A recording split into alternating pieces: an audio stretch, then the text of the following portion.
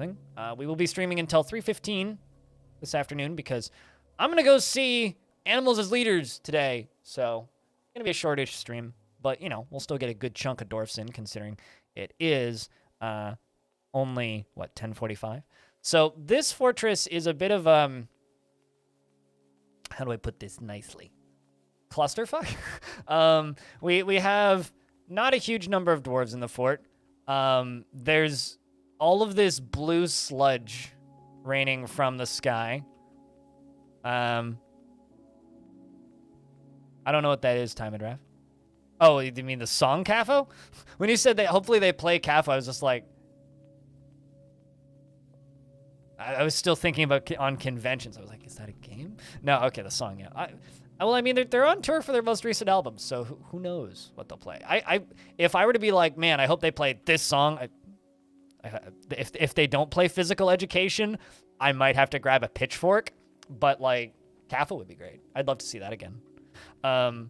So, basically, all cash tips today goes directly into the beer fund for tonight. So, CAFO's just your favorite. Yeah, it's a chill song. I think for me, my two favorites by them are probably Cascade and The Woven Web. If I had to just be like, my two Animals as Leaders favorite songs. CAFO's up there, definitely. Physical Education, though, fucking slaps. So, we are drowning dwarves and making a, how do I put this? Zombie chambers. So we've started this up, although I have some problems with this system, and I need to perfect it. So we're going to be fixing this in a moment. So we have this little room here. We have 2 doors and a window, okay? And then behind that window are fortifications. Up here, there are zombies, okay? These are mostly zombies from my fort, including the zombie Dong Harvey and a raven neck. I'm not sure how that got in there. As well as Cyrolac and basically just like a total of 5 zombies, right? The way this works is we pull this lever, the Zom Spook lever, then this drawbridge opens, and then these zombies scare the crap out of a necromancer that's standing in here, and then I pull this lever, Water Whoosh, which fills this room up with water, and then they all drown. And then the necromancer panics because there's zombies right there, and resurrects the zombies on here. So that is the,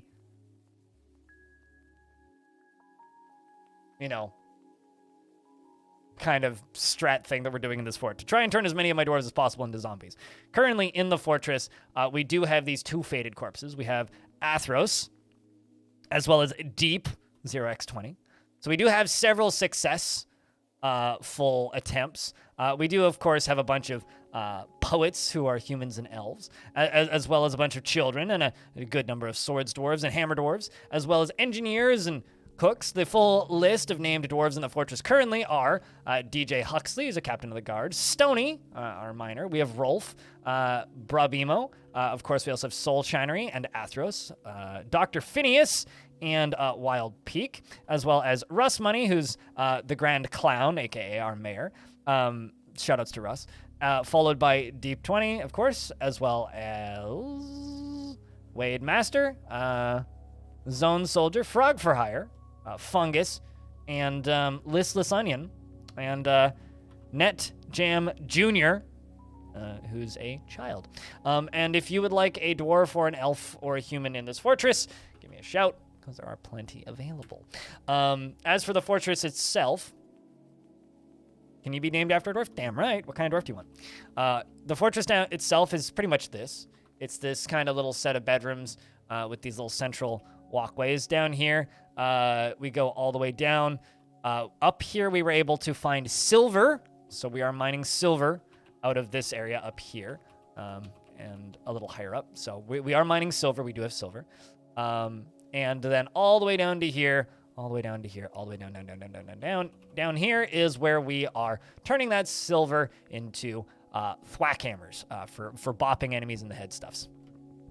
We are also, building magma forges and smelters, and it's been quite successful so far. Okay, so choose one for both of you guys. First one, I will close my eyes and do this until, like, let's say let go right about now. Okay, so Wendigo. It's named Cole. Wendigo. Wendigo. He feels vengeful when joining in with an existing conflict. Within the last season, he was excited after remembering performing, exhilarated after getting into an argument, and bored after being unable to practice a craft. He is 114 years old, born on the 5th of Moonstone in the year 142. By the way, all dwarves are subject to die very quickly, suddenly, and unexpectedly in this fortress because it is a resurrecting undead biome. And also, I will be intentionally murdering dwarves and trying to res them as zombies. So, you know, there's also that. Although, I'm a little worried that the fact that it's also just like a general resurrecting biome that we might run into some issues with resurrecting zombies. Just for various reasons. Anyway, he is very fat. Sorry about that. I'm not calling you fat. And his sideburns are clean shaven, and his mustache is arranged in double braids. His very long beard is braided, and his short hair is neatly combed.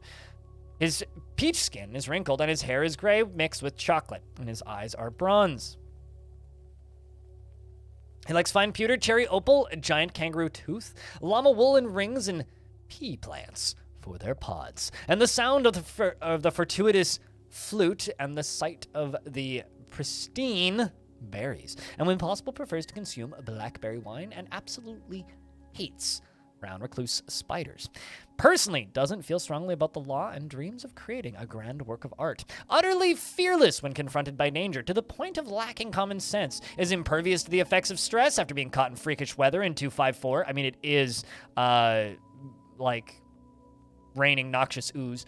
Or I think it's repugnant ooze. Anyway, he's not careful with resources when working on projects and often spends unnecessary effort. He is very stubborn and likes a little excitement now and again. Does not often feel lustful and has an active imagination. Enjoys the company of others and has a fast-paced life and thinks he's fairly important in the grand scheme of things. He often feels discouraged and finds obligations confining, though he is conflicted by this. For more than one reason. He does not easily hate or develop negative feelings and doesn't mind a little tumult and discord in day-to-day living. He's conflicted by this since he values harmony as an intellectual concept and needs alcohol to get through the working day and doesn't really care about anything anymore. So that's the first dwarf. The second dwarf, who's the first one was a swords dwarf. So good luck, Wendigo, in your stabbing successes around the fortress. Now I'm going to close my eyes once again and hold the up arrow until we land on a dwarf right about now. You're a farmer. Unib. Oopsies. You killed a zombie rooster. Just thought I'd let you know. Unib is a Schwang's wing. But there's an H in there. Schwang's-ish wing. I think that's how you say that. Let me know if I missed a letter. I cannot stand by. This might require an answer. When joining an existing conflict, he feels vengeful. Of course, you are married and your wife isn't here. You worship Ral, the silvery deity, is associated with caverns and mountains. You also worship Akist, the crazed thunders, a deity of war and fortresses, and also Momas, the deity of death, who takes the form of a skeletal female dwarf. And once again, you killed a rooster. You have come to snuff the rooster, but you are 107 years old, born on the 1st of Granite in the year 149. He has a once thin frame, now ballarded. His short sideburns are neatly combed, and his very long mustache is arranged in double braids. His very long beard is braided, and his very long hair is braided. He has a low, clear voice, and his very thin iris, protruding aquamarine eyes are round. He has extremely tall ears that are extraordinarily broad, and his short head is narrow, and his eyes are quite long. His copper skin is wrinkled, and his upper body bears a tiny straight scar. His eyes are slightly close set, and his hair is gray mixed with dark tan. He's indefatigable and agile. That's interesting for a farmer to be indefatigable.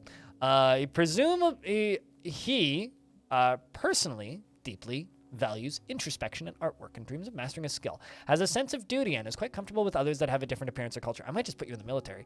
He is slow to trust others and prefers that everyone live as harmoniously as possible. He is quick to anger and tends to be a bit stubborn in changing his mind about things. Likes a little excitement now and again, and is generally acts with a narrow focus on the current activity. He has a greedy streak, and he tends to hang on to his own grievances, and he does not often feel lustful and is grateful when others help him out and tends to return favors. He thinks he is fairly important in the grand scheme of things, and he is not particularly interested in what others think of him. He's currently more shameless, and he talks very quickly when he's nervous, and he cracks his knuckles when he's angry and needs alcohol to get through the working day and doesn't really care about anything anymore. Hey, thank you very much for continuing that gift sub. Check, can I get a round of beers? And then the last one is Deadliest. Once again, I will go up to, in this instance, you said Artisan, I think? I got Weaver. We've gotten... Engravers, I think, are the closest thing we have to Artisans. I do have a Metal Crafter who's meditating on children, hopefully on the concept of on children and not literally on children. An engraver? All right. Thomas, who's going to be Deadless. You only worship one deity? What? Raoul Waldhart's the Silvery is a deity of the modest palisade. Most often takes the form of a female dwarf and is associated with caverns and mountains. You worship the god of caverns and mountains. You want an animal dissector? I don't know why you'd want such a job, but sure. I have a part in this. This might require an answer. Everybody's constantly joining in with existing conflicts because zombies. Especially butchering animals. That's a rough gig because the skin and hair comes back to life moments later. So there's always like combat logs of just like, oh, butchered cow. Butcher kills cow skin after punching it. Butcher kills cow hair, punching it to death. It's like, great. She is short and incredibly fat, and her small lobed ears are flattened. Her hair is clean shaven, and her rust eyes are slightly protruding. Her hair is dark tan, and her skin is copper, and her slightly hooked nose is somewhat short. She personally believes that the time taken to master a skill is a horrible waste and finds blind honesty foolish. She finds blind honesty foolish. I always read that as me being honestly foolish. Chat, am I honestly foolish? Finds artwork boring and dreams of crafting a masterwork someday. She has an overbearing sense of personality and a very calm demeanor. She feels strong urges and seeks short-term rewards and is very impolite of others, and generally acts with a narrow focus on the current activity. Does not go out of her way to help others, and she has a greedy streak. She enjoys the company of others, and her hands are animated when she speaks. She runs her fingers through her hair when she's annoyed, and she needs alcohol to get through the working day. Did we win yet? No, but we are doing our best to cause fun to happen. If that means anything. And then who wanted a...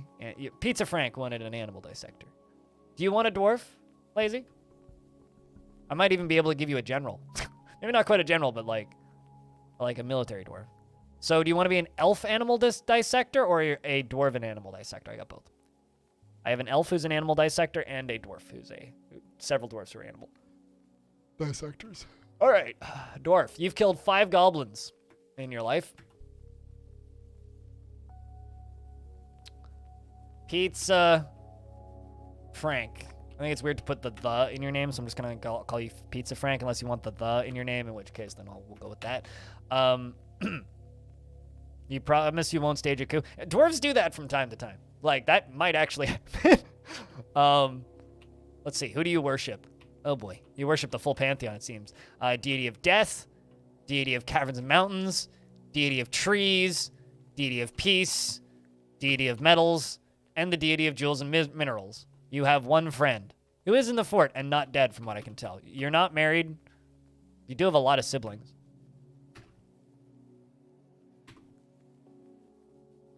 Just one coop? Okay, and we'll put a chicken in that coop, right? I know that's not how you spell coop. He is 121 years old, born on the 3rd of Opal in the year 135. This is only because Pizza Frank was already taken. Oh, well, I'm not surprised Pizza Frank was taken, but geez. Yeah, that sucks. I mean, the IRL is only because Blind was taken. So, you know, is what it is. His hair is curly and his sideburns are braided. His very long mustache is arranged in double braids. His very long beard is braided, and his very long hair is neatly combed. He has low cheekbones, and he has a round chin, and his head is tall, and his slightly wide-set, clear eyes are somewhat narrow. Have you ever played Dwarf Fortress, Lazy? It's like, I feel like you play many games that are just as, if not more, complicated. His hair is gray. His hair is gray with flecks of dark tan, and his skin is copper, and his nose is somewhat narrow. Well, it's gonna be out on Steam soon, so maybe it's almost time to dive in, eh? He likes Blacksite and Electrum and Clear Diamond, Guava Wood and Crystal Glass, and the colored jade, and battle axes and buckets, and llamas for their jutting teeth, and brutes of snow for their bloated appearance. Ooh, you like demons. When possible, prefers to consume cave fish, hard wheat beer, and whipvine flour, and absolutely hates flies. Same. Dreams of mastering a skill and is somewhat fearful in the face of imminent danger. Didn't stop you from killing 5 goblins in the past, though. Is moved by art and natural beauty and is troubled by this since he dislikes the natural world. He often feels lustful and is quite comfortable with others that have a different appearance or culture, and doesn't tend to hold on to grievances and enjoys the company of others. It takes offered help and gifts without feeling particularly grateful and values friendship. He is trusting and he likes a little excitement now and again. Is slow to anger and isn't particularly interested in what others think of him, and he is slow to anger and isn't particularly curious about the world, often feels discouraged and winks when he's nervous. Becomes very rigid when he's angry and needs alcohol to get through the working day. Fair enough, yeah. Dwarf Fortress isn't all of the insanity that people make it out to be.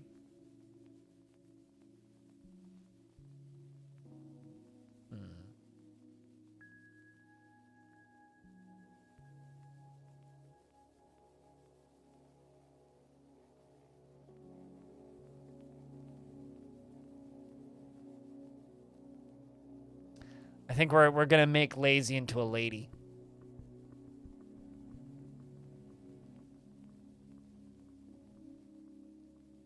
Lazy General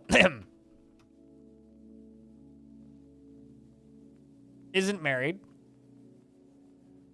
and you worship Thakam Prusrock, the crystalline amber, a deity of the nations of fate, which is not our faction. Takes the form of a female human and is associated with jewels. You worship a human deity? You've killed a zombie-hungry head, 2 zombie crundles, and 1 zombie capybara. I'm sure that capybara was terrifying. She feels satisfied after improving striking, and satisfied upon improving observation, and satisfied upon improving fighting, and was exhilarated after a sparring session. She is 41 years old, born on that's young for a dwarf, 15th of Hematite in the year 215, and her first toe on her right foot is broken. Uh-oh. That's unfortunate. The capybara was heading right for us. You know, honestly, they do that. I watched a bard get ripped apart by about 5 zombie capybaras. They literally just like sat there and scratched at his head until he bled to death. Peter, hey, it's good to see you. Her hair is extremely long and her nose is narrow. Her eyebrows are extremely long and her somewhat broad ears have small lobes. Her nose bridge is somewhat concave and her hair is dark tan. Her skin is copper and her eyes are emerald. She is extremely agile, durable, and very strong and slow to tire. Also, for anybody who like maybe missed it or is unaware, Sunday is my 4-year Twitch partner anniversary. This coming Sunday. So this coming Sunday, we're gonna be streaming Roller Coaster Tycoon as a celebration. It'll be a not super long stream, maybe like a 4-hour stream, 4 to 7 hour stream during the day. But we'll be doing a that is a one-off celebration day, if you will.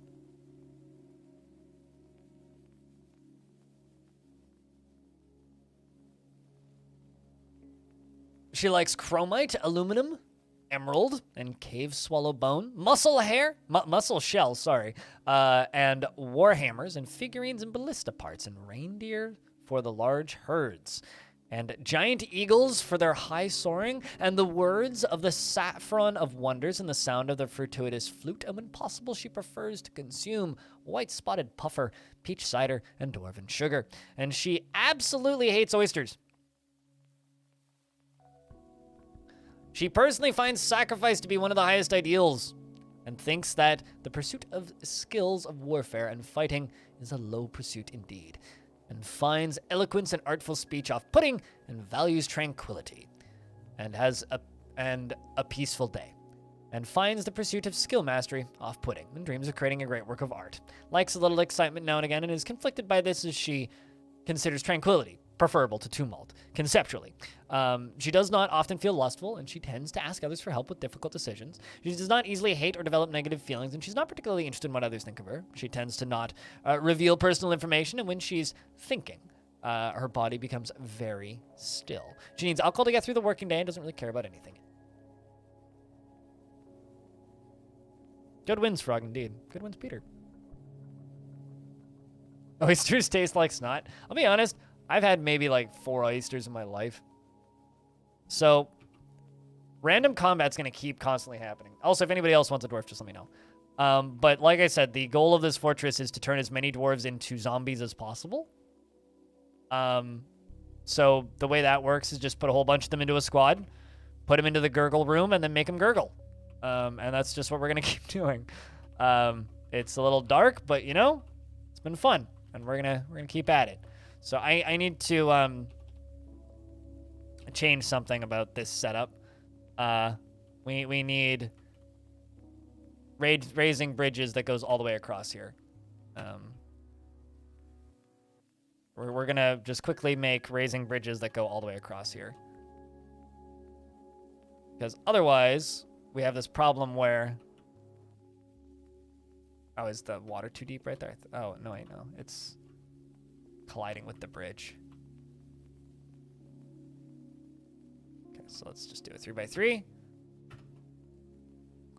So we're building these extra bridges, and I'm basically making these as a way to block line of sight from this. So if it's all evil zombies, it'll be easier to come in here and pull the levers and whatnot. As for squads, we do need to fill out the rest of our squads, so let's work on that. Need dwarves that dream of mastering a skill mostly, but not entirely. Dwarves that dream of mastering a skill and ideally are somewhat brave and aren't a child, which all of those ones that I had selected in the last minute are. I will say one of the dwarves I just named would actually make a pretty good military dwarf, but unless they want their dwarf to be in the military, I'm not going to do that because that would be mean. Really confident in himself in situations requiring his skills or abilities. Dabbling armor user. All right. You know what? You can be in the new squad there. Luck there. What else do we have? Right. Forgot that we have this dwarf. The Baroness Consort, who is not my Baron. It's just a Baron that moved in. And Russ wants us to make bracelets. Are we making bracelets? We should be.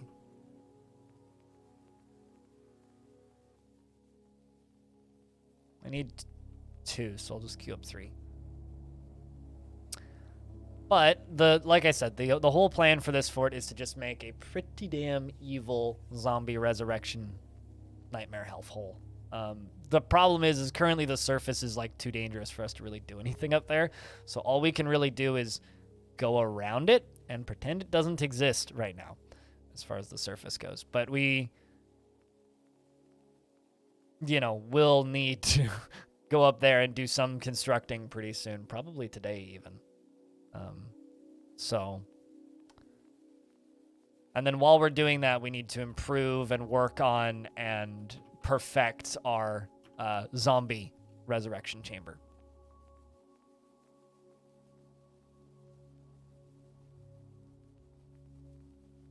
Absolutely not, and no. I appreciate the offer, though. No, I have no desire to own cats again. I had cats for years in this apartment, and I'm never owning cats again. My little sister owns cats, and I'm going to be most likely moving in with my little sister and her husband next year. I love the concept of cats. I like it when other people own cats, but I don't want to own cats. Why is there just 2 yaks there? What's going on? Those, like... Okay, well, there's a maceman coming in to visit. Oh, also we've got this problem. We've got this kind of exponential growth of Crundle corpses down here. So something that we need to do is we need to turn these Crundle corpses into a fine paste, essentially. So what we need to do is we need to get rid of them all. So what I'm working on here is I'm building these cage traps, right? None of them actually, well, not all of them have cages in them yet. I am making cages, am I? Yeah, so we are working on cages for them. In fact, I think I'm actually just going to crank that number up. Cage, wood, 30. Yeah, we're going to just make more cages. Because we need to get into this, and we need to capture as many of these as possible. Because we need to deal with these Crundles. It's kind of a problem. There's so many of them. And if we don't deal with them, the frame rate is going to fall over more than it already has. And it already has fallen over a whole bunch. So, not super thrilled with it as of right now.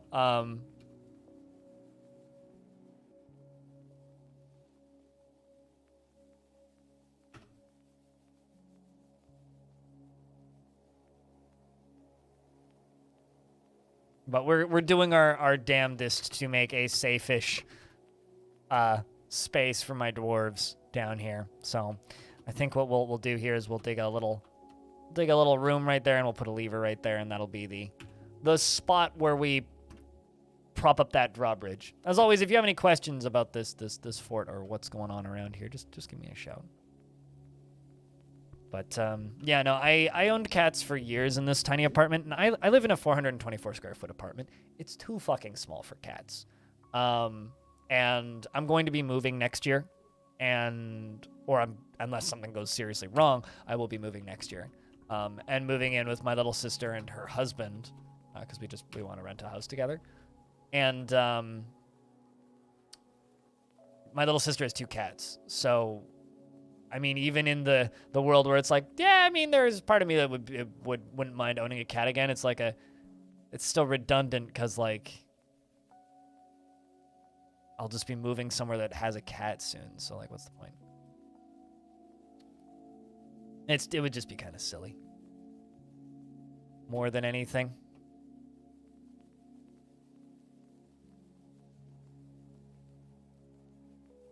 That and, like, I have this problem where I don't like cats that much.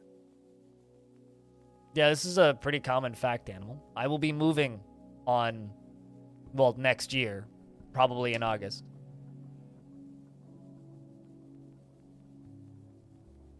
I don't want to live in this apartment anymore, and this part of town sucks. That's why I went to Montreal this year, Animal, was to see if I would get along with my extended family well enough to theoretically roommate. But my little sister and her husband are moving back to BC, and we also want a room with my sister-in-law, so...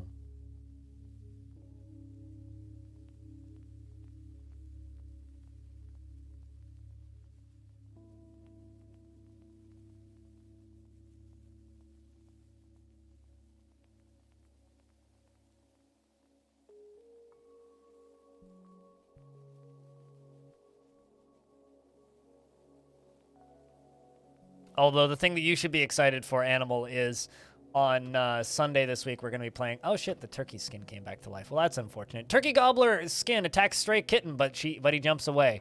The Turkey Gobbler skin misses the engraver. The engraver punches the Turkey Gobbler's skin in the right foot, and the injured part collapses. Well, it's dead. Cat Child is fighting. Got attacked by turkey skin.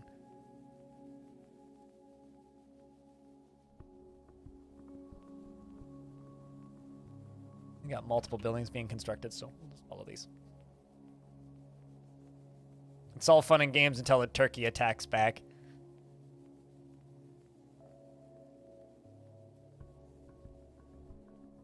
Also, hey, Soul Shinery. Your dwarf's still alive in this fort, by the way. One of the few. But yeah, we'll be playing Roller Coaster Tycoon on Sunday for our 4-year Twitch partner anniversary.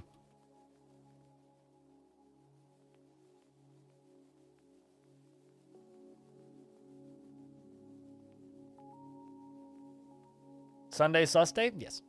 And then maybe some horror games as well. I don't know. Which one? The second one? The good one?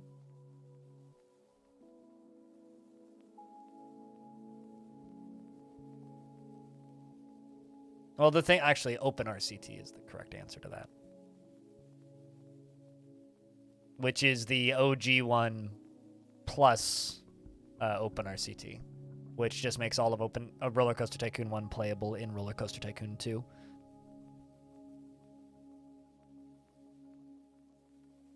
I mean, damn right. That's pretty much what we'll be doing. Is just taking one of those classic scenarios and making a kind of a Halloween-themed park.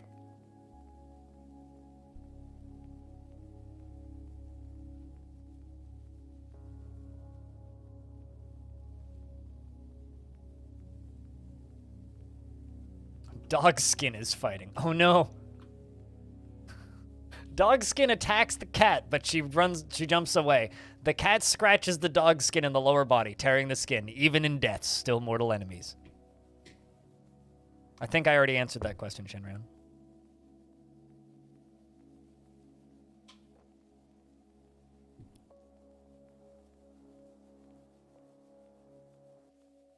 But, yeah. Even in death, still mortal enemies. Oh no, there's another zombie. They jump away and kill whatever it was. What was it?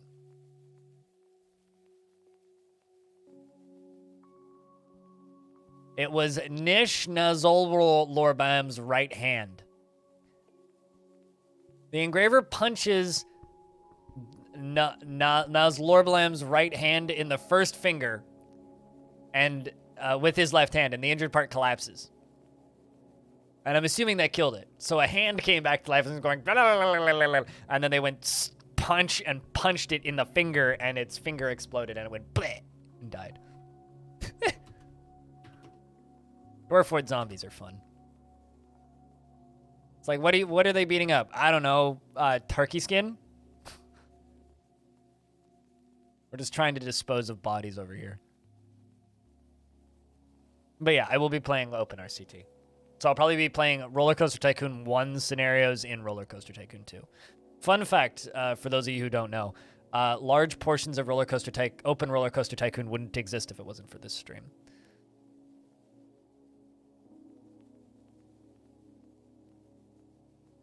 Purely because a lot of the early features of Open Roller Coaster Tycoon were brainstormed by the people who ended up working on it in my chat. Like, the vast majority of the cheats menu wouldn't exist without this channel. Got your agenda now? All for Sunday? And of course, today's stream will be short because I'm going to a concert this evening, and that also means the usual concert bullshit shenanigans, which is money thrown at stream today goes directly towards beer fund for show tonight. Which means so far I think I've earned half of a beer. But it's fine. Yes, a cunt cert. We need to get certification on that cunt. That absolutely is what I said. Evil biome forts are so laggy. Good lord.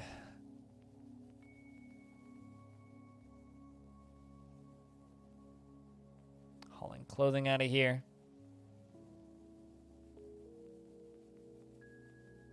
Need architecture.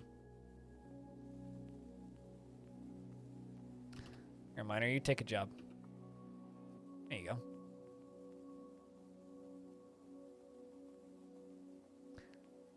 I'm not going to read that sentence. I mean, you can, but I'm not going to.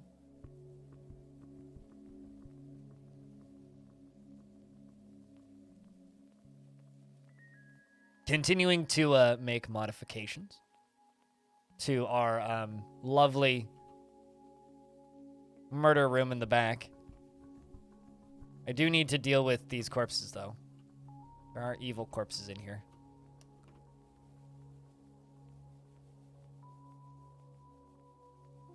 Sup, pink fluffy llama? How's things?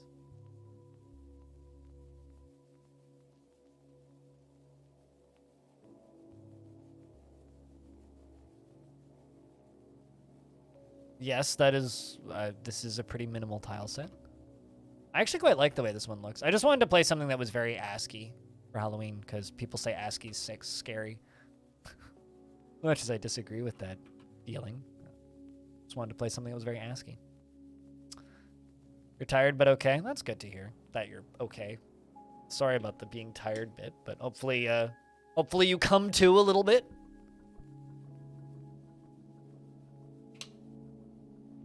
Yeah, absolutely. It's the ASCII way. So once we get these bridges modified, we can start going back to the zombification of peoples.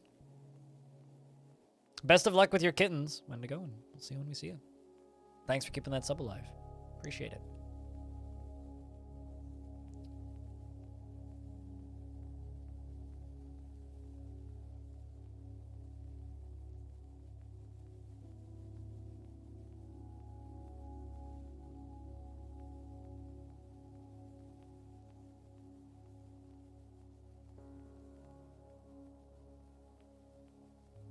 Wow. This is an email that I just received. We're getting in touch because you've been shortlisted by a publisher. Since you covered Hotline Miami. Yes, I never covered Hotline Miami, but I did in fact play Hotline Miami, which is why there's time on my Steam account, which this service is hooked up to. Which is similar to the game Hell is Others, means that you can request the game before keys run out, and if you promise 100% likelihood of covering the game, you'll most certainly be offered a key. That's such a weird sentence, because no, I've never covered Hotline Miami. It's like, tell me you're just, like, generating these emails without telling me you're generating these emails.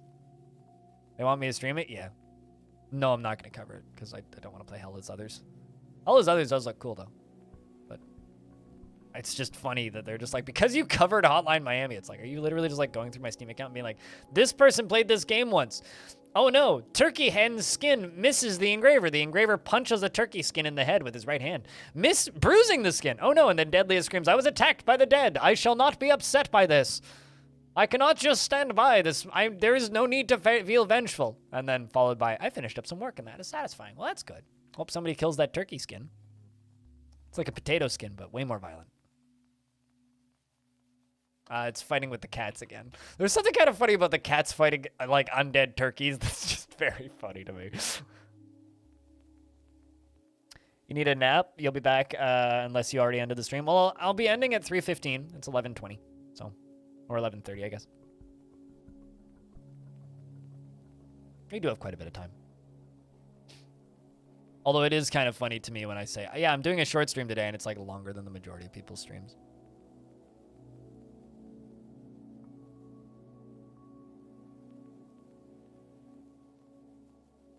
All right, so this is going to be called Window Blocker.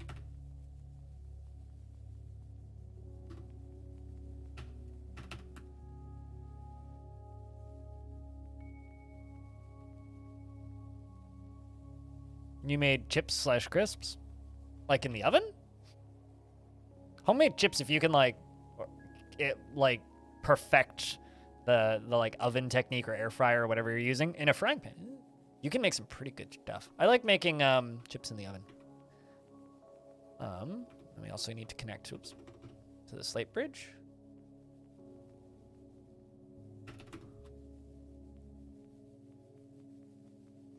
Lazy General is sparring. Well, that's good.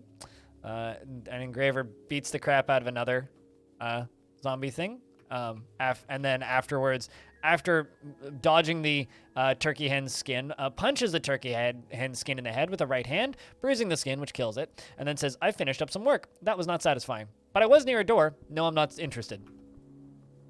Imagine being a door and not being interested, chat. Just, it's not possible.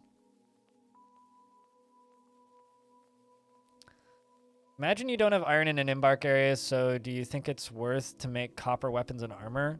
Or is it better to focus on buying armor and steal from the merchants?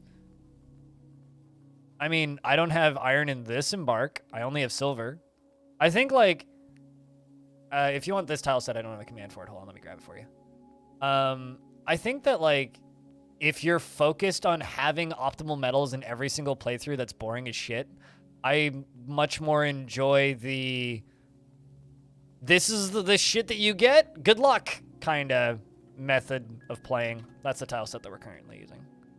So, like, I don't really enjoy the, oh, you need all these materials. Like, yeah, it's optimal to have steel and adamantine, but, like, do you need it? No. I mean, like, you need to remember, like, the vast majority of enemy threats are goblin or human or elves, right? And elves use wooden weapons. Copper is more than effective against them. In fact, I would say it's too effective against them. They're a very easy opponent. Humans generally use iron, so silver is fine against them with copper armor. Bronze is fine against them. Basic iron is fine against them. Silver swords are fine against them. Like, I think making do with what you're given is the most interesting way to play Dwarf Fortress. At the end of the day, though, just play what you think is fun. If you want to, need to bring my military up here. If you want to, you know, have a optimal military in Dwarf Fort, I think that's just kind of boring. I don't know. That doesn't appeal to me in particular. I understand why it appeals to some people, but it doesn't really appeal to me. You know what? Screw it. We'll just keep them locked in there. Let's just be spook. Spook. Water whoosh. That's the lever that I need to pull. Your dinner is too hot? Are we bringing sexy back? Is that the situation?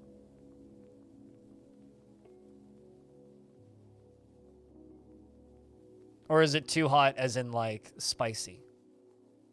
Speaking of spicy, check these out.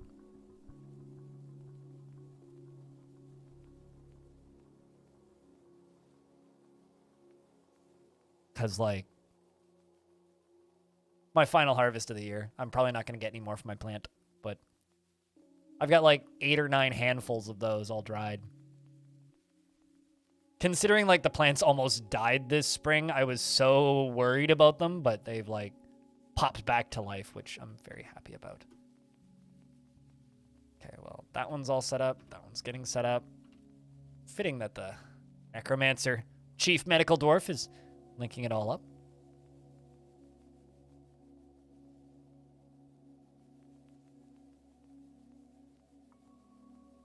No, I mean, just let it cool then. A lot of foods need to be left to sit and rest anyway. I made a mistake of making quesadillas this past week, and I didn't let them cool. And so when I tried to eat them, they just kind of fell apart initially, so I had to, like, let them sit for a little bit. But once I let them sit, they were delicious, so...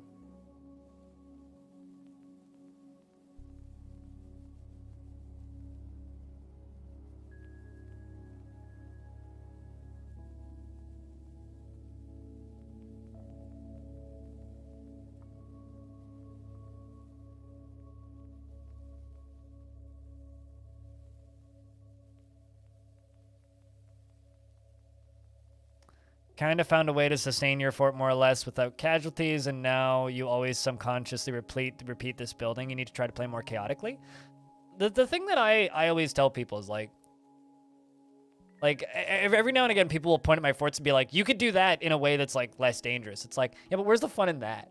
Like, yeah, absolutely, I could set up my animal butchery area in a situation where dwarves would never actually need to fight with that, with the zombie skin, but I just think it's hilarious that, like, oh no, a turkey gobbler's skin came back to life. Ah. Like, they're just beating the shit out of turkey skin. Like, the Unib says, this is my fight too. This might require an answer. After kicking it and it collapsed. Then he fell over, apparently, and then stood up. This is like, there's something about it. It's amusing. It's just like, one of my favorite events ever in any of my fort's history was I had a fort in a cavern layer, right? And I had a well that was hooked up inside of a sealed-in fort area. But what I didn't know is that there was one tile where things could get in from a corner. It was just a diagonal tile that I just hadn't noticed in my well. So things could just walk into my fortress, essentially, via the well if they could breathe underwater. And a Forgotten Beast spawned that was literally Mothra. It was a fire-breathing moth. And first off, we reveled at how cool it was, and I was like, oh, well, that's fine. It can't get into the fort. We're sealed in. Anyway, turns out it could. Flew straight into the fortress, popped out of the well, and started blasting fireballs everywhere. We were able to kill it. We had a bunch of crossbow dwarves and a military setup, and we were able to fight it, and we were able to kill it. So I was quite happy with myself. But, like, that was one of the best events ever because it's like, oh my god, I actually had, like, a creature pop out of my well, which is a very dwarf fortressy thing to happen based on, like, the game's old tropes from way back when, I suppose. So yeah, no, it was like great event, great moment in my in my time in Dwarf Fortress, and it's like that wouldn't have been a great event if I'd actually done a better job, like sealing everything off. All right, we need a bunch of volunteers. I mean, bodies, volun bodies. So soon to be zombie is the squad that I'm adding to. I need people who are capable of joining a squad. You're a fish cleaner.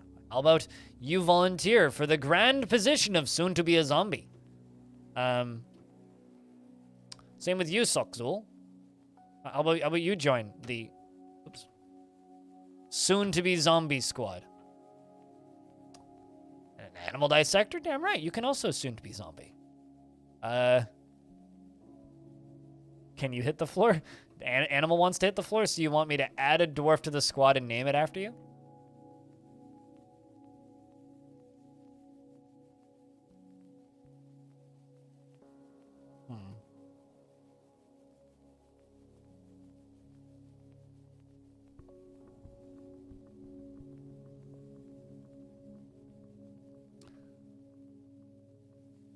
Piranha. Can you be that animal dissector? This one?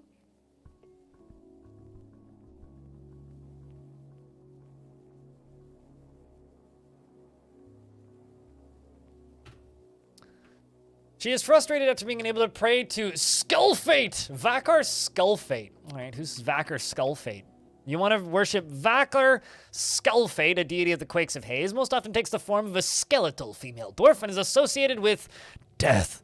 You worship a lot of gods, good lord. You worship a god of war and fortresses, a god of peace, a god of caverns and mountains, a god of metals, a god of trees, a god of pregnancy, a god of death, a god of children, a god of jewels and minerals, a god of crafts and metals, a god of fate, a god of jewels and minerals, a god of another god of death, a god of jewels, and a god of hospitality. You have like a god for everything. You killed a zombie turkey hen. One. You're enraptured remembering communing with Zephon Begun Cleanse. And you were enraptured after communing with Zephon Begun Cleanse. You felt wonder after communing with Zephon Begun Cleanse. I should make a temple for every deity, shouldn't I?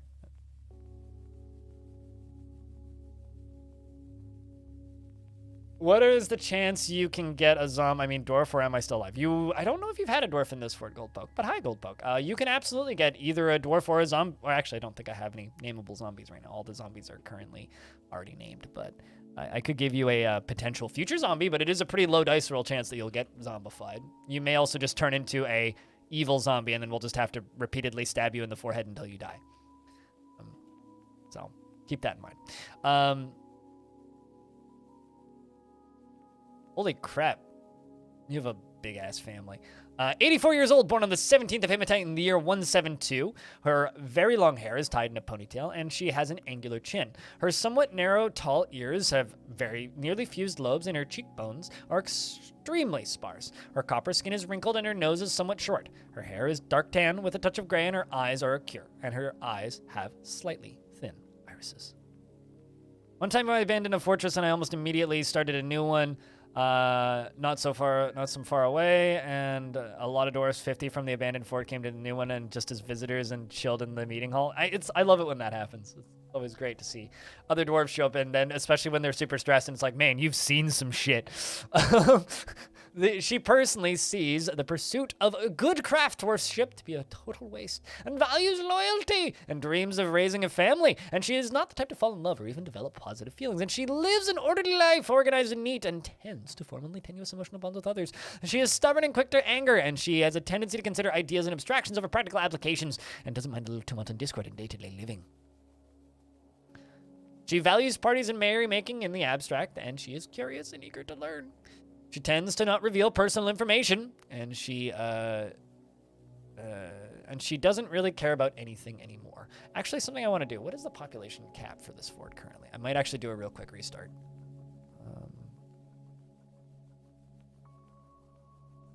What is the pop cap for this fort currently? I think I turned it up. I think it's set at 90 still. Yes, it is in fact set at 90. All right, we're going to put that at 200.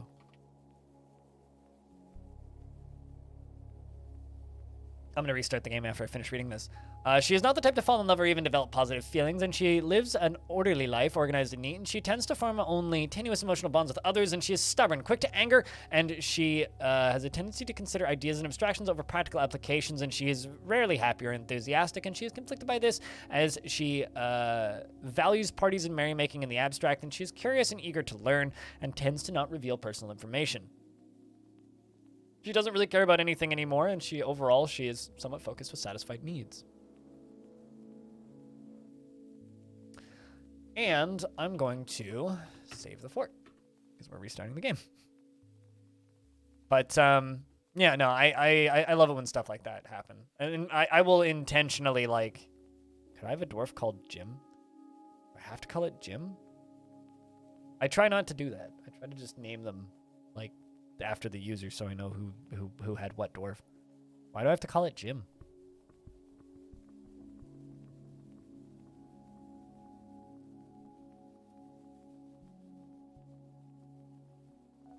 Call it me? Call it Pink Fluffy? I mean, that's generally the way I try and do it, yeah. Would just be to call him Pink Fluffy.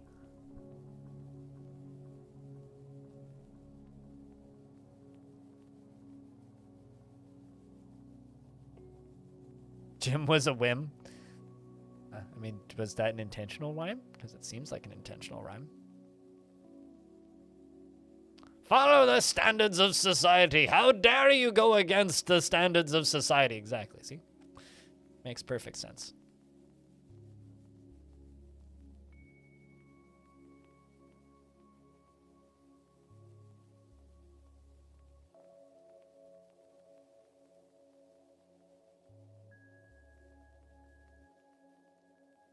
All right, let's do that. And this.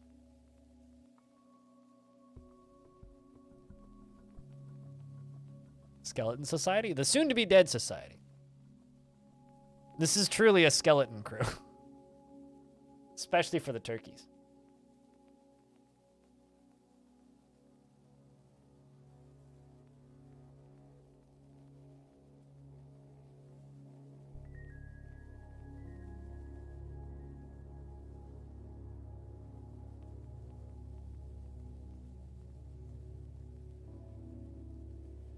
You laughed while typing it. That's good. You're not doing well today, but laughing is good. Well, hopefully stream's helping a little bit.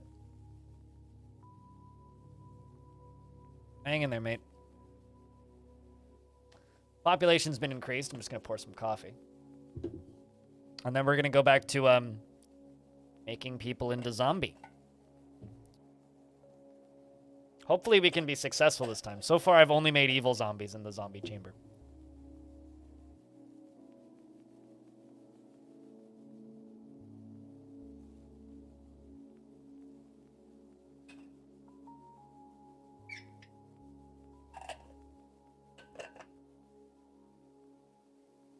And also, for those of you who are curious, if you aren't already in my Discord, if you join the Discord, you'll get pictures of concert that I go to tonight, as well as probably posts on Twitter. All right. So, with all that aside, let's see. We can throw some shearers and millers into the soon-to-be zombie squad.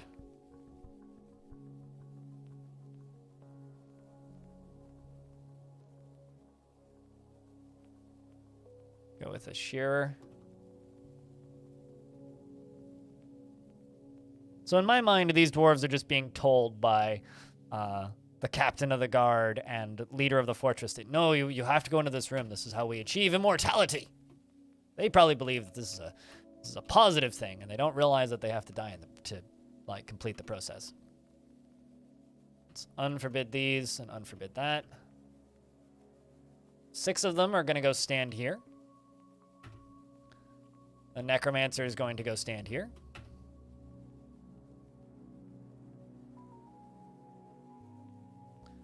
So, chat, I need a round of beers for those about to zomb. Because we got to salute them or something.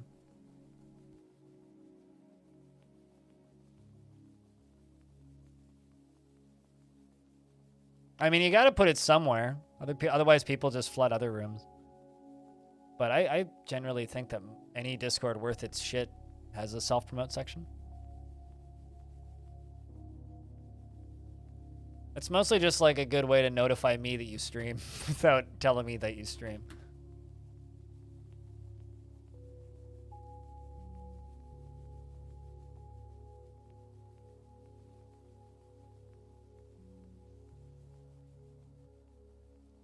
Alright, so that's 4. We're waiting on one more human. Oh no. Whose pet cat is that? It's not yours. I mean, if they have a pet cat, that kind of removes them from being an option. Because the cat might go insane. We wouldn't want that.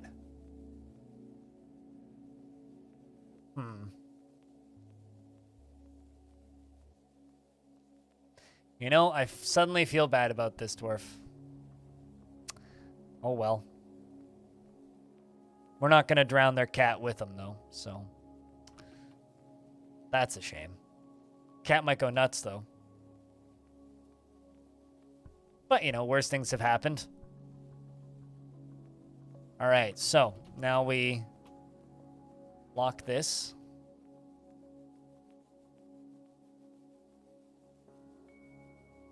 All of the dwarves are inside.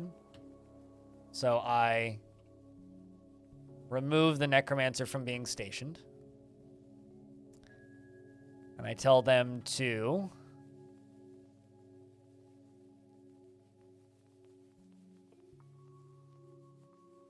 pull this lever.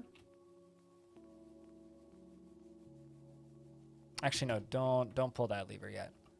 First pull this lever.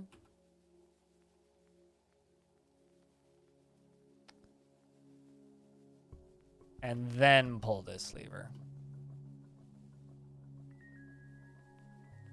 So this is going to start the water flowing. Here comes the water flowing into that room.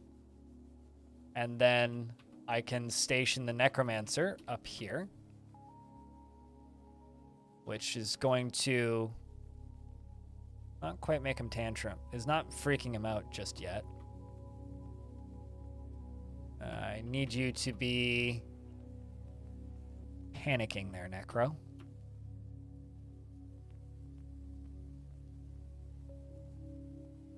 Can you not see?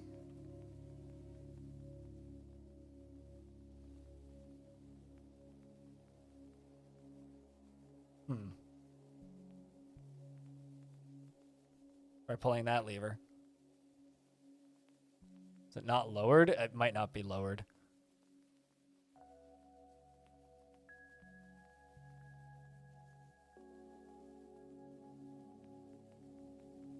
I thought that that lever worked up here.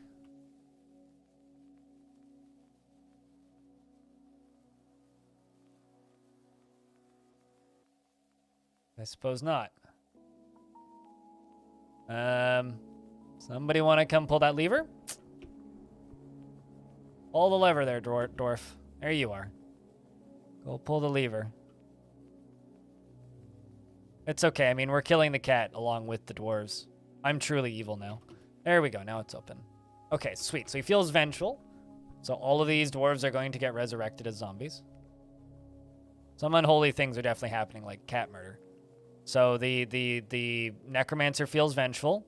The dwarves are all in the water. They're all drowning.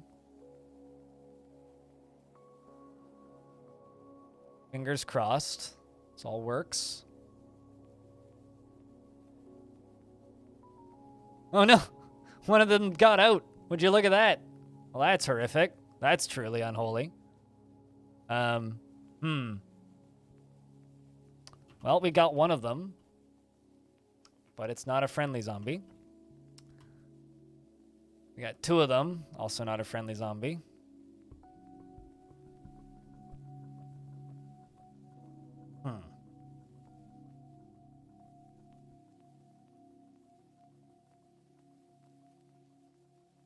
That's unfortunate. Oh, did we get a third one? Man.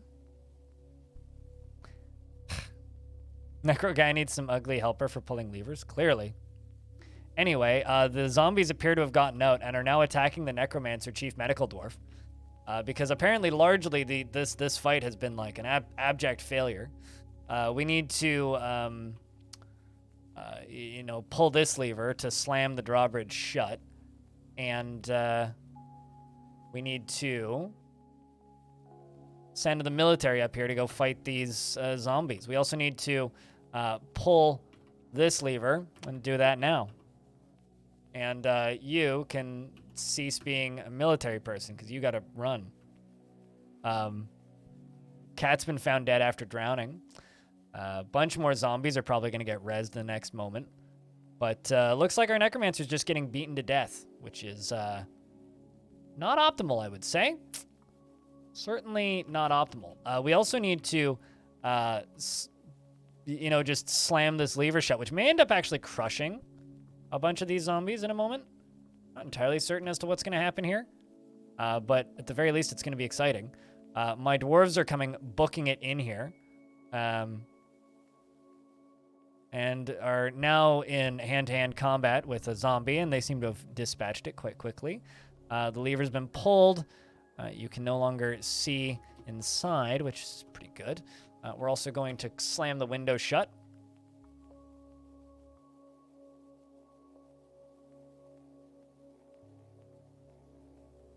How did necromancers not end up just not killing themselves? Darwinism. Mostly.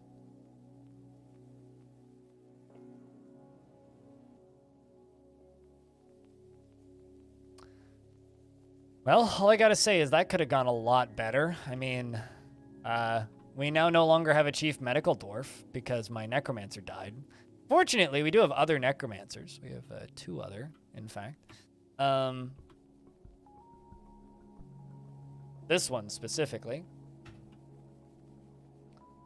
can be our newest addition to the necromancy plight, shall we say?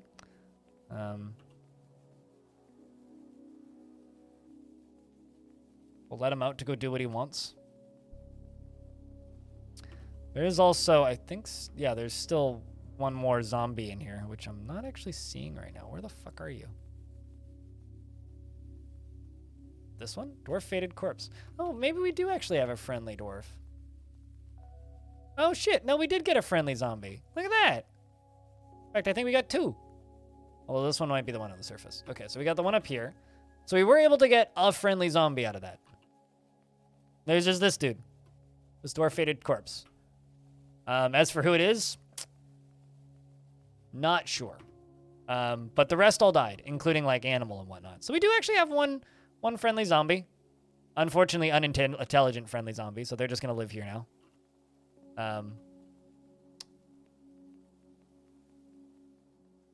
As for the rest of them, nothing else going on there. Welp. That's the correct response.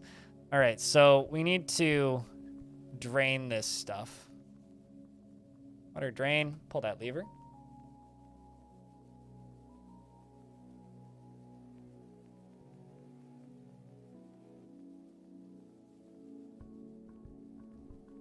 For the greater good. I mean, it's science. It needed to be done. We definitely also had to drown the cat in there with them. That also wasn't an option.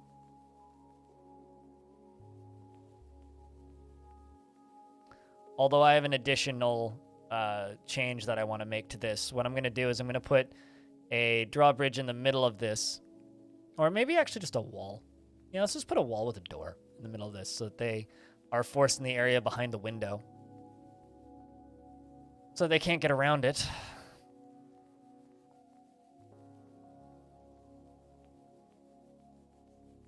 Animal got angry zombie poisoning.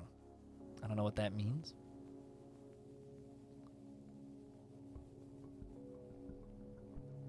Nah, we'll use a drawbridge.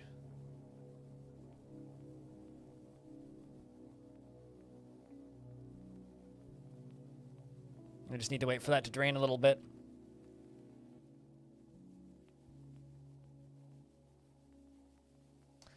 Also need to look at materials real quick here. Bars, we have 4 iron, great. 4 steel.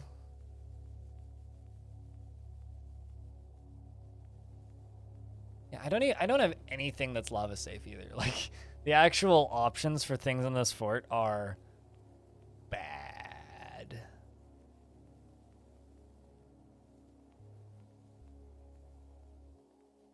You didn't get the friendly zombie poisoning. Not only did you not get the friendly zombie poisoning, you didn't even get made into a zombie. At least not one with a name.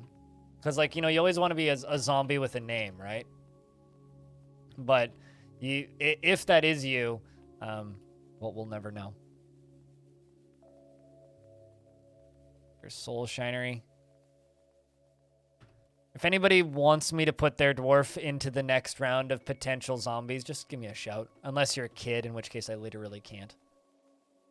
But if you're like, man, I think my dwarf would do well as a zombie, or I want my dwarf to try and become a zombie, just let me know. But we are queuing up the next round.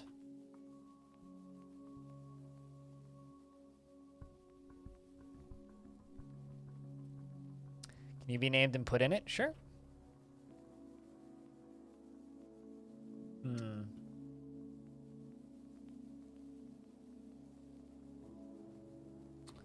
T-R-I-S-T, T-R-I-S-T. Pink Fluffy. Pink Fluffy. He didn't feel anything after seeing a dog's dead body and felt satisfied at work and didn't feel anything after being away from friends for too long. You'll go for a shot at immortality? I mean, who wouldn't, really? You're happy with whatever path you end up taking. All right, noted.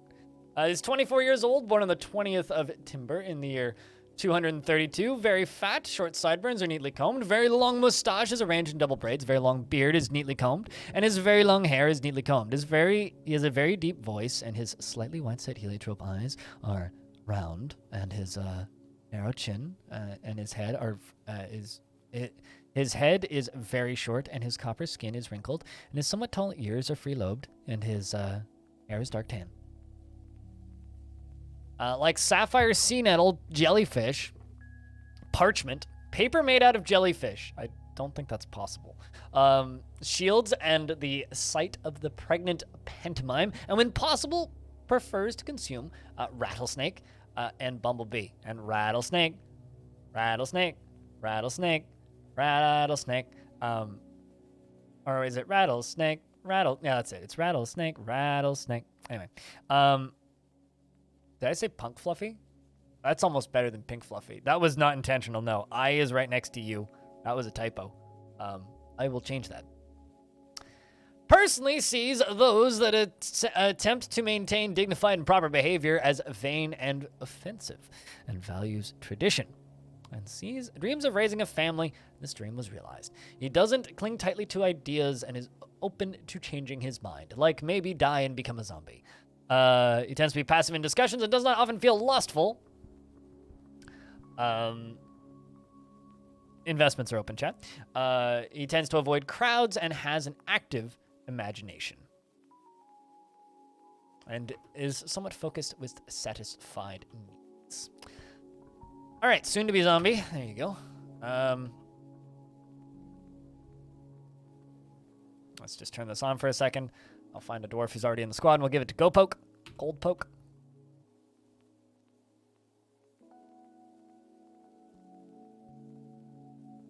I also have this insane necromancer who just runs in circles. Who's just kind of nuts.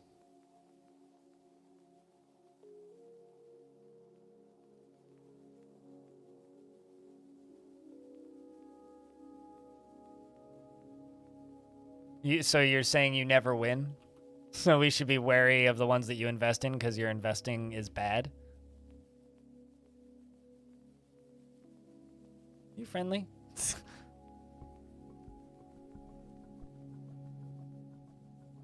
Doubt it. Well, there's this evil zombie down here. Just gonna forbid all of the items back here.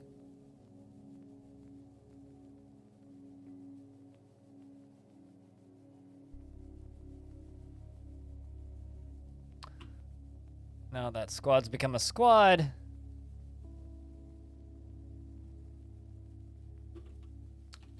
Gold Poke. He felt wonder after communing with Enshal. Of course, the young buds, a deity of the modest palisade, takes the form of a male dwarf and is associated with children. You worship the god of children, Gold Poke.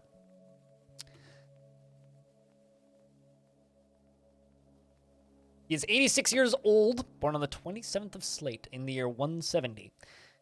He has a thin frame with some fat on it, very long sideburns that are braided, a very long mustache that is arranged in double braids, and a very long beard that is neatly combed, and a very long, medium-length hair that is arranged in double braids. His protruding round cobalt eyes have very thin irises, and he has a short head, and that is extremely narrow, and his ears are extraordinarily broad, and his copper skin is wrinkled.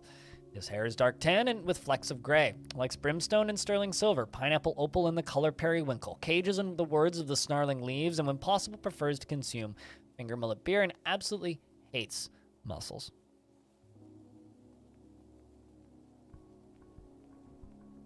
You must have I mean, it's a 55% chance that you'll win. That's the business sense. He sees family as one of the most important things in life and dreams of crafting a masterwork someday. He is shameless and unfazed by the thoughts of others. Oh, God. And is always tense and jittery and deeply uncomfortable by those that appear unusual or live differently from himself. He is slow to anger and enjoys the company of others. And doesn't try to get things done perfectly. He can fall in love and easily develop positive feelings, is somewhat fearful in the face of imminent danger, and he is trusting and somewhat quarrelsome. He is bothered by this since he values friendship, and he often feels lustful and has a tendency towards forming deep emotional bonds with others. He isn't particularly curious about the world and occasionally overindulges. He needs alcohol to get through the working day and likes working outdoors and only grumbles mildly at crappy weather and doesn't care about anything anymore. Blind, I need you to know more about I know you know more about fresh vegetables than me. You got fresh carrots for once, and you always seem to see people scrape the outer skin off them. You can peel them. You don't need to.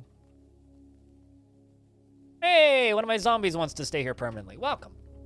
Welcome, yes, you can be a citizen. You can peel them, you don't need to. Some people might call you nuts if you don't. But you can just, like, slice them and just have carrot.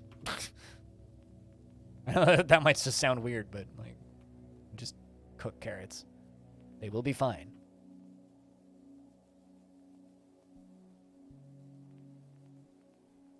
Yeah, just if you don't peel them, give them a good wash. And you might want to, especially like organic ones will have like little hairs and stuff sticking out of them, like tiny little roots, because it is just like a root, right? But actually, one of my favorite ways to make carrots is just get nice, big, thick organic carrots. Don't peel them, slice them down the middle, and like roast them. It's very good. It's raining acrid goo once again. Oh no! Swords Dwarf and a recruit has been missing for a week. But Wild Peak, the gem cutter, the insane necromancer, has had another kid. Which is, she feels adoration after giving birth to a girl and blissful after becoming a parent. At which point she's still nuts, so leaves the baby on the ground and runs the fuck away. You know, honestly, relatable. I feel like a lot of parents want to do that. You know, just have a kid and just be like, hey, peace, nerd! Just runs off. Oh, that's just too amusing to me. This is like, has baby, drops baby on ground. Oop, walks away. And, of course, dad, Wade Master doesn't give a shit either. Wah. Now, I wonder, like, if dwarven adoption was actually a thing, would this baby get adopted? There's something about this that's just too fucking funny. To me. Crazy, insane necromancer lady who's 69 years old, dreams of ruling the world, was insane when she arrived and is still insane now, keeps having kids and just running around crazy. It's very amusing.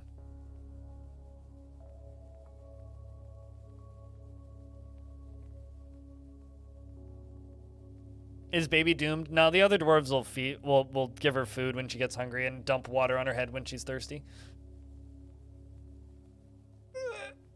But she's probably going to be scarred. I need to memorialize some dwarves. We're going to have ghosts. But no, my goal for this fort is to make the vast majority of the population undead so that I can release all of these ghosts into the world by, you know, allowing their spirits to roam free. That is my actual goal for this fort, because I think that would be a lot of fun. So just making a, like, actual haunted fort. But in order to do that, I need the majority of my dwarves to be zombies. Because they don't care about ghosts.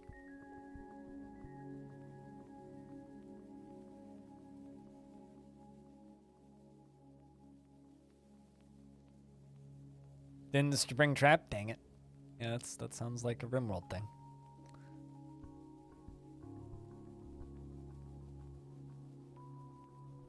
There's that zombie down there. Guess we'll just leave it. Why is Insane Necromancer running around in there? You know, oddly enough, killing her and resurrecting her would make her stronger, because then I'd actually have control over her again.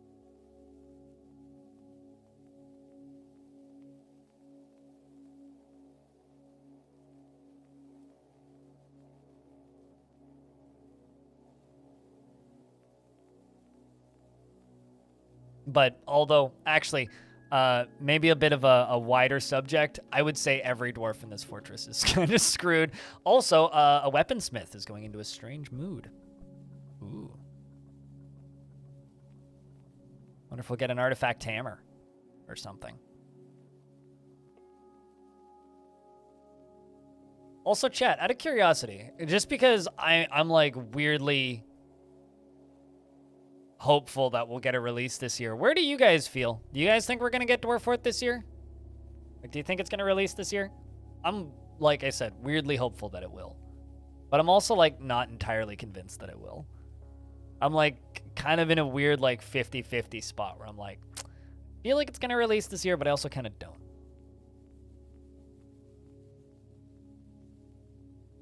Late this year? You have to see it in the next 3 to 6 weeks. 31st of December. Hoy. I'm thinking last week in November. I'm not asking you guys to take bets, but be nice, but you're feeling we might get it first quarter. I think it'll either be out like late November or first quarter next year. That's kind of where my feeling is. Is like it'll either be, you know, in the next week and a half we'll get an announcement, or first quarter next year. Magma Forge claims. Grab silver. 70-30. Yeah.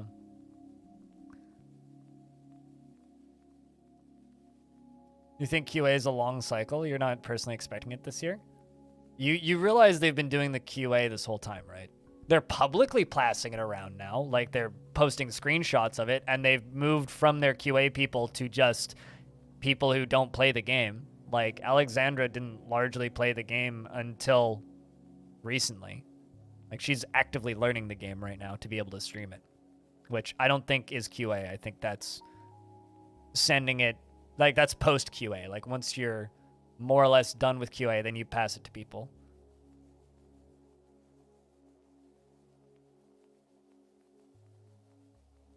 Who's he in this question?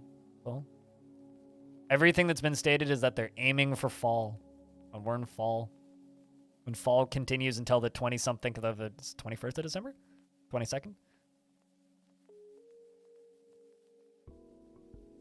That's what they've been stating since like the beginning of the year. Going for bones? Leather, okay.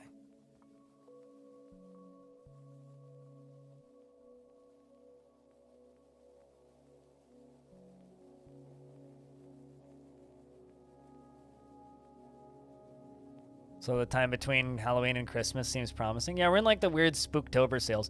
Well, the thing is, you don't want to release in December because in December everybody's broke. Because that is like the season of marketing, right? That is also another dwarf that I should throw into the Zombification chamber would be Rolf, because he's the only moody dwarf in the fort.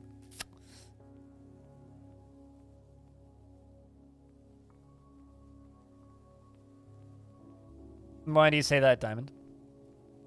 Like, I think they've already dodged that initial RimWorld window.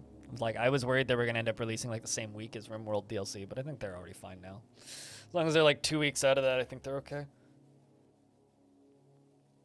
And that's their only real competition when it comes to, like, releases. I don't think that they're competing with Call of Duty much, you know? I don't think Dwarf Fortress and Call of Duty have a huge crossover. I mean, maybe I'm, like, misguided in my assumptions here. But I don't think there's much crossover there. You guys watch this dwarf run around. I'm going to take a real quick leak. I'll be right back.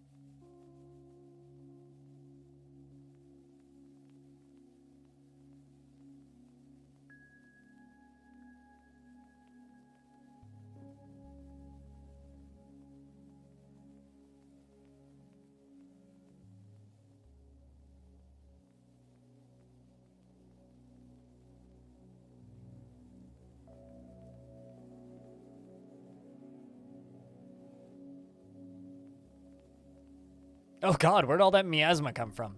Anyway, I think the only important thing is just to not overlap with the time that everyone spent all of the monies. Yes.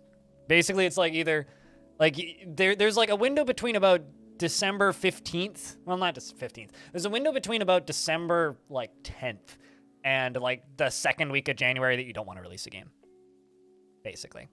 Like, you don't want to release, like, the starting second week of December. Uh-oh. Unib's rotten mutilated corpse is fighting. Well, that's suboptimal. Sorry, Unib. I don't know what happened to Unib, but Unib's rotten mutilated corpse was fighting. Anyway, I think it's dead now. Punches Unib's rotten mutilated corpse in the left upper leg with the right hand, bruising the muscle. And it seems to have killed it, because I don't see any living zombies walking around up here anymore. Well, that's suboptimal. Must have been a visitor.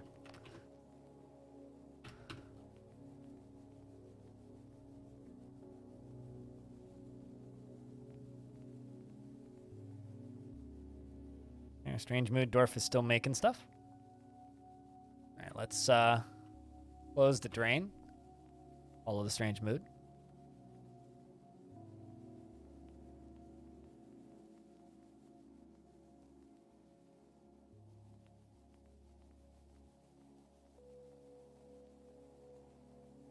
But yeah, that's pretty much it. It's just so as long as you don't overlap with the holiday, like, you're pretty much good.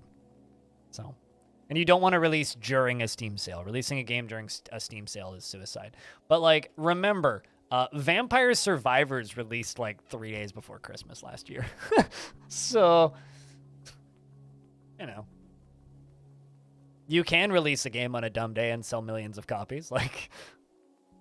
Although I don't think that game was planned to even be a minor success, let alone the amount of success that it was.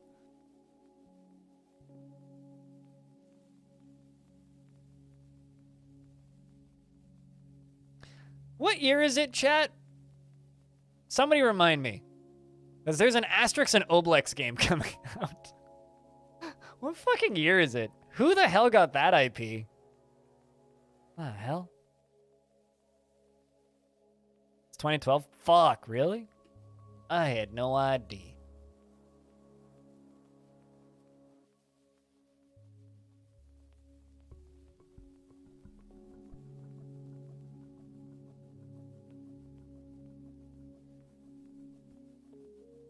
First time you recall Tarn stating dates about releases, the fall thing, and then still being on track, and then there were only talks about when released and then next release? It was like at the very beginning of this year, they put out that roadmap, remember? And in that roadmap, they said, it'll probably be out in fall. We're aiming for fall. And then I spoke with them a few months later, and they said, yep, we're still on track. And then the last time I spoke with them in July, yes, they said we're still on track. And then at PAX, when I saw them, they were like, we're probably still on track. But the only real concern that they had was art. And considering in the last blog post, I mean, what did he say about art? All of the art except a few buildings and 7 creatures are in. So that sounds like the art's basically done. So maybe that bottleneck is fixed. Because the issue was, like, they were still redoing all of the art. And, like, then Tar needs to implement the art. So some stuff still wasn't done in that regard. But, like, they do have 3 artists currently. They have Carolyn, Rice or whatever their name is. And then Jacob, Iron Hand. But the problem was Iron Hand is moving this month. What was the story with the art? Well, they had to redo all of it. I mean, go read up on your own on the meth drama stuff. There's no reason to, like, re-talk about it. But, like, something like 60% of the tile set had to be redrawn. That's the story with the art. Because the majority of the art had been drawn by Meph, and turns out Meph didn't draw any of the art and was tracing stuff. There was heavy allegations about plagiarism in his art. TLDR, highly likely plagiarism.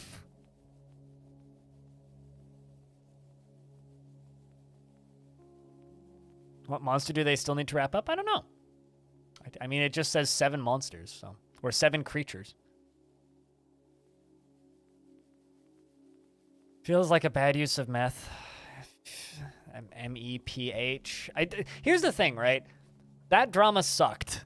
right? And I don't like just repeatedly drawing up and dragging a person who fucked up 2 years ago, you know? Like, at this point, it's like, yeah, okay, it happened, but like, why do I have to keep retelling people this? Because it's like, it's literally just pointing a gun at somebody who is quite literally a very long time and like wonderful member of the Dwarf Fortress community in general. Even though like his personal tile set was full of all kinds of weird plagiarism and he caused a lot of problems. It's like, I kind of don't like just sitting here and like repeatedly talking about it because I think it's mean. Silver bars, Gabbro, dog leather, 2 puppy bones, and baguette cut milk quartz. Any bets on what that dwarf makes? They are a weaponsmith. I'm hoping for like a hammer. God, if we get like an epic hammer, that would be incredible. Yeah, I don't know what they're gonna do with Steam achievements. I mean that's kind of a weird, like, there's a lot of different directions they could go with this, you know?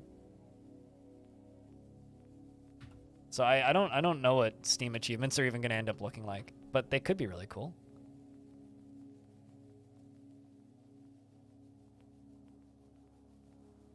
I mean, go watch this video.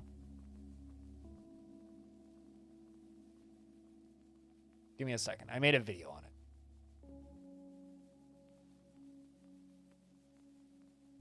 Just go watch that video. You're all out of oil? Oh no, that's important for cooking. Also, that video is only like 6 likes away from 1,000. That's kind of cool. It's a big number. I like big numbers. Yeah, literally just go watch that video. It'll give you the TLDR.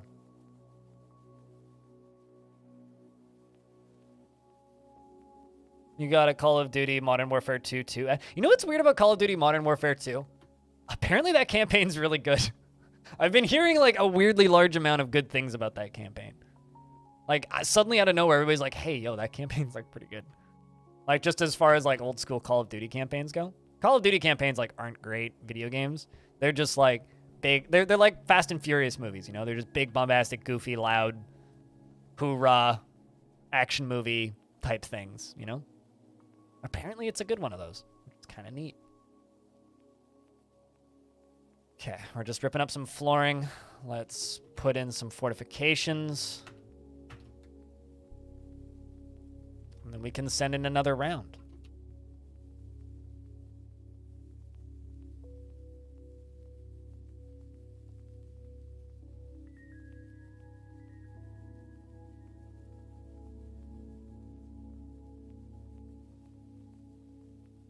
What are you doing? Probably cleaning, I would assume. You're cleaning. Gotta fill this top side.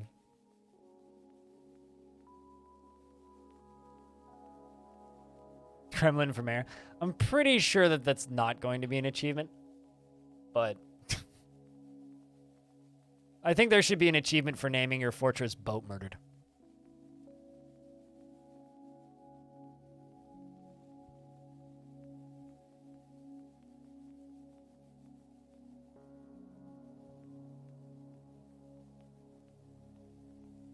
Here comes the door.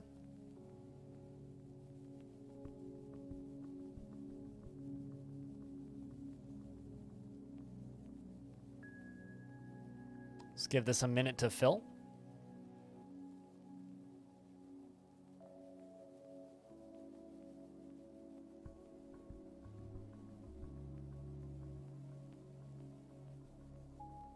Pull the window blocker. Get it flipped over.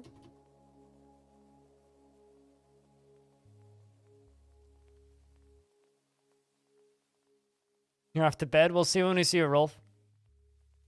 This place is nice. Yeah. Also, all corpses come back as zombies. All right. Soon to be zombies.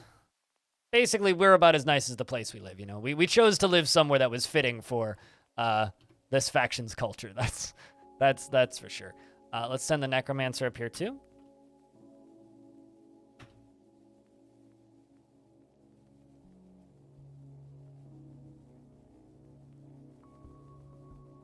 Chat, say goodnight to Rolf if you feel like being polite.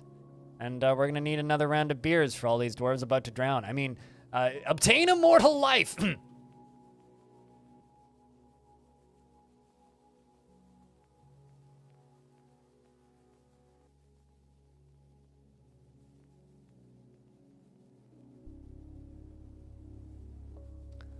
2, 3, 4, 5, 6, 10, 7. Kubak, the weaponsmith, has created Ikuldelek, a silver spear, and claims it as a family heirloom. That's pretty rad. Rain Bristle. This is a silver spear. All craftsmanship is of the highest quality. It is encrusted with rectangular gabbro cabochons and decorated with dog bone and encircled with bands of dog bone. This object menaces with spikes of silver dog leather, and on the item is an image of hazel trees and milk quartz. We don't actually have a value for it because I don't have anybody with that skill currently.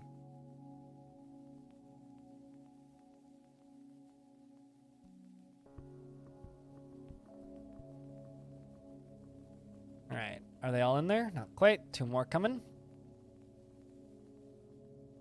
Why is there always a cat in there? Why do they always have a pet cat? And I always need to feel bad because it's like, God damn it, I'm murdering cats. I don't like murdering cats. Game, you're making me... Chat, the game's making me murder cats. Feel bad about this. Anyway, all the doors are forbidden.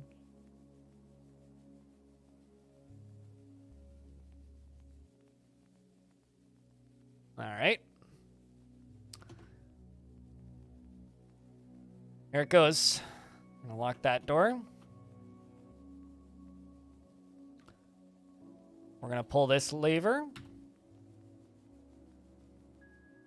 And that lever.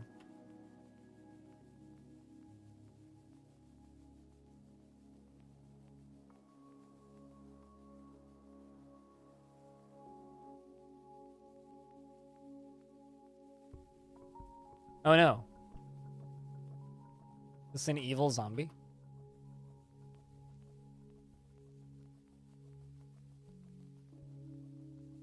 Oh no. It actually is.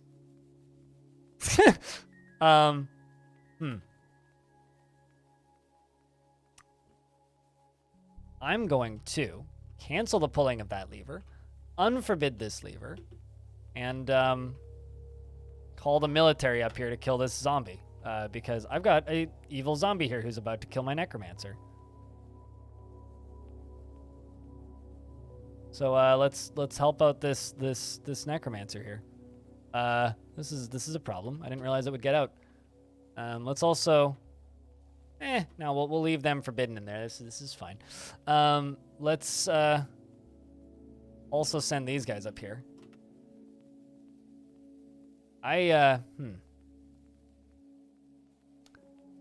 This is potentially bad, actually. Animal, the dwarf dissector, fated corpse has been found dead. So Animal, you're getting killed, and the militia captain gestures, and you're coming back to life. So Animal has died and come back to life a couple of times now. Which I think is this dwarf. Actually, hold on. Where is Animal? Oh, no, Animal's all the way up there. I'm not sure how you got up there. Are you a friendly? Nope. Okay, so Animal is stuck in an infinite dying and rezzing loop. We are fighting with this zombie, which isn't having much luck. We're now sending in more of my military, and hopefully murdering this... hopefully murdering this zombie to death, which we did. It's just there's a slight issue here. Our necromancer died? How many necromancers do I have left?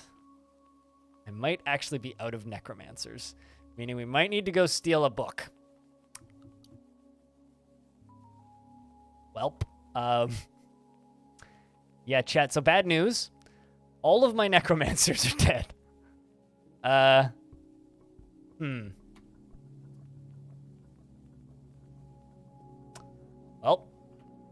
I guess these dwarves live to dwarf another day.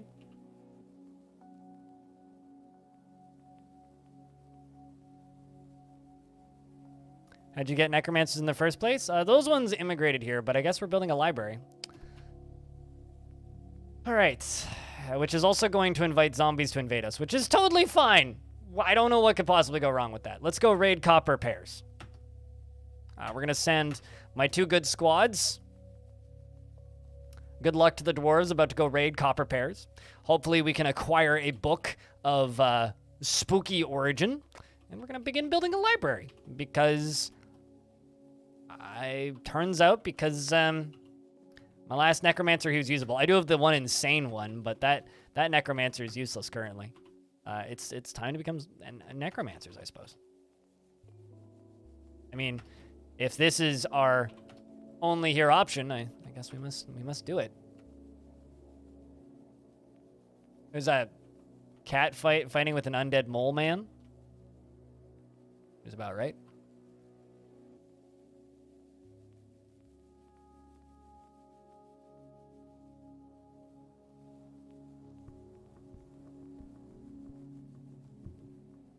You didn't put 1 and 1 together. 1 and 1 together makes 2. If you didn't know.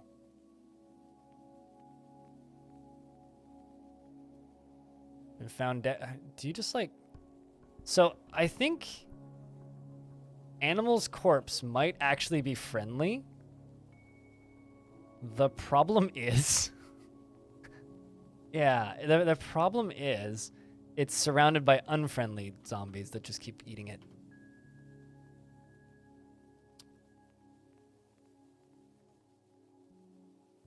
So pull this lever.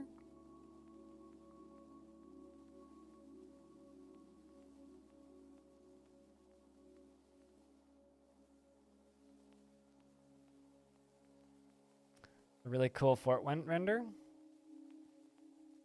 I mean,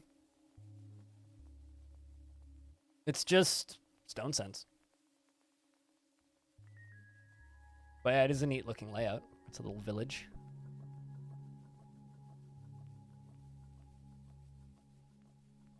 I want to say it was that person who was like posted a thing saying, I just learned that, or somebody recently posted a similar-ish village to that one and said, I just learned that saves are not going to transfer over to Steam and I'm really sad. Well, just wasted 12 hours or something.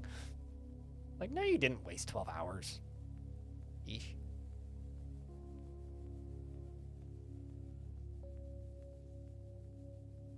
Let's get that lever pulled so we can't see the zombies anymore. Come on.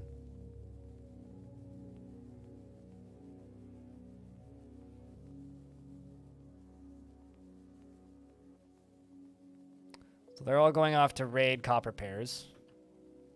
I have a dwarven lasher? Hold on. Really? Huh. I had no idea.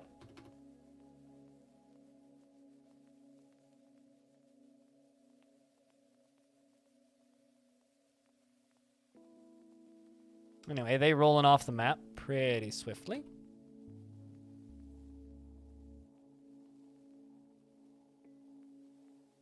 There's another person with a similar name. Got it.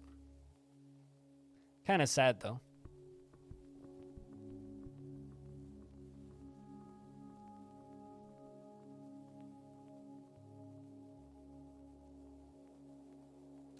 We're going to continue filling the Temple of Tombs. Or the Temple of Graves up, I think. Can't remember what we actually called it, but... Get all those memorials installed. Is this a new tile set? It's not a new tile set, but it's one that I haven't streamed with until this fort. Purely for this fortress. It's because this is my Halloween special.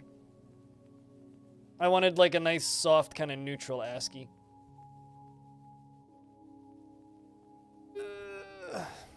And I'd seen a few screenshots of this one around over the years, and I was like, I like this one. I wanted to use it.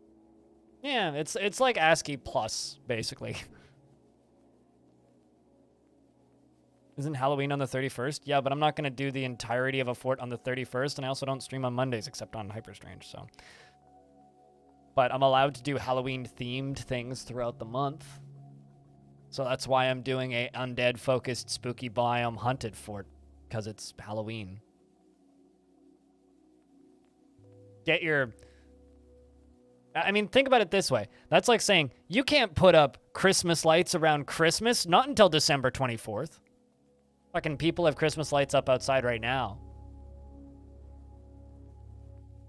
Holidays people enjoy generally, you know, extend longer than just the one day that it's celebrated, right? For a moment you were worried that you missed carving your pumpkin again. Here's the thing. If you can purchase a pumpkin, you can carve it. It doesn't matter the time of year.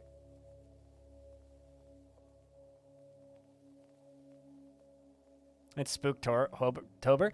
It's the let's celebrate how awesome horror month is season. That's what it really is. It's, let's celebrate how awesome horror films and TV and media is season, which in my opinion starts late September and goes until end of November pretty much. Although I'm one of those people where I'm practically anti like Christmas decorations. It's like if you put up Christmas decorations before like December 10th, you're a bad person in my opinion, because everything should be skulls and Satan.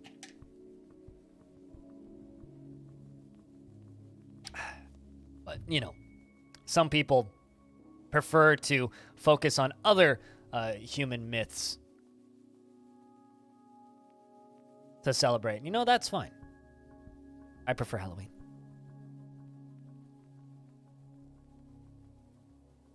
Sounds very American of your friend.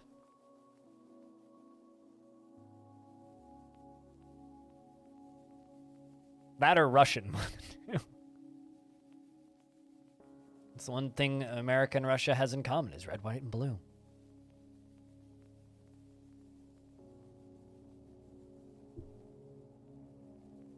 We keep finding animal dead. What the hell's going on? Also, Weaponsmith Necromancer's been missing.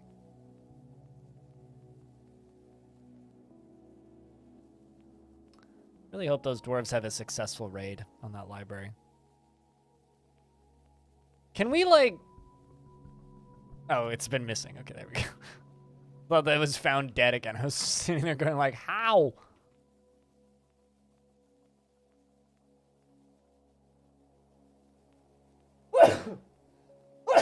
Hi.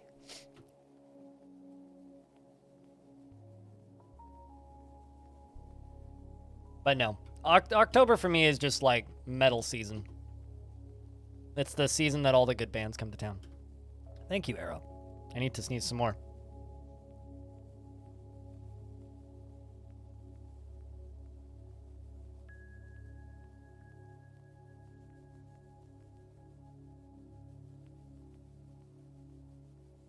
Ay.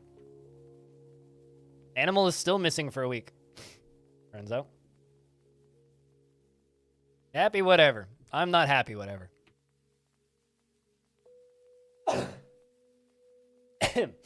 Yes, those are all of my emotes. Congrats on clicking all of them.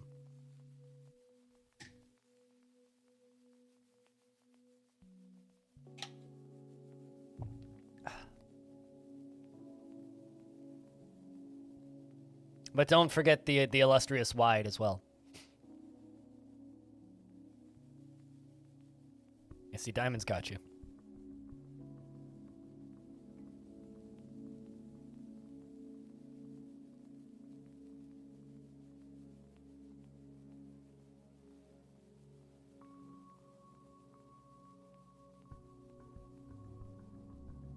I'll be honest though, I'm getting pretty close to just making some sort of meme emote. Because I do have extra slots, or open slots, and don't currently have an artist. Maybe I'll make like a 4-part Tommy Wiseau or something.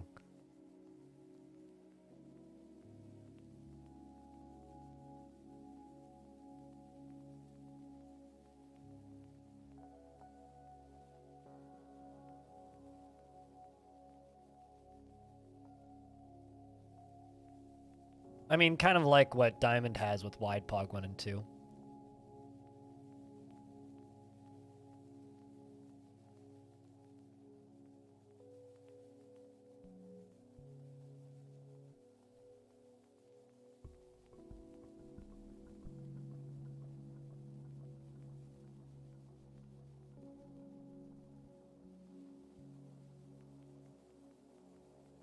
All right, they've returned.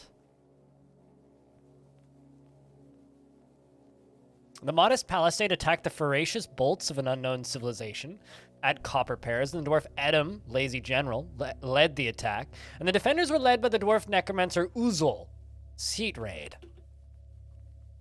Edom, lazy general, outmatched the dwarven necromancer with a cunning plan, and the attackers had a strong positional advantage in copper pairs.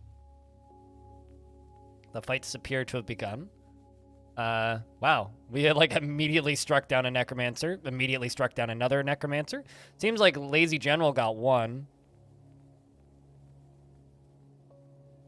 Whereas Thykut got a different one. Zone soldier. Struck down another necromancer. There's a lot of necromancers in here. Struck down by the dwarf. Struck down another necromancer. Another necromancer. Another necromancer. And another necromancer. Wow. Nothing was stolen, though. We're going to have to go do that again. Get back out there. Do it again. It's a necro killing spree? Yeah, no kidding. It was a wild success. I mean, now they know where we are. So they could send their zombie hordes to kill us if they so desire. You know, does anybody ever feel like lightheaded after sneezing a bunch? Like, does that happen to anybody else, or is that just a me thing? I was like I'll sneeze a whole bunch, and then I'll just suddenly feel like, whoa, I'm like about to faint. It's actually like the feeling I get. It's hard to explain. But anybody else get that, or is that just me? So we're building a library up here to hopefully find a spooky book and just necrofy all the dwarves, and then we can try and make liches. Oh no! Rolf is stumbling around obliviously. Yeah, if I sneeze like 5-6 times in a row, I like feel almost queasy. It's hard to explain. Like, I feel like I stood straight up and then like spun in circles for 30 seconds. That's how I feel after I sneeze a bunch.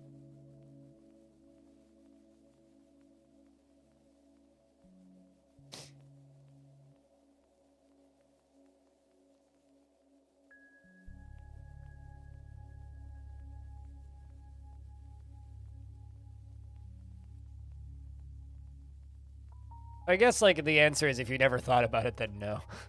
But welcome back, animal. Your zombie keeps being found dead because it keeps getting resurrected and then dying again. Just an FYI.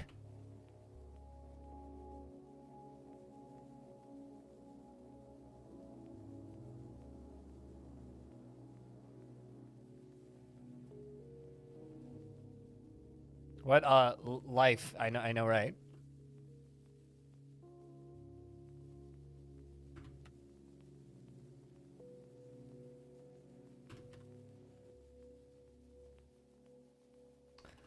Let's get silver bookcase, not binding. 10 silver bookcases, tables and everything. We'll need to put a doorway in that.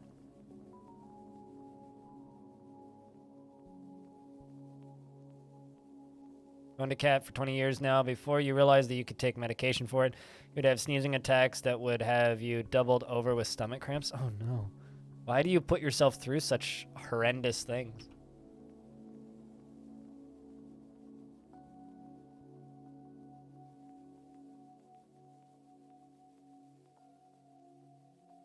You did it for love. I guess. I don't know if that's love. That seems like self-torture to me.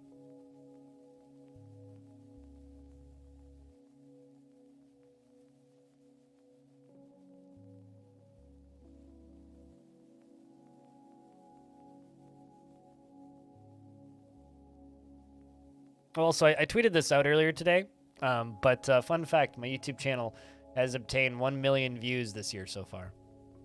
Which was my goal at the beginning of the year, is to get 1 million views. Which is kind of crazy. Is this really a game? Yes, it's the game that inspired Minecraft, believe it or not.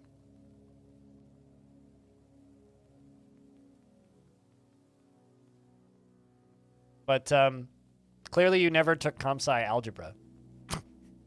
Because this looks nothing like that. Nothing like that.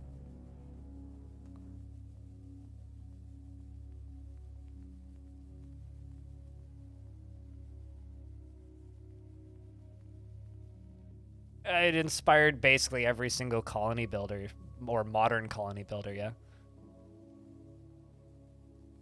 But it is like Minecraft in that there are many, many graphical tile sets. If you want it to look more like a modern video game, you could do that, but this is all ASCII. You know, there's little soldiers. These little N's represent zombies. These little U's are humans. Of course, we have little bards, and these are little gravestones over here. We've got various workshops behind my camera, down in the middle there. Got my small army there, which actually I need to send back out to go and invade something. But, you know, I generally, my advice is, like, if you look at this game and you're like, is this even a video game? Just give it a minute. Like, give it a chance. This is a game that's designed to run on literally anything, but does things that the vast majority of modern video games dream about. It's truly one of the most impressive feats of procedural generation in modern games. I mean, if I jump up to the surface, this is a big old river in the middle of the screen. If I move up, these are the tops of trees with the river off in the background. If I move up a little bit more, things start to fade off into the distance. It's a 3D game represented in a 2D plane. It inspired the world generation for Minecraft and was doing giant infinite open worlds before Minecraft did them. It's just this endlessly replayable game that is completely free.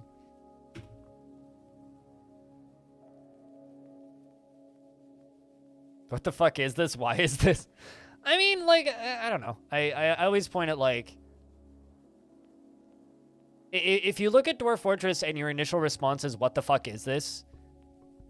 To me, that just means that, like, well, you must be a lot younger than me. Because, like, that was every single strategy game when I was, like, I don't know, 10. Like, every single game, like, new games would come out. Like, you know, I've been thinking about the Superpower games for a while now because Superpower 3 just came out and it's horrible. But, like, Superpower 2 was a game that I bought for $1 in the bargain bin, and, like, this game was just, like, a map with, like, nonsensical UI and, like, very small text everywhere. And it's like, this to me is no more or less confusing than Dwarf Fortress. It's just like this kind of... Oh, also, by the way, Superpower 2, $10 and, like, generally pretty positive reviews, right? It's not a great game, but meanwhile, Superpower 3, it's $30, came out this year, and is actually the worst reviewed game on Steam that came out this year. So, whew. But the game is completely free, so if you're even remotely interested in trying it, I recommend doing a little bit of research and looking into it a little bit and trying some tutorials and just downloading the game and giving it a shot.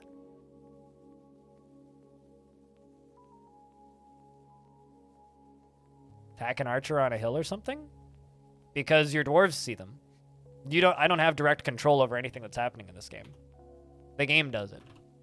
I simply infer what I want them to do in the format of orders, but that's their job. The dwarves do it. I mean, we currently have 65 dwarves in the fort and another 15 that are out murdering some people off on a mission.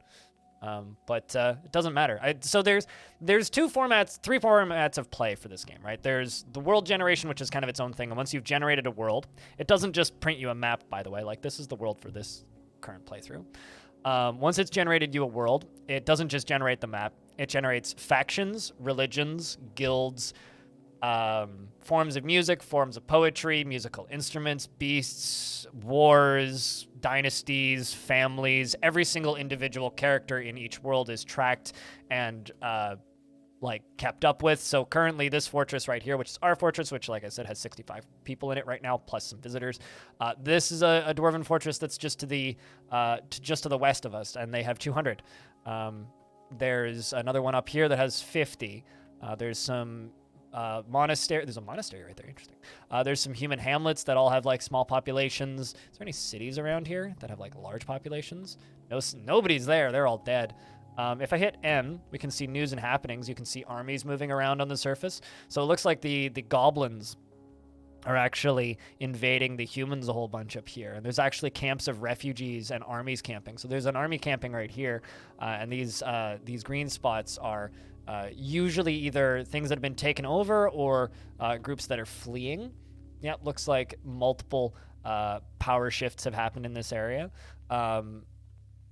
If we scroll around a little more, there isn't much going on down here, but there is a lot of elven civilizations down here. All this yellow that's directly behind my camera right now, that's not very helpful. A lot of this is Dwarven. If we scroll over here, there's more deserts. What else do we have up here? I'm looking for more elves. There's elves. We have a bunch of elves up here that have kind of settled on this coastline area. So it generates you a world. And then there's 3 ways that you can interact with that world once it's generated. There's Fortress mode, which is the most popular format of play, which is what we're doing right now, where you get a small chunk of the world and you build a fortress. This is essentially a 3D game like Minecraft, but it's represented in a 2D plane, so you can scroll all the way down through the depths, through the deep cavern layers, all the way down to the inevitable lava. And of course, you can go full Lord of the Rings and dig too deep and dig too greedily and find a Balrog and all that kind of crap. There are many randomly generated monsters in the depths. Then there's the second form of play, which is actually one of my favorites, which is simply Legends. Legends just gives you like a printed readout of the entirety of the world's history. So you can go read about every single character and every single entity that ever existed in that world. You can sift through civilizations and histories and stories. One of my favorite stories that I ever found was a human necromancer queen who was the queen of a human civilization after lying and cheating her way into the throne and organizing an assassination to assassinate one of her cousins because she was in the royal family but like not directly in line for the throne. Managed to assassinate enough people that she was given queenhood and then became obsessed with extending her own life, became a necromancer, and then proceeded to get married maybe a dozen times a year. And every single time she would get married, she would immediately plot to have her spouse assassinated.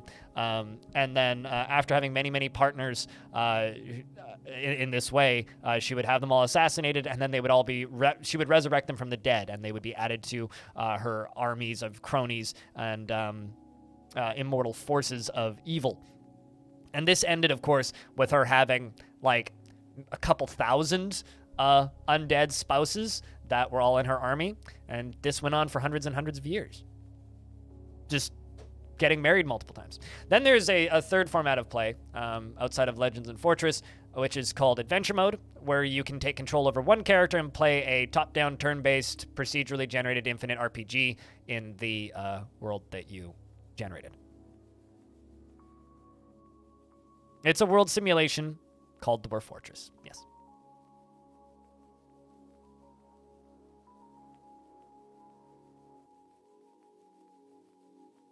And it's generally a game where you build a fortress of dwarves.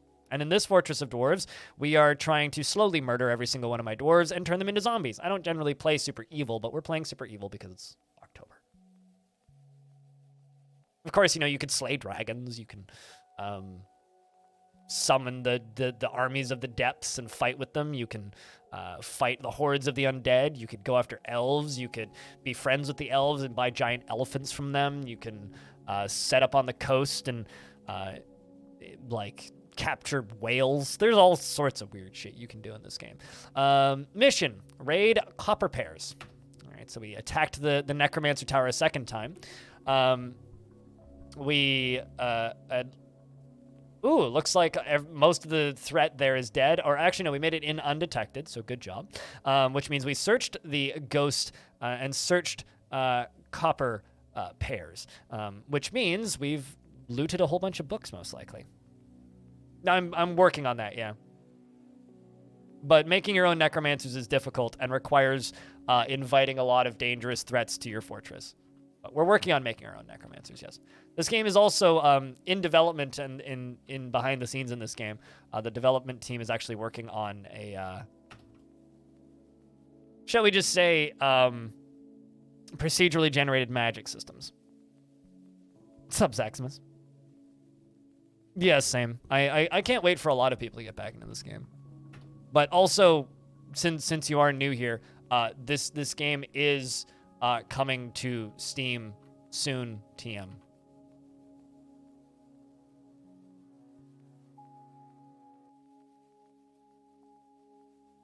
So did you guys all just dump the books on the edge of the map? Yes, okay. Contains overall the prose is not awful, but not very good either. Okay. Item is a guide entitled Useful Tower. Writing contains, it's okay, nope. The writing is completely serious, yet overflows with sadness.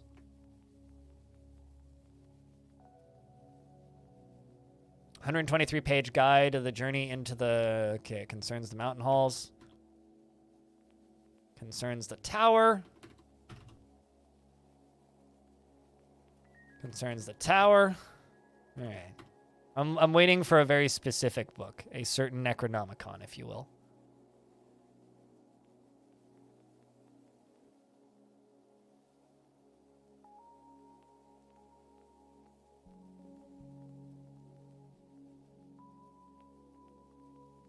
Let's just wait for them all to get back onto the map.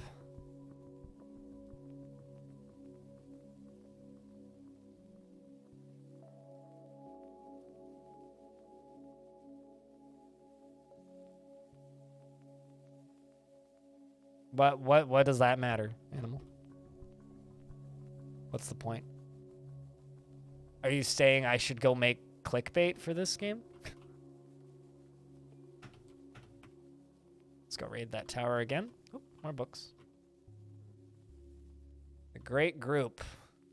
It's a 366-page chronicle entitled The Great Group, authored by Eusteth Royal Roughness. It concerns the hatchets of bruising. Of blushing, not bruising. Overall, this is a good source of information. The work has 5 chapters. The first chapter covers the election of the Dwarf Erdim, Boltfraught, to the position of mayor of Hatchets of Blushing in the year 56.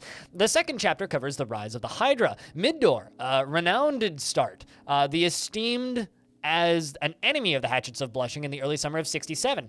The third chapter covers the devouring of the cow, a cow of the Hatchets of Blushing by the Hydra, the esteemed Ace Relics, in the early summer of 67. The fourth chapter covers the rise of the troglodyte, Truthav, Strife gleamed as an enemy of the Hatchets of Blushing in the early summer of 70. The fifth chapter covers the appointment of the dwarf Edom, Tender Pillars, to the position of militia commander of the Hatchets of Blushing in the year 82. It's a pretty good source of information.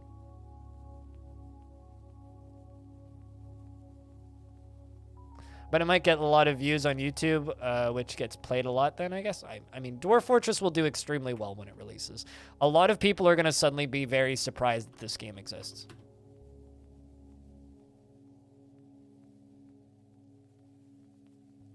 All right, well, I'm going to let the dwarves go here and collect these books. Because...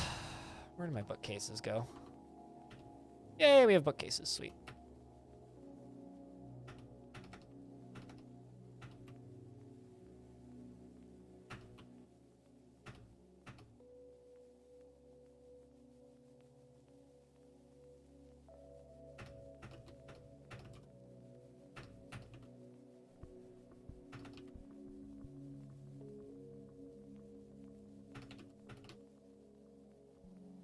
Placing tables and chairs.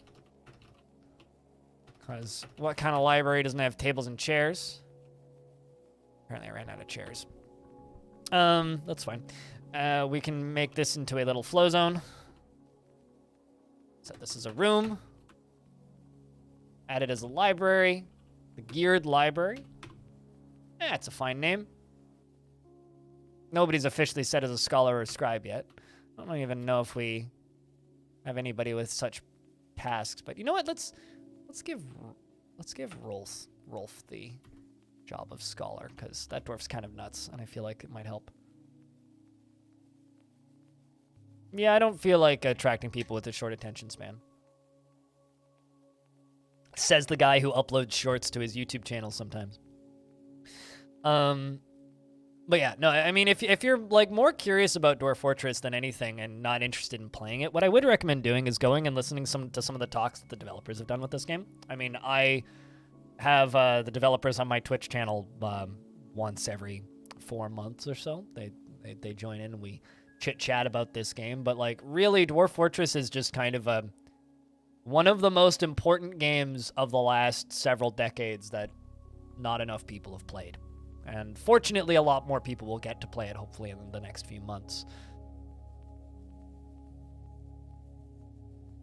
Purely because of this. Because after like 20-something years of development, they're actually releasing it on Steam. And they're redoing all of the UI so that it looks like a more modern-ish video game. And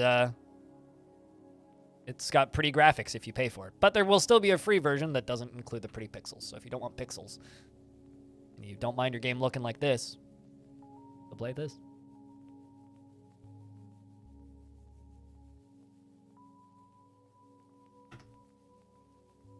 Militian captain punches Udum's mutilated corpse in the right upper leg with the right hand. Why is there mutilated corpses coming back to life? Come on, guys.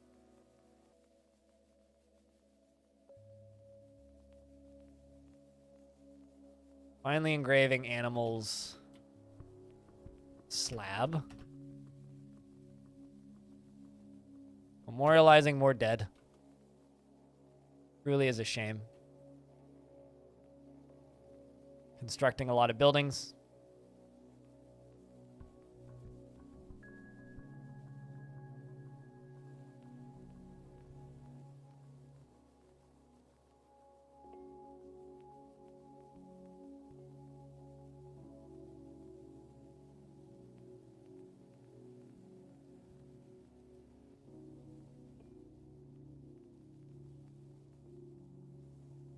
Friend just sent me a DM that the show we're going to tonight goes from 8 until 11:55, and there's 2 bands playing.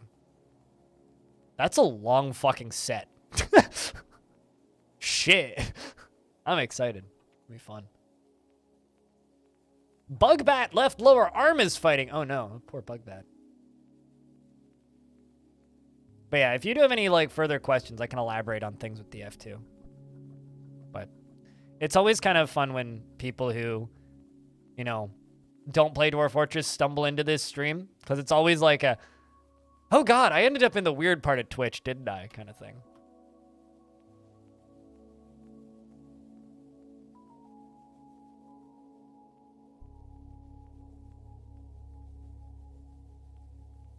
You know what's kind of funny is there's been a thread on the, okay, so the Steam forums are terrible, right?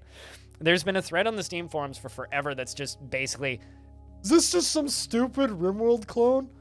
And I can't even tell if they're doing it ironically or not, but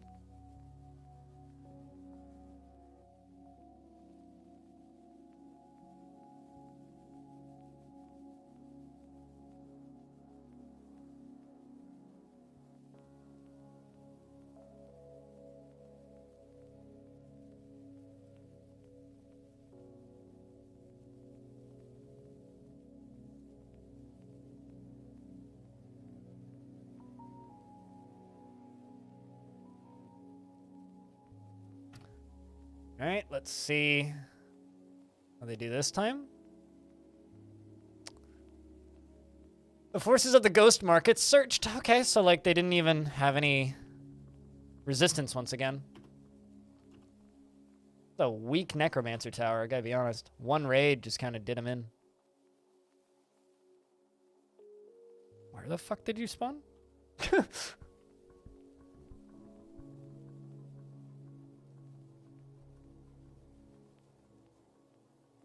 Okay, there you are. Where'd you put books? Oh, there. Oh, I see. They're just carrying them in now because they can do that.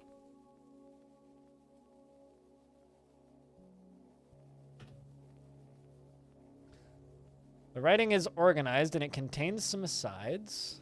Has no particular subject. Well, that's not good. But you, do you have a book? Covered in goo. Great.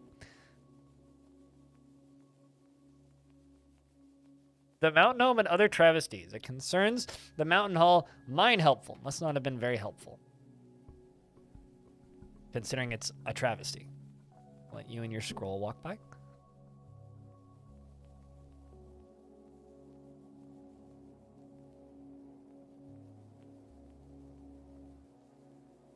You're happy because you're working from home tomorrow and you don't have to wake up early? Yay! You're going to wake up at 8, fix the database, and then go back to sleep for an hour? Fuck yeah. It's the best kind of thing. 27-page guide entitled The Mountain Home and Other Travesties, authored by Vacker, concerns the mountain hall. Okay. I need something that contains the secrets of life and death.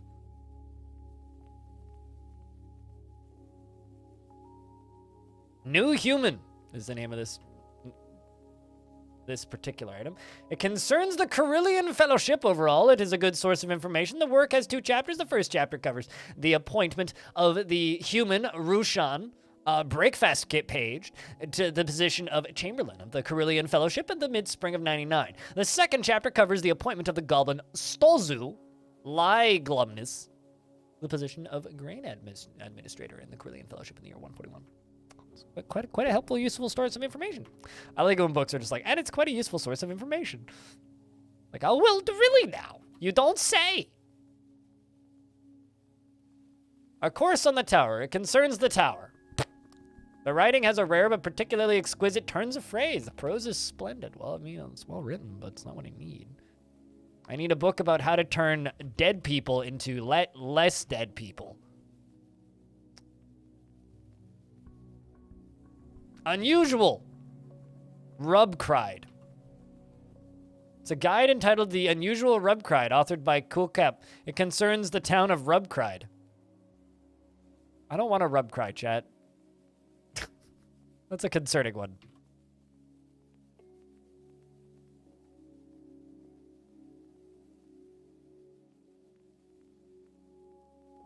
You have a book? A ton? You do. A quandary. Concerns the troglodyte and the attack on the dwarf necromancer Vakar, and the writing is depressing but reasonably serious. Troglodyte attacking a necromancer.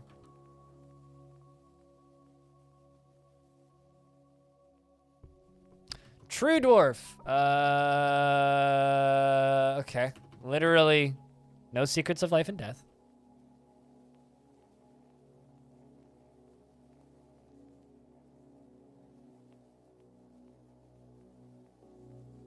You don't think it's actually going to fix the database? Isn't that just standard for most databases? Is an item entitled Reflections of the Mountain Home, authored by Seat Raid. It concerns the fortress of Mason Joyous, and the writing is quite self-indulgent. The prose is amateurish at best. Well, that's unfortunate.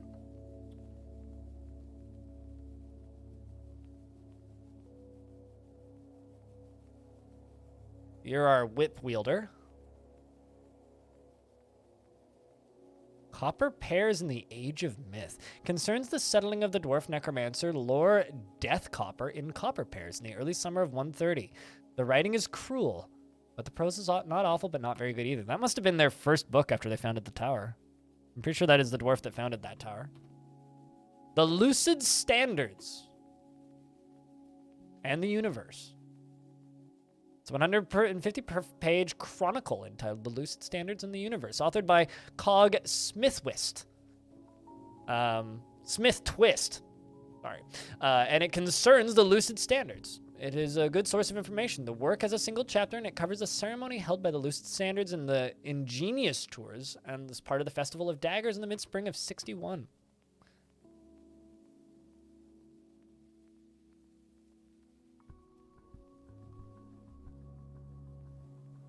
So we ran in, murdered all the necromancers, and we haven't even gotten a book about how to do this.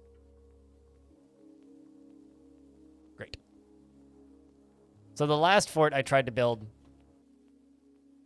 and do this, we weren't able to successfully get what we needed from the necromancer tower either, so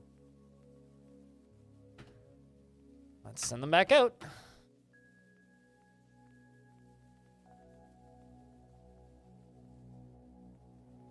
At least we have books now.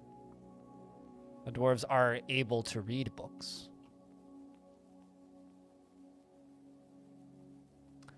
They'll be able to run in here, store these books in location, and then head back out and go do it again.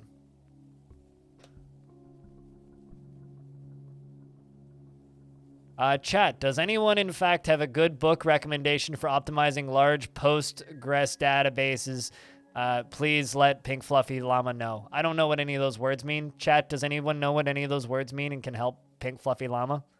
Guess you need to get an Amazon tower.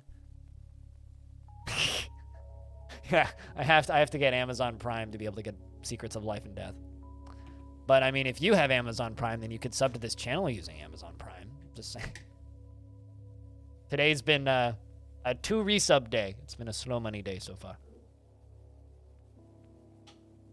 It's okay. I'll live, but I'm just saying. I really like the way bookcases look in this tile set. Like metal bars with a white outline. But the metal bars look like bookcases, so they look nice. Get good? I'm trying.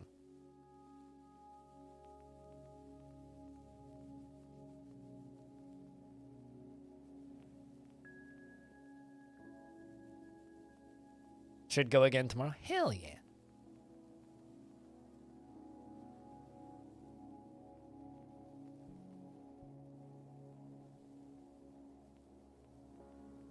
Although I shouldn't be complaining because I'm making like $20 a day in YouTube money right now.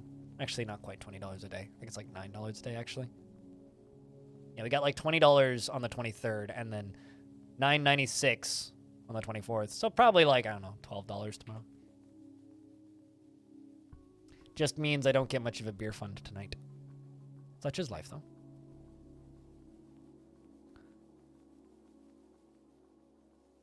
YouTube's actually, like, I've actually got a video that's doing well right now.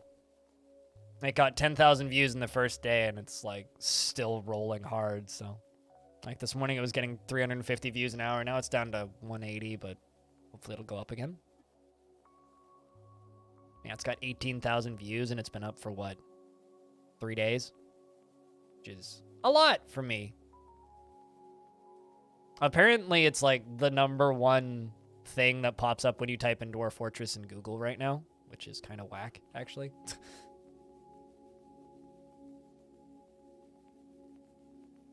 Let's see if that's still true. Yeah, if you literally just open up an incognito window and type in Dwarf Fortress and scroll down, it's the first video to pop up.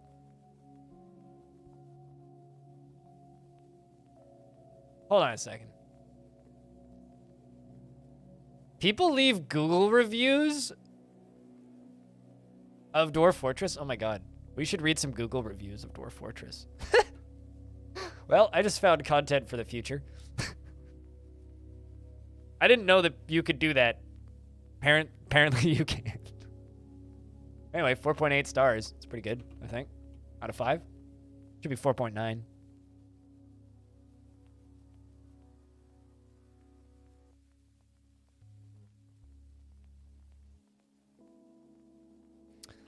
They canceled building that chair? Yes, they did. Okay, let's fix that.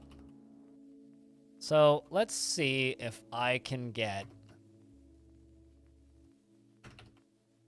something up here to help this. A lot of miasma right there.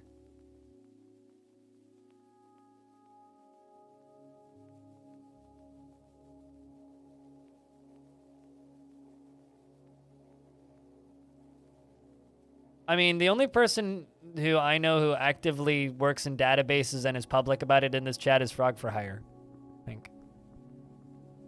I know somebody who used to work on that stuff previously, but doesn't anymore. Hey guys, good evening. Hey guys, what's up?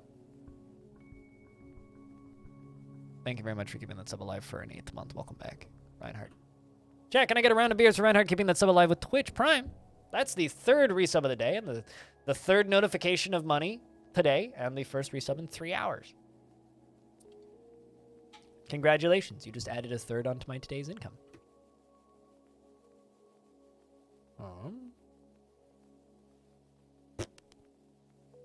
Nobody constructing that stupid chain?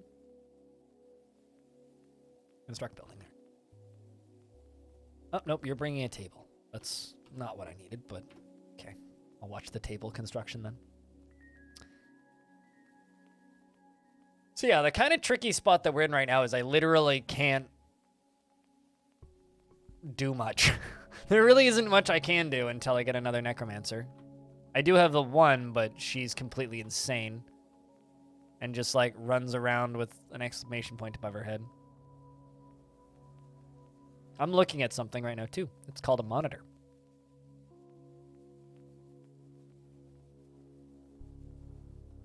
Also, when it comes to new people seeing Dwarf Fortress for the first time, my favorite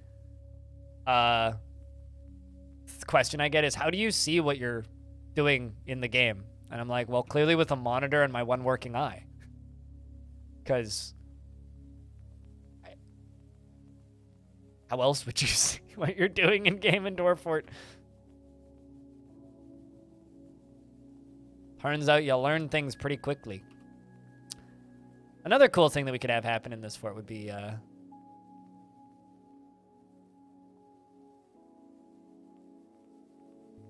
guess literally all I can do is assign animal to chain. It's like, that's not what I want to do though.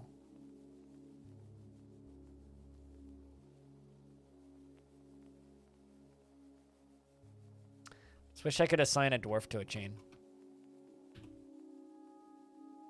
Just remove the exclamation point. Easy. Uh-huh.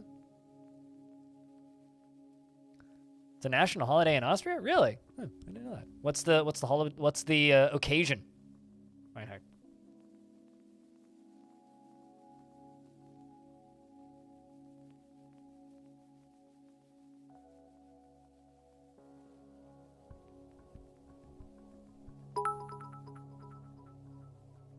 Does that count towards the beer fund? Does this count to beer fund? Get yourself some tasty Cheers. stuffs. 3. Thanks for the 15 bucks, animal. I would say it counts, yes. Appreciate you, man.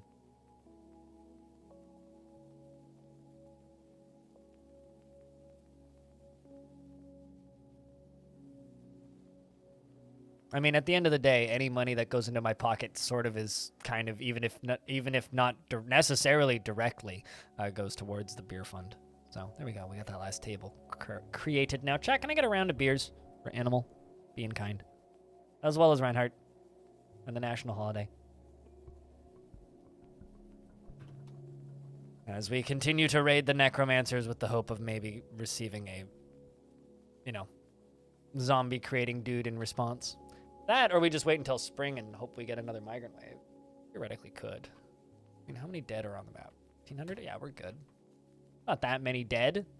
Only 1,400 things have died on this map. It's still pretty safe-ish.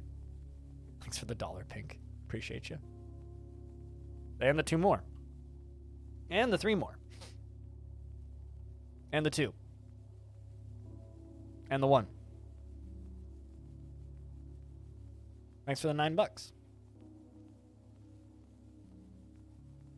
Cheers, Pink. The Golden Alliances and others have returned. Assuming all went well again. Yep. It's a bit of mid. You bit off mid more than you could. And thanks for the $6. Cheers, Pink. How necromancers work in DF. Can someone become a necromancer inside your own fortress? They have to read a book with the secrets of life and death, and then they learn it, and they are empowered, and then they become cursed, and then they have it for all eternity. So yes. It's literally what I'm trying to do right now, is to get that book. The occasion is the last soldier from occupying Allied forces left Austria on that day. 1955. Was it really? Yeah, I guess that makes sense. We're not exactly good days. This is Gremlin. This is Gremlin! For mayor.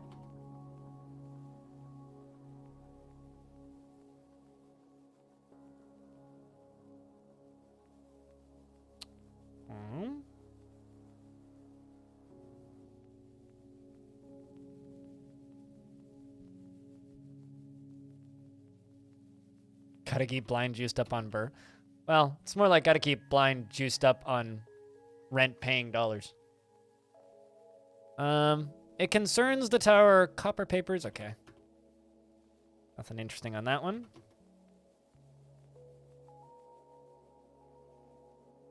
All right, the second one. The obsession, my only mistake. It concerns the new obsession of the dwarf on extending his own life and the fear of death in the late spring of 100. Completely serious, yet has a touch of melancholy. It's amateurish at best.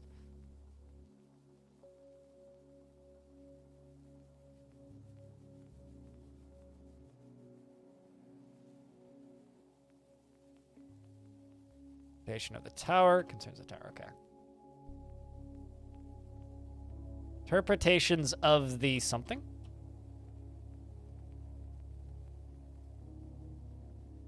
It took 10 years of occupation to transform this country from fascism to a Republican democracy or whatever it's called. Well, to whatever format of democracy they use now. I know very little about Austria. It's actually kind of a shame. Considering one of my teammates is from Austria, I know very little about the country. I mean, like, I know basic European history, but not much outside of that. So I don't know exact, like, dates and times and stuff. History was never my strong suit. It concerns the plot of the dwarf Saigon to infiltrate the modest palisade under the influence of the dwarf necromancer Uzal. Well, it's a good thing we killed him. In the early autumn of 113, the writing indulges the author's every whim. What other books did we steal? With glorious little lore bits. An offering to the mystery. Parchment scroll. The rollers are made from orthoclase. The item is an essay entitled Offering to the Mystery, authored by Death Copper. It concerns the learning of the secrets of life and death by the necromancer Lord Death Copper. From the touching of the human. Bet you that's a book. The touching of the human.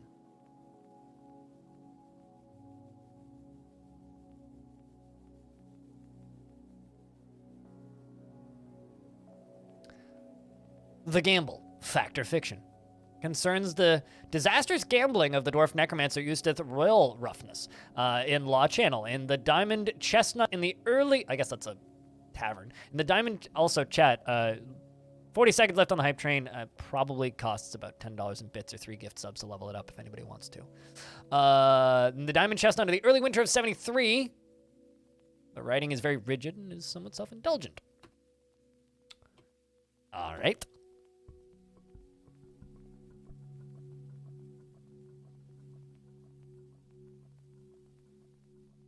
He gambled so hard it was disastrous? Exactly. The Helpful Bust.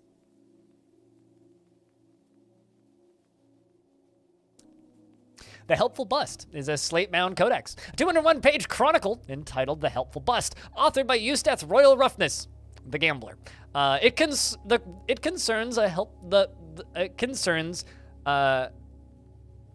the Helpful Bust overall. It's a good source of information. The work has 3 chapters. The first chapter covers the appointment. Thanks for the $30 and the 1 sub. Cheers, chat. Bustin' makes me read good, you mean? You made it home? Yay! Hope you're feeling good and surviving. First chapter covers the appointment of the dwarf Ficod, wet post, giggity, to the position of chief medical dwarf. Oh no. The Helpful Bust in 28. The second chapter covers the rise of the rock Nefola, fog forests. Out of 10? That's not too bad. 3 to 4 out of 10? That's tolerable. Although, I think I'm constantly in a state of 2, so out of 10, just because of my chronic pain. But, the second chapter covers the rise of the rock, and the barbarian of Dens as an enemy of the Helpful Bust. In the early spring of 29, the third chapter covers the acquisition of a copy of the original Foundations of Water Displacement from the Mansion of Focus, and in Genius Tours by the Helpful Bust of the Skinny Boots for the Vault of Tomes in Boot Leaped in 211. Hope you caught all that, chat. There's going to be a test.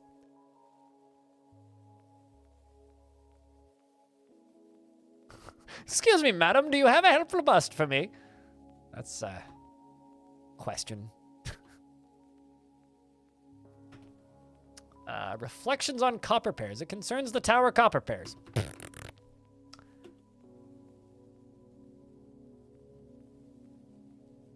Getting to the end of the line. No particular subject. Great.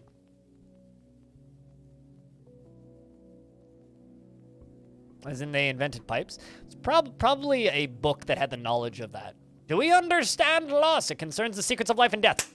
Booyah! We got it. Okay.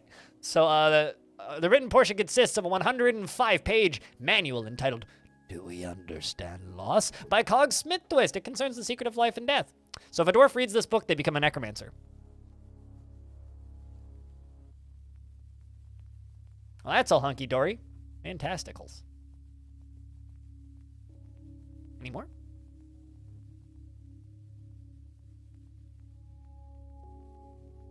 My Friend Toad. A reindeer parchment scroll. On the item, it is entitled My Friend Toad, authored by Lycott. The work has no particular subject. The writing is somewhat showy. Chat, do you have a friend called Toad?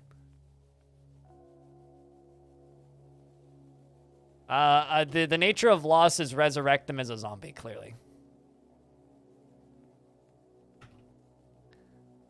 An exploration of Vacker Clasp Fields, authored by Vacker Clasp Fields. It concerns the start as an animal trainer by the necromancer Vacker Clasp Fields in Mine Helpful in 49. The writing has a touch of melancholy and it is reasonably serious. It is splendid. Is it spooky up in here? Damn right it's spooky. Dude, we just got the secrets of life and death. I'm pretty happy, right? A humble offering to the obsession. It concerns the new obsession, the dwarf of the dwarf necromancer on extending his own life.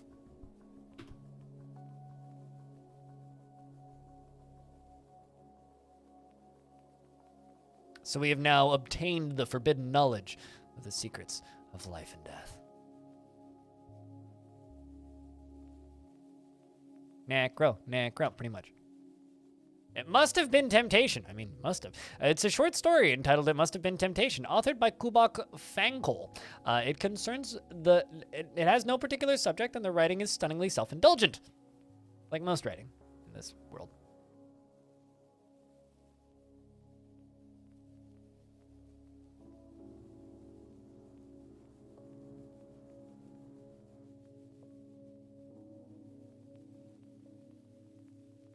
Also, I just realized that the top 3 on the leaderboard are all 1500 bits. That's kind of funny.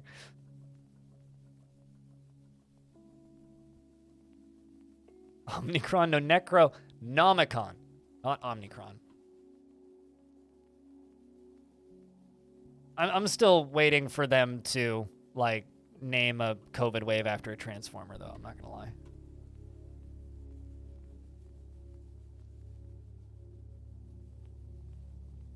How's the stream been today? A little quiet, but, you know, just kind of got started up a couple hours ago. We've been playing Spooky Fort mostly. We had a long chit-chat record session. There was no DF news today. Yes, Necro Nom Nom Ikron. Exactly, yes.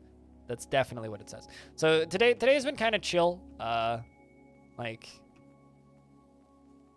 just working on my Spooky Fort. We finally acquired a Secrets of Life and Death book, so that's pretty good. Aside from that, it's just chilling. How's Pablo today? DF News was canceled, so I got an extra 40 minutes of sleep, which was nice. I'm going to a concert tonight, so stream will be ending a little late.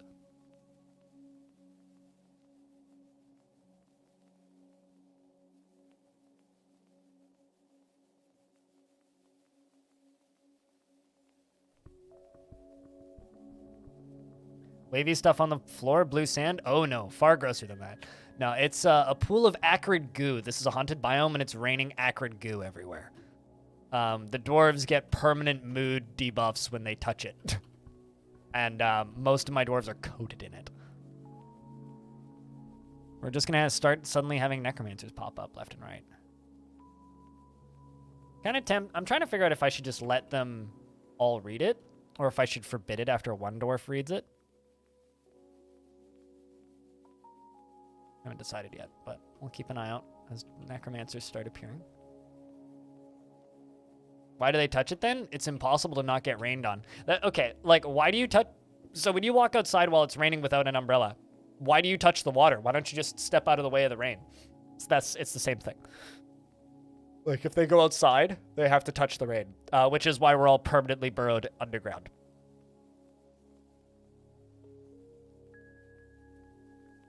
Can children read books? I think so.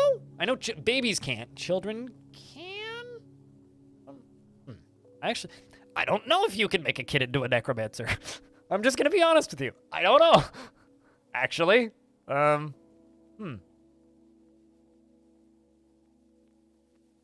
Interesting. Do it. I mean, if a kid reads the book, then okay. I don't have a way to be like, kiddo, read this book. Bruh.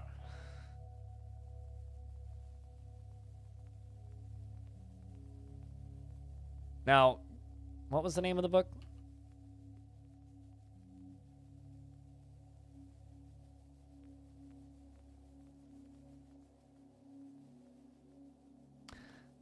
Climaxes Ever Onward. That's a book that we have in this fort. Of course, it was written by an elf. Climaxes Ever Onward. This work has no particular subject. Sure. Sure, it has no particular subject. My ass has no particular subject. Unusual rib curds.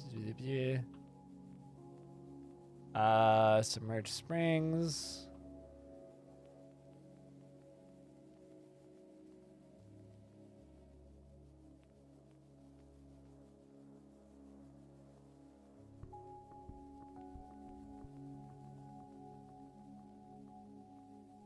Like how I have two separate books called New Human.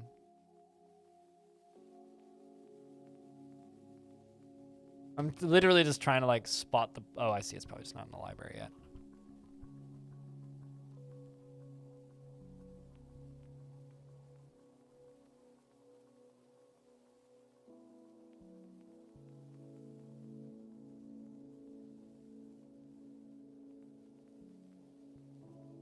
Oh, very well. Unfortunately. Told us.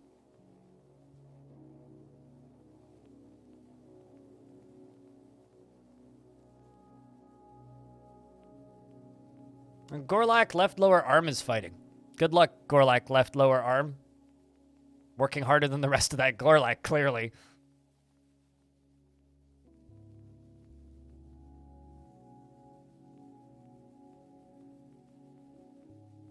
Not a whole lot, Benedict.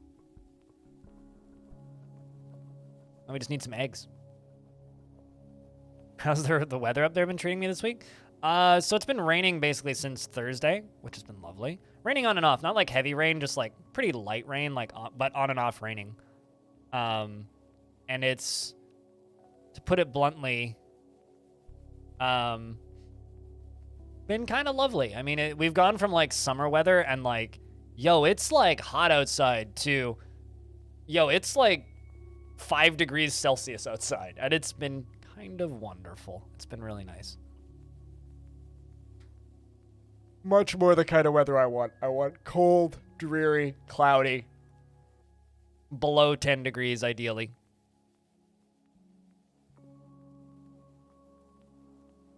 But we're staring to see when necromancers start to pop up.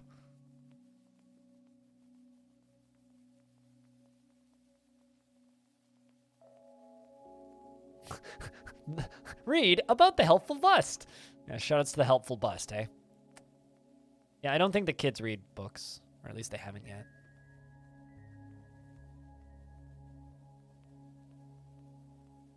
Yeah, no, I mean, the air quality is basically back down to normal now. It was more or less back down to normal by Friday. Last week. Or like this past Friday.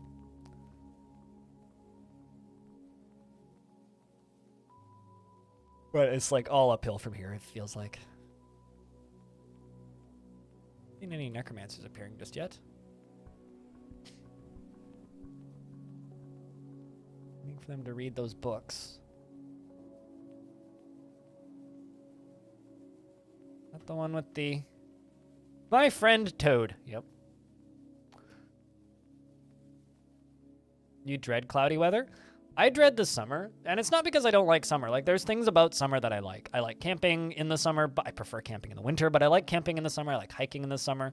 Prefer hiking and camping in the winter.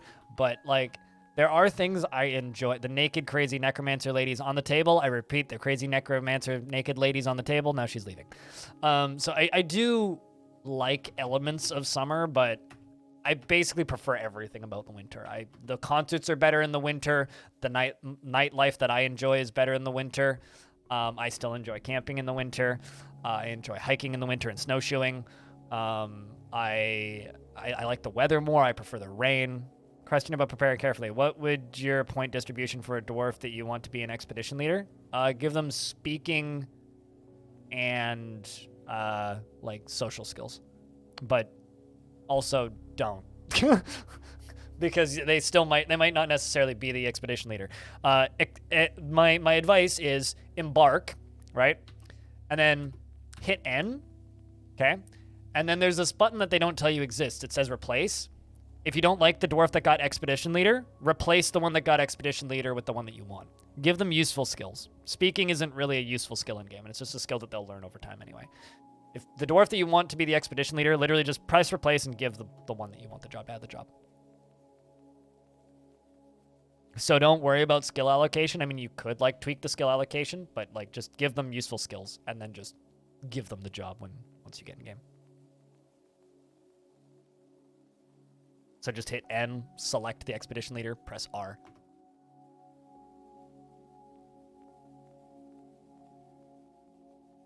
She's still going, bah! Or more like, bah! And crying most likely. And that's her kid, who's crawling around on the floor because mom abandoned her.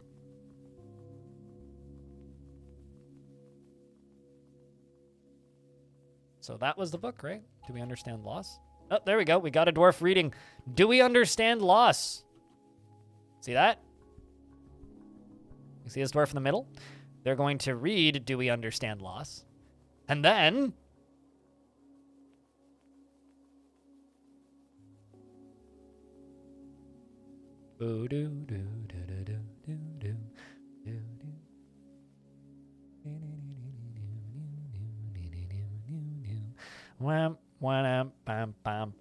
fuck, you're a slow reader, dwarf.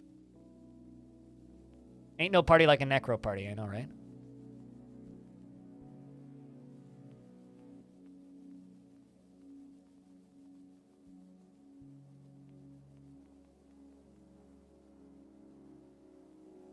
Loyalty Cascade, here we come. God damn it. Mushroom Kingdom, here we come. I don't know about you, chat, but I'm gonna get really stoned and go see that movie. Might get kicked out of the theater for just like crying, laughing. Can't wait. Fucking hell. What? I don't want to fuck it. Well, actually, depending on who's in hell, that might actually not be that bad of an idea. All right, I'm going to forbid that book because we only really need one necro. Anyway, we have a necromancer. Aloth is now the necro. So let's murder some dwarves.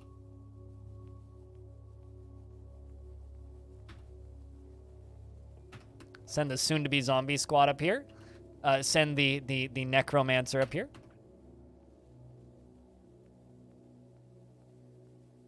But yeah, I don't know about you guys, but I am ridiculously excited about the Mario Brothers movie. It looks visually awesome, and I'm sure that the voice acting is terrible, and I can't wait.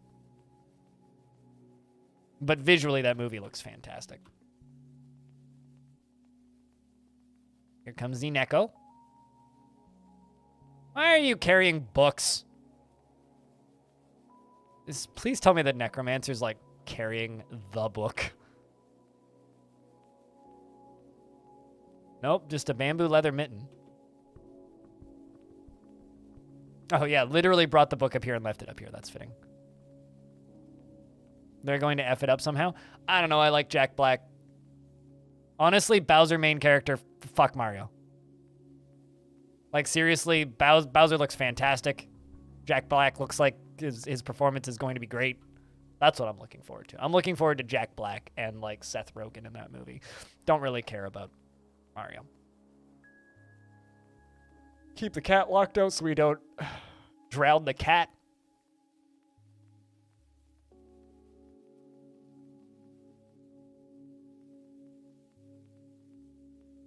Let's see how this dwarf feels about becoming a necromancer. Within the last season, he felt satisfied after reading Do We Understand Loss, and felt satisfied after learning Do We Understand Loss, and felt satisfied after learning the secrets of life and death.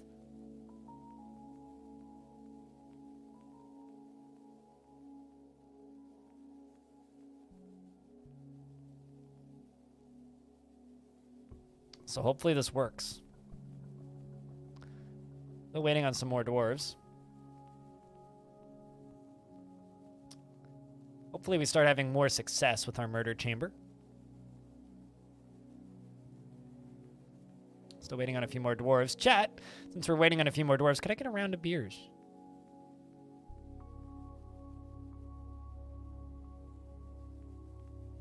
To wish these dwarves good luck in their death. Wound saver? I'm sad that all these cats keep going in here, though. Like, this is the part that I don't... I feel bad for these cats. Fine, I'll let these cats in. Like, you guys can enter and probably die with your masters, but, like... Jeez. Let's just forbid this. Let's begin.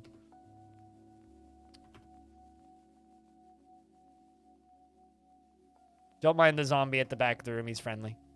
That's just a faded corpse that failed. We'll remove that. We're going to pull that lever. We're going to pull that lever.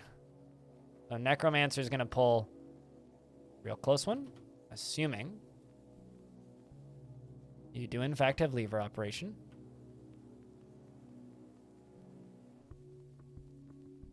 So we should now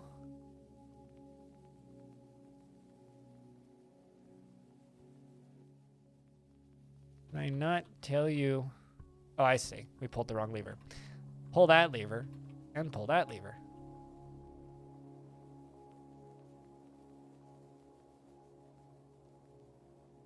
So the drowning shall begin now.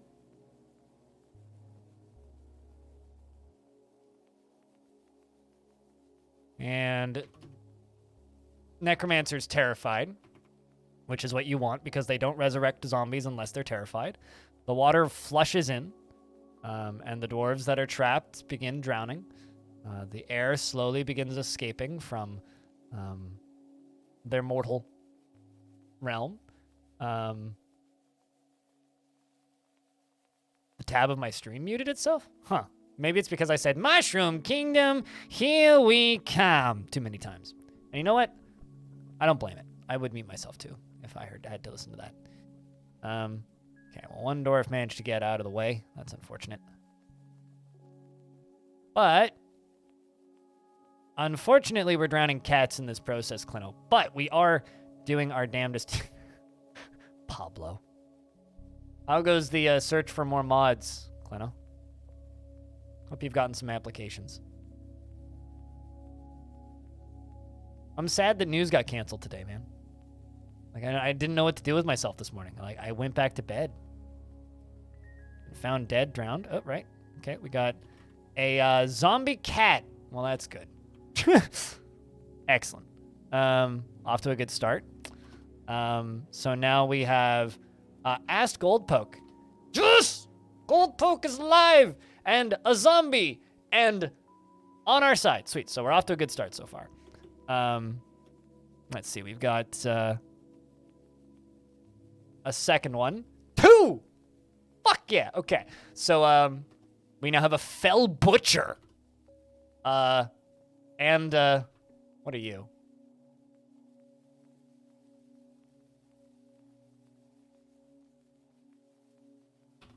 Doesn't have a fancy title. But first they have to beat this dead cat to death. How about you? Olbach, Dwarf Engineer. So that's 1, 2, 3 intelligent undead. Okay, there still is some more zombies down here. Are you not terrified anymore? All right, let's send the Necromancer up forward. All right, we rezzed the rest of them. Okay, so that one, Edzul, not so successful. How about you? Tosid, also not successful. How about you? You're a cat. How about you? Okay, so 3 successful, some not successful. Are they at least friendly? They are not friendly. Not even the cats are friendly.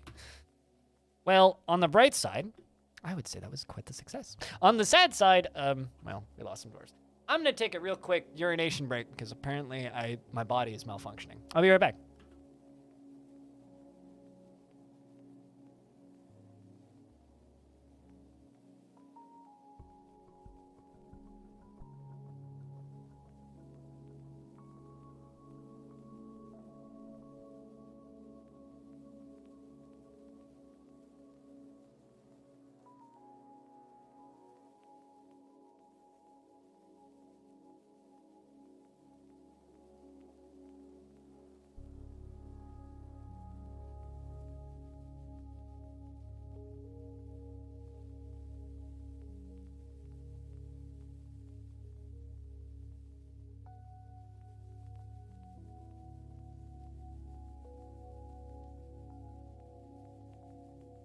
You have achieved mortality, so now you can work around the clock without sleeping. Although we do have to kill your zombified cat, though. Which is suboptimal, I will say. We're going to make this passable. And make that passable. And we are going to pull the water drain. So start draining the water out. And pull this lever if possible.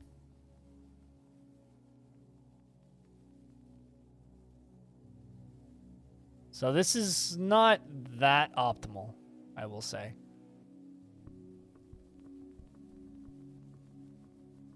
You're on track for your mod goal. A couple applicants with auto mod experience, which is good. That's good.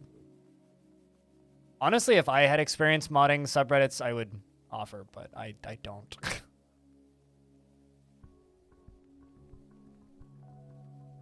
Why didn't you, oh, you, okay, you did pull the drain. Water begins draining.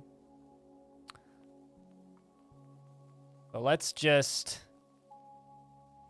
oh, I see the problem here. Let the necromancer just go do whatever.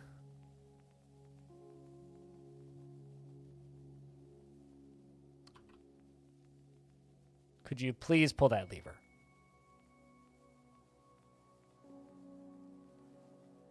Seriously. Oh my god. Did I just see a zombie? So Goldpoke's zombie walked back up the flood gate, out through the creek, and is now walking in the front door of the fortress. I mean, he is friendly, so this is fine. It's just kind of funny. It's just like, doesn't feel anything. It's just gurgled. You know, just walks out. Taking the side entrance. Back in a sec. Okay, so we found the most resourceful of the new zombies, that's for sure. Any others? No.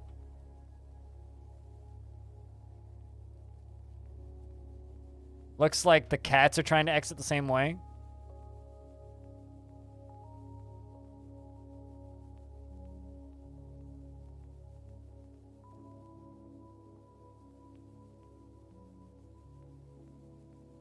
That is kind of funny.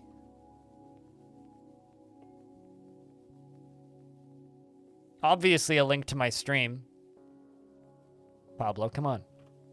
This is why I'm not a mod on that subreddit.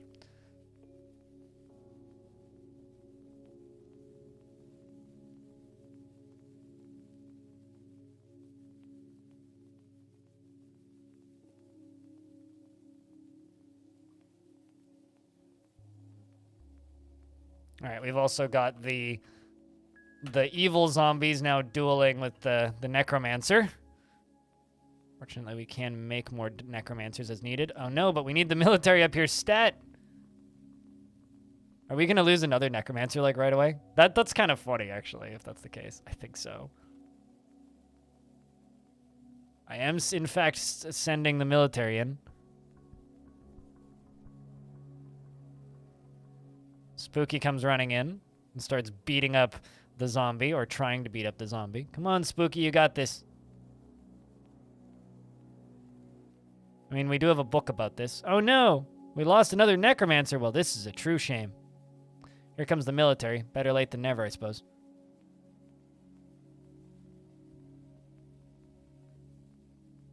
Beat the crap out of the zombie. Zombie die.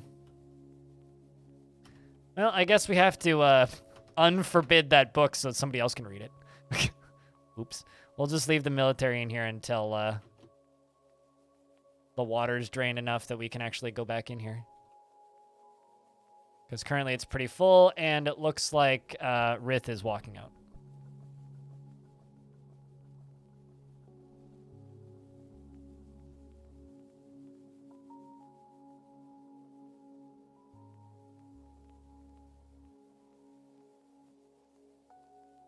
You have no idea what you're looking at, but it looks fun. TLDR, it's a room where we drown dwarves, and then through a window we use a necromancer to bring them back to life, and we just successfully immortalized 3 dwarves and killed 4 in the process. It's almost a 1-for-1 deal, you know. Gain some, you lose some. But now the necromancers, or the undead dwarves in the fort, are Athros, Goldpoke, Deep X20, Obok, the Fell Butcher, and Rith, the Fell Butcher. And I think that's all of them. Not counting the cats. Cats aren't people, that's fine. Besides, they're undead now, too.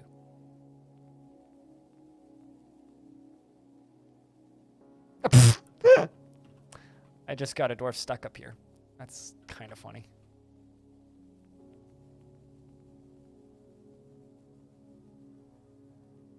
All right.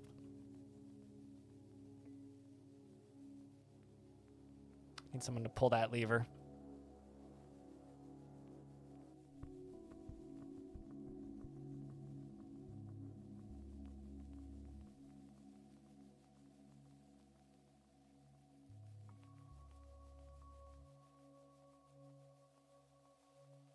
Want them to back out, and we'll send them back in a minute.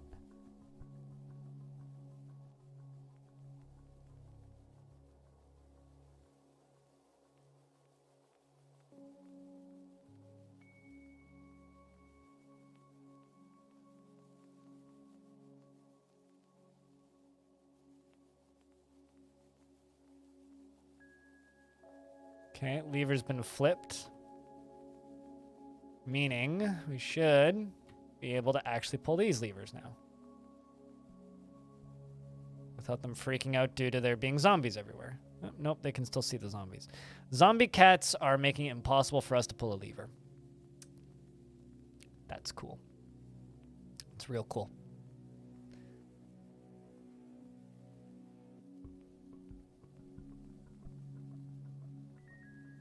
This is not good, because we're infinitely draining this. And I got 2 dwarves that are trying to get out of here. Although, actually, there's one of these that I don't actually want to pull. Don't want to pull that one. Also doesn't help that there's a zombie on top of it.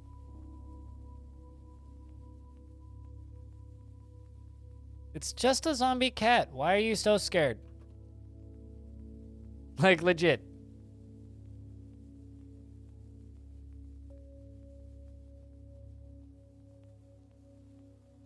Why are you so scared? It is legit just a cat.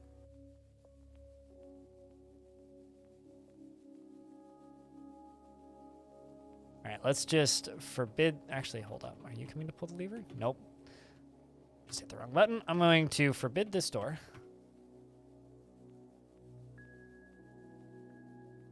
Turn this squad off and tell my military to pull that lever.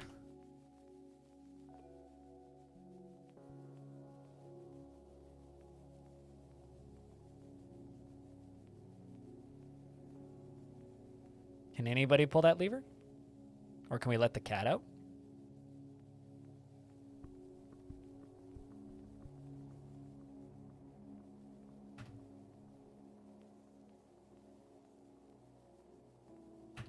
Let's try and kill that cat. Because that's the one that's spooking them from being able to get through.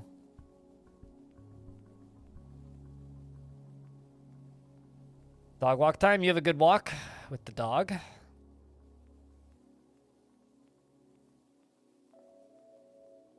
The ironic thing is, if these cats weren't here, this wouldn't be an issue. It's literally only an issue because of these cats.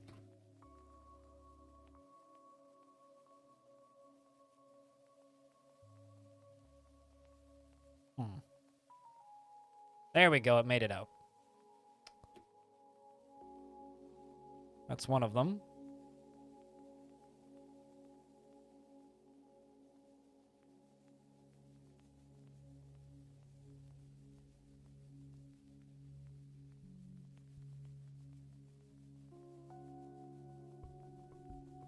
The other one come out? Yeah, I think we got it. One, please pull that lever.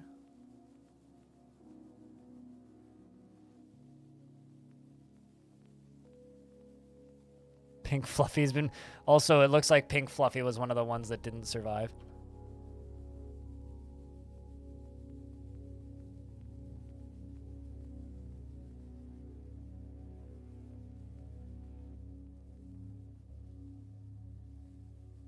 Sweet. So it's now going to start draining. Excellent. What we wanted to have happen. We can claim and chuck everything that we don't need. And we got a few more zombies in the fort. So also we have to allow somebody to read that book. Let's follow, see where it ends up. Because this book right here is the book with the secrets of life and death. Do we understand loss? Well, we let the zombies come out via the surface. Hopefully they make it into the fort. Because they are kind of up... Well, they were up here. I guess they've left now. So hopefully the zombies have all made it into the fort. We're chucking the dead cats.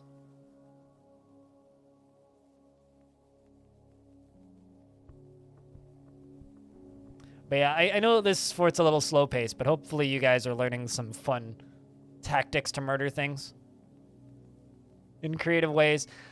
Something that I've learned, actually, that I want to try as well, is I'm going to make 10 rock statues, right? And I'm going to put these on the surface.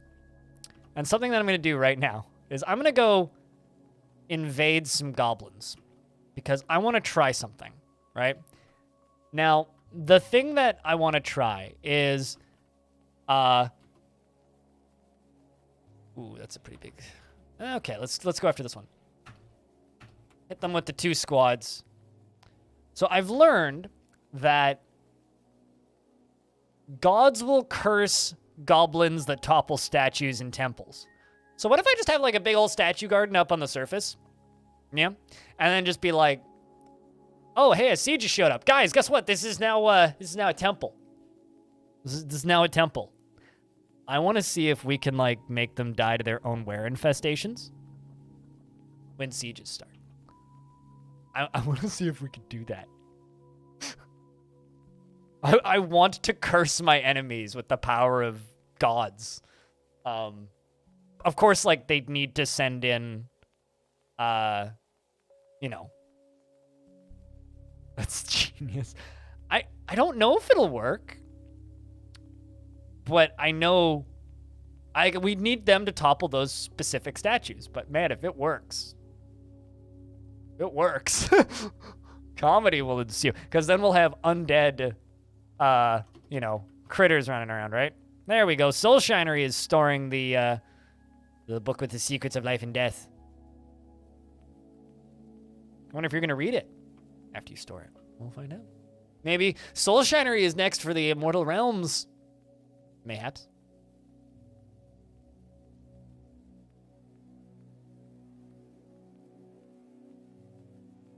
Okay, so you decided to read a different book. It wasn't meant to be.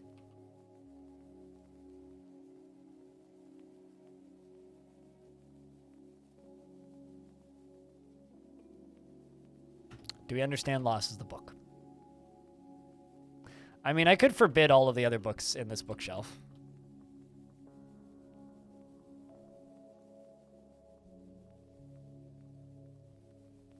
There we go. I forbidded every other book in that bookshelf. Immortality, here we come. You know, honestly, I want to put that on a like a soundboard. Just here we come. Here we come. Maybe. I don't know if I trust chat with that kind of power though.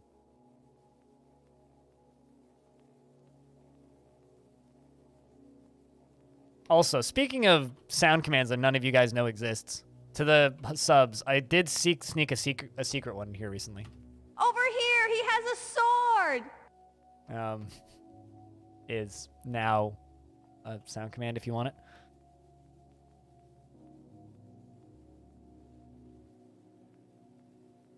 I'll be honest, I completely forgot about it until just now. I certainly haven't told anybody that it's there, so. Yeah, they're tier 2s or Patreon at $7, basically. It's how streamer like tricks people into giving him money on Patreon generally.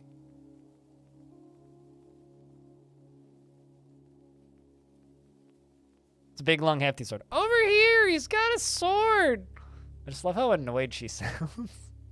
Like, really, guys? This is the 4th time you want me to read this line? The first 2 reads weren't good enough?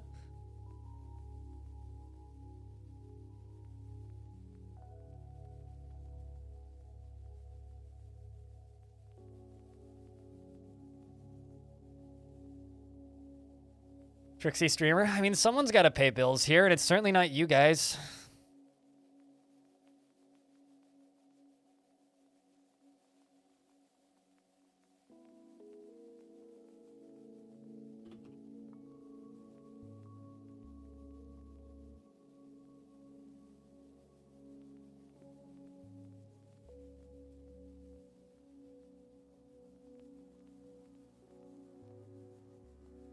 He tricks us. He tricks us, precious. Golem, golem, golem. Yes, indeed. Also, Clint, I don't know if you've seen this, but only 2% of my audience on YouTube want tutorials only in ASCII. Which ain't nothing. Oh no, a ghostly recruit has risen and is haunting the fortress. Whatever shall we do? Over here, he's got a sword. Nobody's reading the book. Read the goddamn book, you lazy bastards. Christ, in a handbasket. Gosh.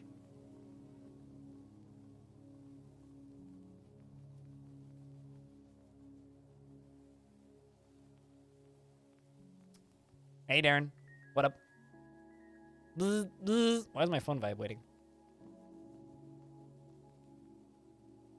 Somebody on Twitter followed me. Oh, that's cool. I will disable all phone notifications now. How'd you get him inside of a handbasket? With my right fist and some determination. How'd you get yourself inside of a handbasket? Question is, how do you get him out? You rub the side of it 3 times. You make a wish.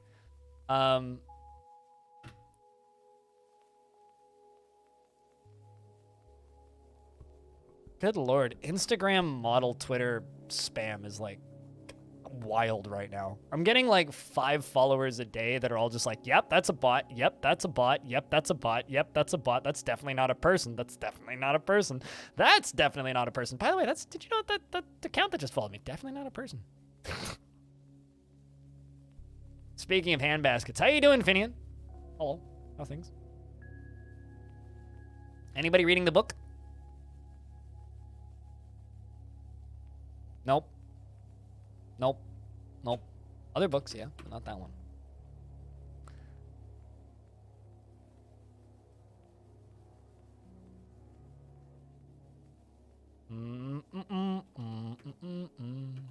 So I have sent my armies off to go raid goblins so that we can hopefully test out my strategy, but...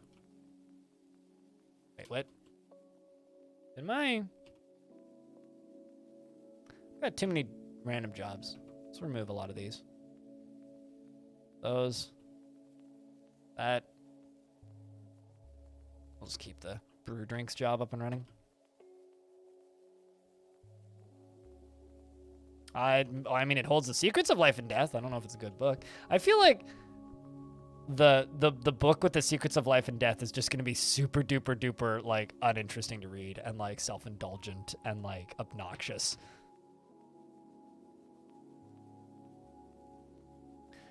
You're a consultant for Amazon. Do I want to work half a day? I'm sorry, what? I'm not gonna lie, but you read like, you know, those ads where it's just like, dude makes $5,000 a day. Here's how. Sign up to this overpriced seminar to not find out how. Why is my camera stuck over here? What?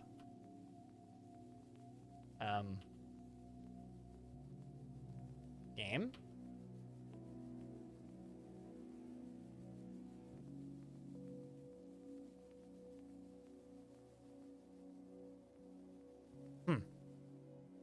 The 6 on my numpad is like not... Okay, now it's working. Weird. Like, wasn't panning the camera.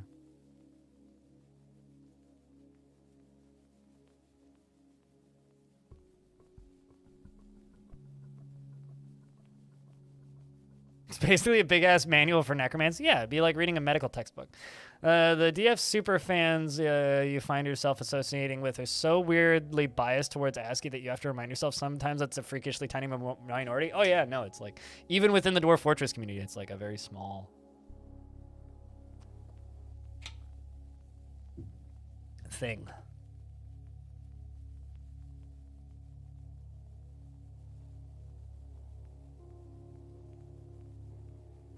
But no, I have no interest in consulting from Amazon. I already work plenty enough. Money isn't the end goal in life. I'd rather do stuff that I enjoy. So, how's the fortress? Oh, hi, Stone. I can't say you intended to sleep until now, but, I mean, when did you go to bed? Because you missed the start of the stream for once. And also, just, like, pro tip, randomly blurting out, hey, do you want to make money doing a thing in chat? Regardless of what the thing is, sounds like a multi-level marketing scheme and a scam. Regardless of what it is and how legitimate the thing is. Doesn't matter what it is. If you're just like, hey, do you want to make money doing a thing in a Twitch chat, everyone's just going to assume that you're bullshitting.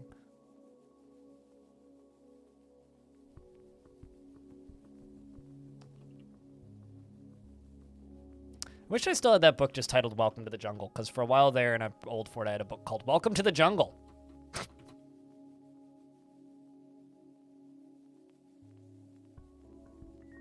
let's just claim all these books. 2.5 hours before stream start. Damn! Well, good morning. I need thrones.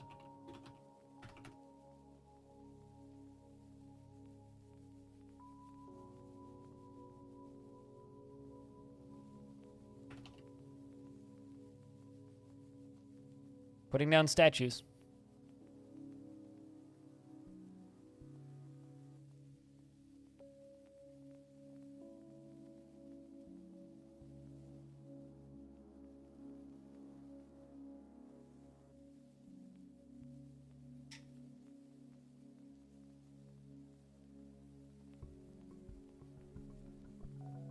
And at the end of the day, I feel like I would rather just, you know, not bog myself down with extra work unless I need to.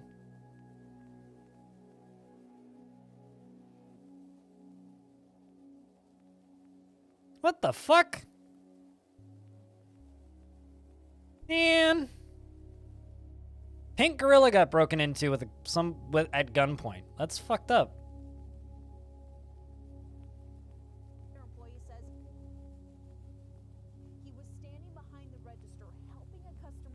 I realize you guys can probably hear a news broadcast in the background. I'm looking at this on Twitter.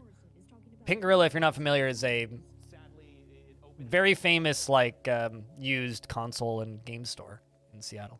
Up to thieves and people who would take advantage. The 33-year-old has wanted to work at a store like Pink Gorilla his entire life. Today, the gamer had a close call. It was a very casual, had his hands in his pockets the whole time, then he just pulled it and very, very carefully kind of let us know that he had it. He and his coworker Ash were held at gunpoint. Well, that's pleasant.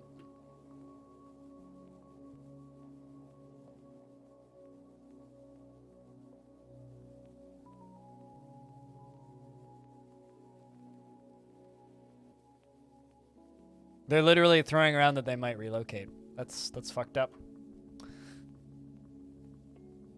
There's a link if anybody wants to go see it.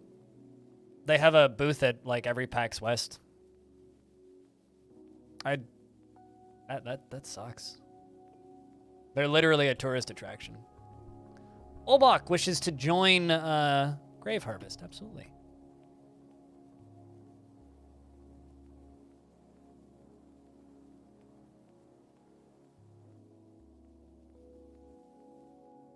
Yeah, that blows, man.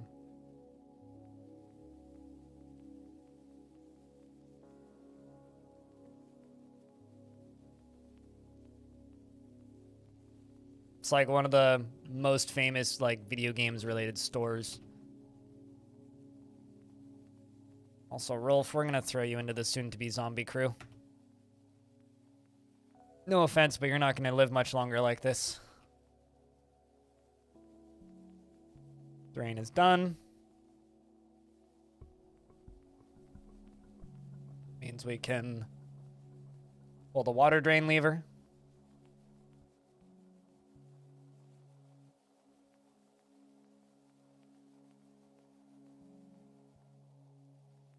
Mm-hmm. No, totally.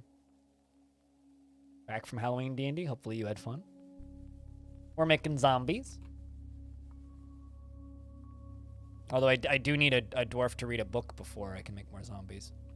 Turns out we have a lot of books in this fort right now. And they seem to be reading all the other books first. But do we understand Lost is getting higher up on the bookshelf, which means it'll be read soonish.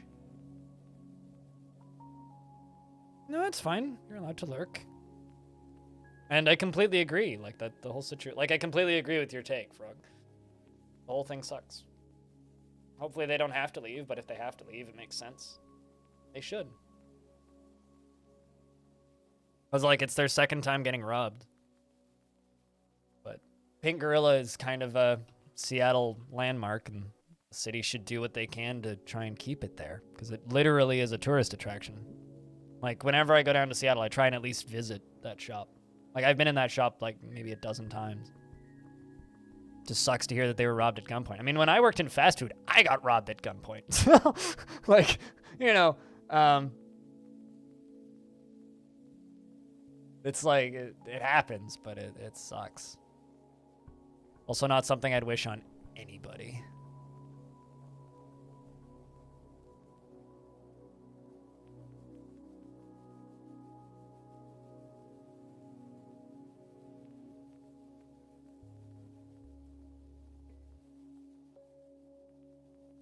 All right, let's see. How are these readings going? We see Drawl as a spooky title for a book. It does have no particular subject, though.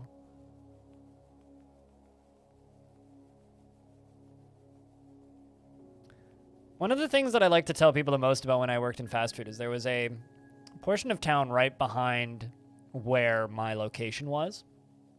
That was a wall, like just all rental houses, like low income rental houses, which in and of itself is fine.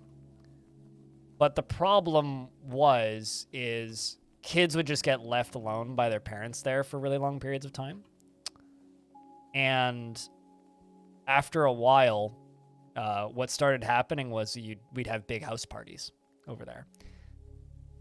And there was this one time I was walking to work and I could hear music over my headphones coming from that part of town. Like, okay, kids are partying again, whatever. It was a Friday night. I walked into work and I went downstairs and changed into my work gear, and I walked back upstairs about 10 minutes before my shift was to start checking things and like checking them with coworkers and see like what was up. And I hear a scream coming from outside, like someone screaming and running. And I glanced outside and immediately realized there is a crowd of like 30 kids outside. What the fuck? Ferrana, we've added you to the to be deadified list because you are depressed. And that is what happens to depressed dwarves in this fort, is you become a zombie. Anyway, so I walked back into the manager's office and told my boss, and she goes, yeah, I know. Look at the cameras. And there's like a crowd of like 50 or 60 kids like running out of this party. What happened was the house had a front patio and a back patio. There was two patios. Patio in the front that kind of went over the car park. Patio in the back that was over the backyard. There was kids on both sides of it, and they both caved in and collapsed. And so nobody was killed, but there was a lot of bruises. There was a couple broken limbs. There's a lot of broken fingers. One girl had a broken leg. It was basically just like the patio caved in, and the patio on the back caved in, and like just people got crushed basically underneath these patios caving in. But like I said, nobody died, which was fortunate. And it immediately turned into like just this triage, and there was like hospitals and ambulances and stuff. Ambulances showed up, police cars showed up, and like there was just this crazy like mass casualty event in the backyard area. We stole some beak dogs and some copper bolts, some tunics. Let's see how the actual fight went. The modest palisade slipped in to seduce to steam undetected. Well, that's shitty. I didn't want to be undetected. I wanted to be detected. Okay, well, we got to do it again then. God damn it. All right, well, let's just go smack these guys. I'll make sure that they're aware this time.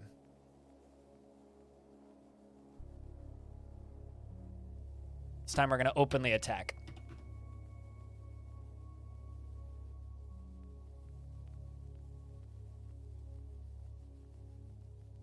I mean, that's not deletion worthy. I mean, I kind of feel the same way. I guess the moral of the story is don't let your kids stay home and party by themselves.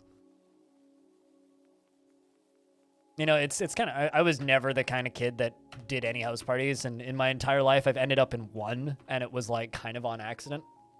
To the point where like I never fully understood the appeal. I feel like this is just a really good way for people to get injured.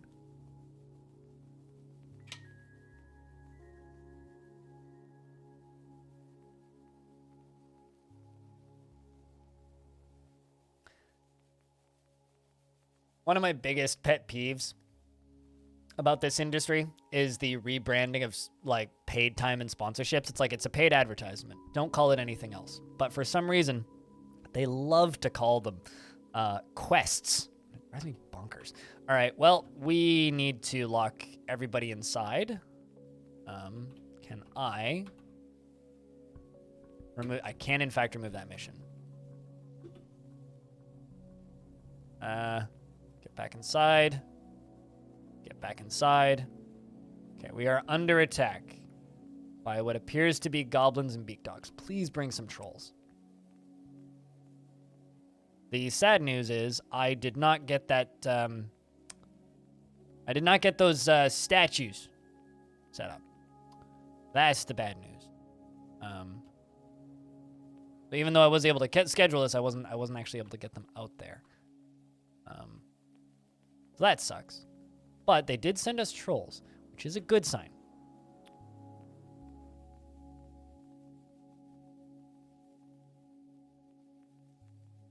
What I'm going to do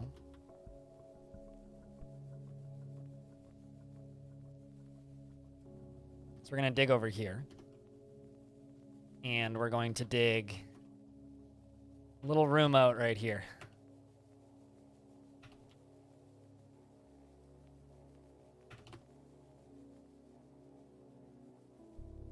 And I'm just going to wait. Actually, hold up. There's something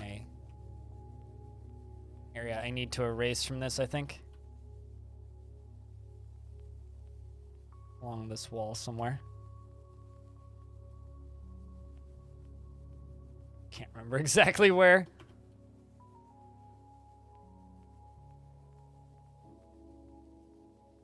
Down at the bottom. There it is. Need to remove that.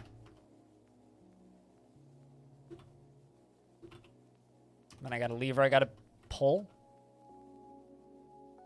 which is this lever. This will all lock us out of here.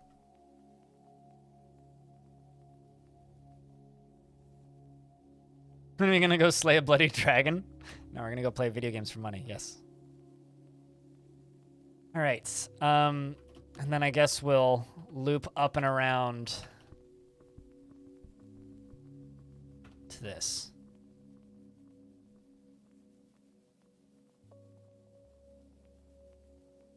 Getting the last few dwarves inside. We're under attack by trolls and goblins, which is good. We're gonna... I'm not sure. Okay, I guess there must be a dwarf outside somewhere. Oh no. What's my corpse fighting with? Oh, turkey goblin. Okay, that's fine.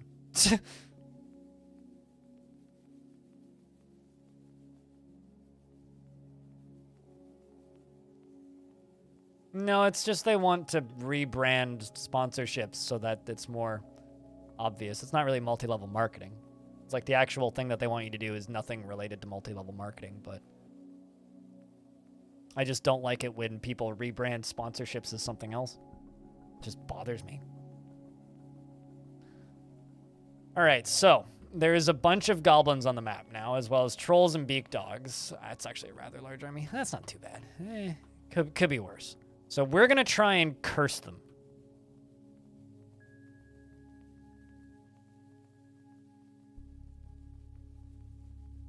That's what we're going to try and do, is curse them. So wish me luck, chat. Hopefully we can do some successful cursing.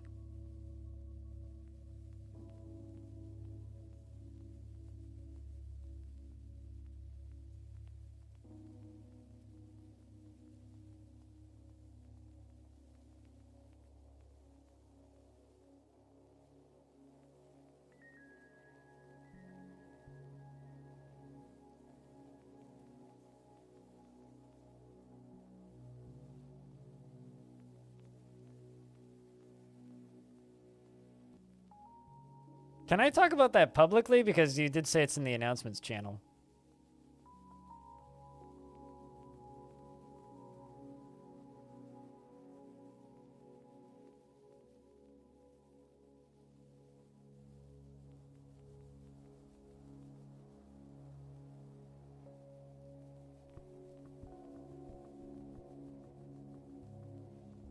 Because there's a funny post in the announcements channel on the KitFox Discord.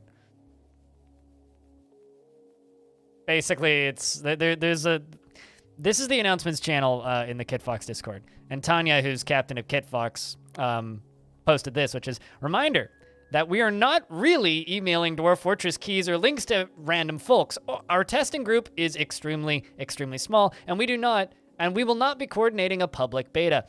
If you're not pressed talking with Pop Agenda and you don't get it directly from me or Alexandra or Bay12, it's highly suspicious and you're probably being scammed.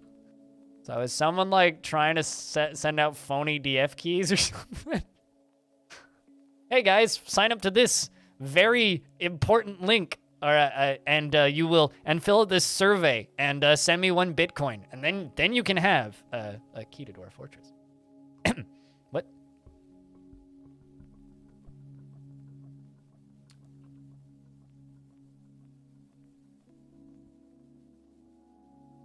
All right, so we're gonna put a chain in here.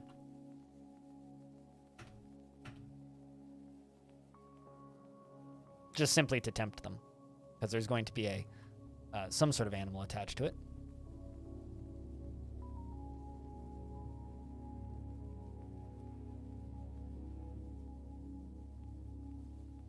But it might actually prove how big DF is. I mean, the one line makes me think that they might be sending out press keys, though.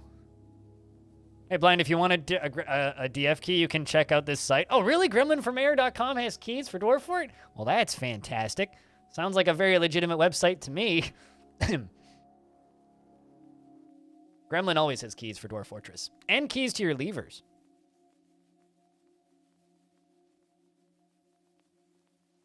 Let's see if we can curse some goblins here.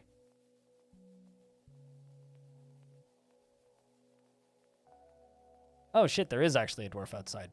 Well, that sucks.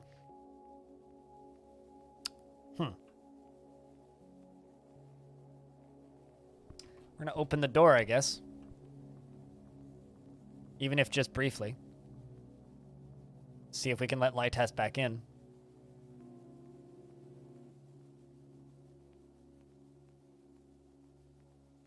Please tell me that's a real DM that somebody received, Clino.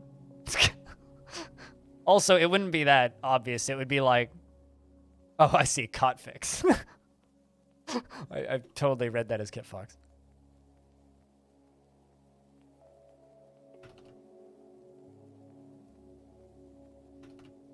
Cot fixed his dick.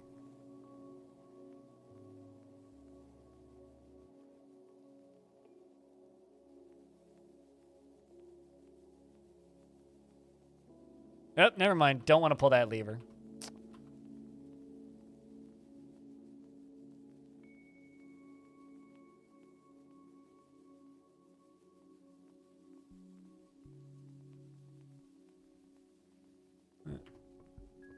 Yeah, we already pulled it. Okay. Well, there's goblins like right next to my front door. This is suboptimal, shall we say. Alice wishes to join GraveHarvest. Yes, let them join. Also, sorry to that human that's currently getting dogpiled by goblins. Can we please get that drawbridge pulled? That would be fantastic. I realize that there's plenty of drawbridges in the way, but can we please get that lever pulled? That would be awesome. Yay, lever's been pulled. Sweet, nobody got in. Whew, that was a little sketch.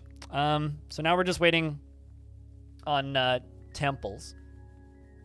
Looks like they're starting to fight with zombies. I'm sure this will be great for their future prosperities. Eusteth has been found dead and then comes back to life moments later, I'm assuming. Yeah, look at this. This dwarf, Lytas the Boyer. Feel bad for you. But you will do... Oh, okay. I see. It's a Joker play that rose. That is funny.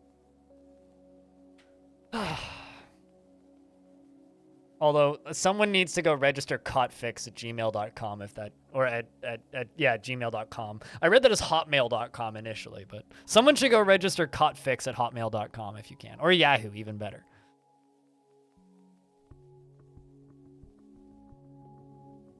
This is premium DF content. Quality entertainment for those of us who enjoy the Schadenfreude. Although that does suck that people are actually doing that, though.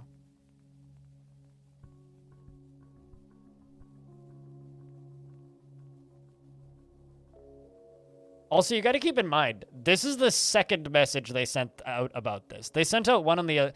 Tanya also posted one on the 11th that says, "Hello, please be advised that only Alexandra or myself are authorized to distribute beta keys of our games on this Discord. If you receive an invitation from anyone else, please treat it as suspicious and report it to a mod. Thank you." But now they're just being more specific about, yo, it's this, but Dwarf Fortress. Wow.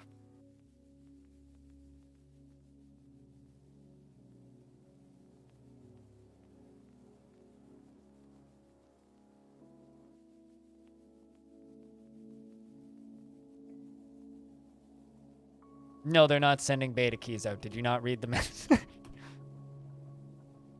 All right, so we're going to place a little rectangle right here. We're going to assign a bull. Sure.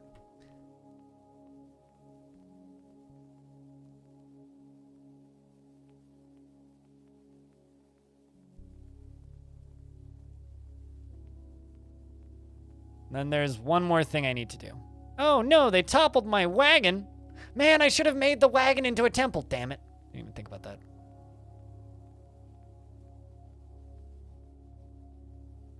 You would fall for it?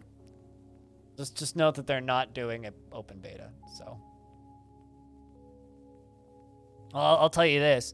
Did you know that I'm selling beta keys for Dwarf Fortress? Yeah, it just costs you a sub to twitch.tv/blindIRL/s. Please don't sue me. I'm not actually doing that. All you need to do is sub with Twitch Prime, and then Twitch drops will kick in. Hey, there we go. See, branding. It works.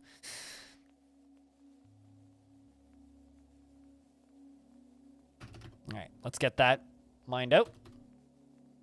For legal reasons, that was a joke. I mean, it was a joke. It's got nothing to do with legal reasons.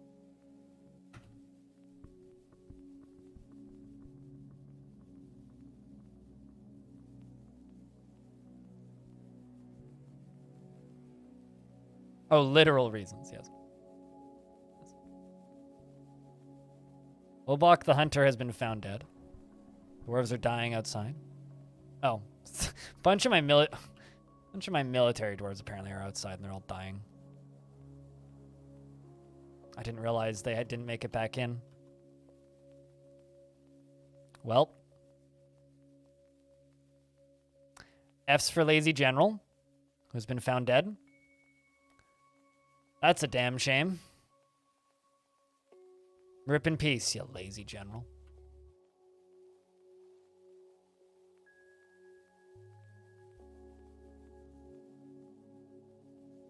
Well, I mean, Kit Fox is doing testing, right? So this is like internal testing with their team, and they've been doing that for a while. But like, I don't want to sound weird, but like Dwarf Fortress is pretty stable current, like even in the current version. Frog for Hire is apparently outside and dying. Although Frog for Hire is a trained military dwarf who is fighting. Is killing seemingly quite a few goblins. And doing quite well at it, too.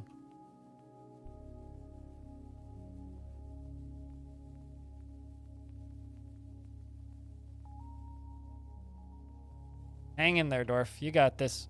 Hanging on the side of a tree, dueling with a beak dog and multiple goblins, fell down to Z level through the tree, climbs back up, goes into a martial trance, kills yet another goblin. I haven't started coming back as zombies yet, though. Interesting. Quite the crowd of them. This dwarf is, like, fighting with, like, I don't know. There's two dwarves out here fighting, and they're fighting with quite a few different goblins. This is just such a shame that the army was all outside and they weren't able to get back in. Also, what? Okay, never mind. I thought I just got a new microwave. No, that's just like a dwarf that came back from that mission. That blows. It's the worst when you get attacked right as you're sending out an army.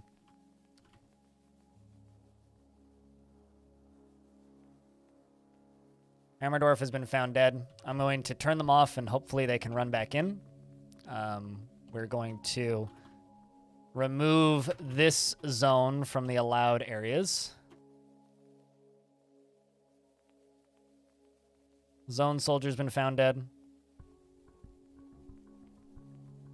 Wider stress tests? So when you say stress tests, do you mean test on, like, dwarven moods? Or do you mean, like, how well does the game run? What do you mean when you say stress test in this instance?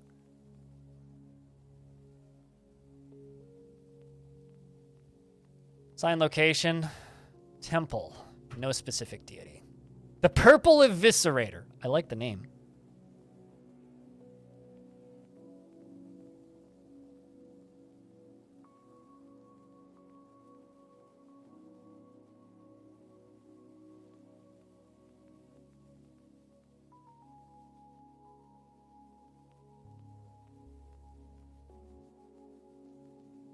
So I'm hoping that they walk in this area. And we wait to see if they do.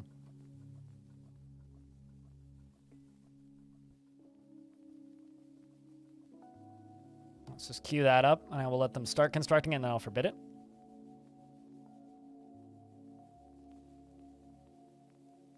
Here comes a dwarf. It was one of my few remaining military dwarves who made it back. There's a few more who are coming pretty quick. Being chased by what looks like 2 trolls.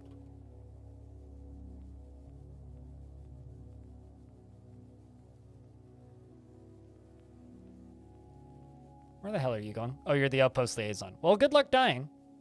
I don't want you to die, but you big idiot. Oh, seems to be okay. Well, at least he's slowing down the trolls. I'm sure that'll benefit everybody.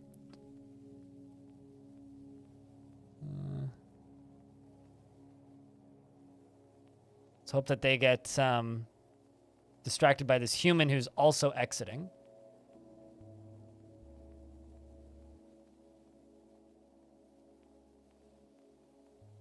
Oh, come on. Toppled one. No notification.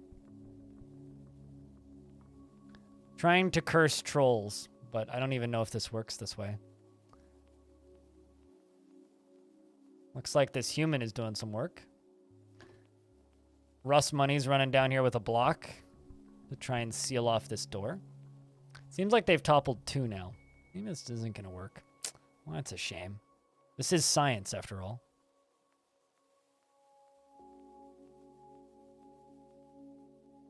All right, well, it's sealed.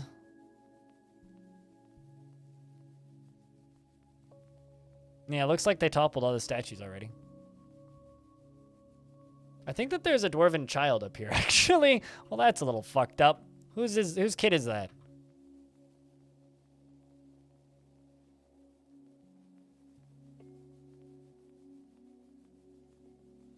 Never mind, just a mason dwarf, not, or a mace dwarf, not actually a kid. They just look the same.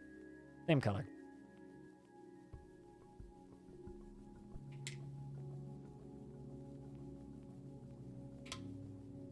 Well, I don't think that was anywhere near as successful as we needed it to be. What a shame. They're also, like, rather uninterested in murdering my bull.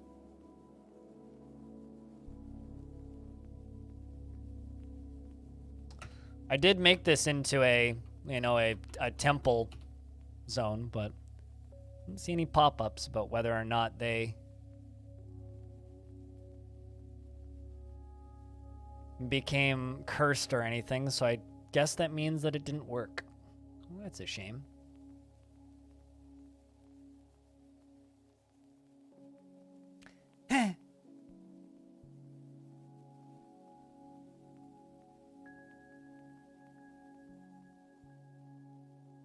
Well, on the bright side, have we developed any more necromancers during this time? Not seeing anybody. They don't have any way into the fort right now that I'm aware of, so fortunately we're in a pretty good spot. And they're starting to have to kill their own zombies, which is a very good sign for us. And hopefully their numbers will dwindle and then they'll leave. Oh, hey, they're fighting with a zombie capybara. They're screwed. Gold Poke is picking up equipment. I will say this, chat. The more I sit here and go, man, Dwarf Fortress feels like it's coming soon. Every single time, I swear, like, I look at, like, a Discord or something, and I feel like it's closer.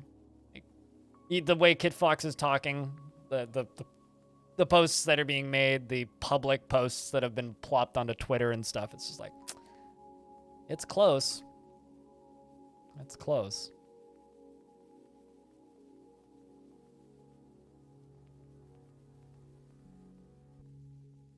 Like, the one thing that we're really still missing is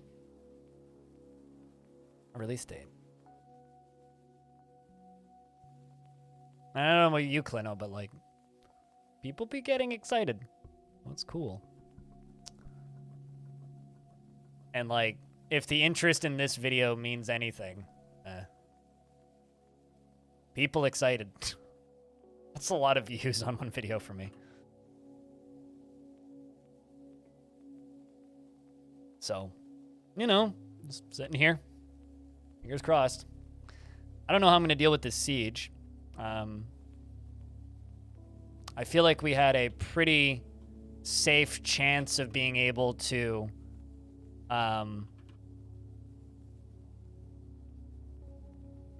fight with the bad guys, but then the whole siege problem here happened, which is suboptimal. So we've toppled a whole bunch of things. What was the last thing that was toppled? Zalak? This guy. Now, the question is, do you becometh something scary next season, or no? Because I'm thinking the answer is no. We got another troll who just toppled a thing.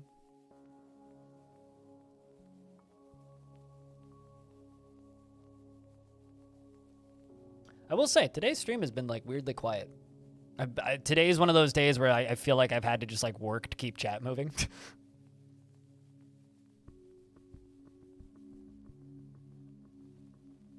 Low-cost software you downloading is ransomware. Turns out usually it's the scammer that wins that prize.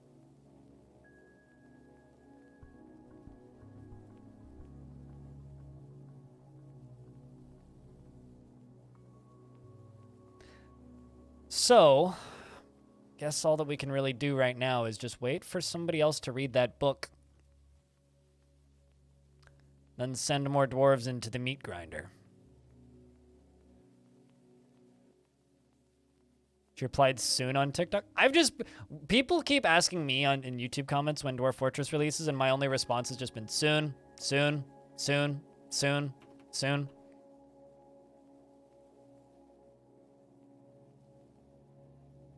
$25 of 30 games downloaded. Are you actually going to play all of these games? Or do you just want to have them installed?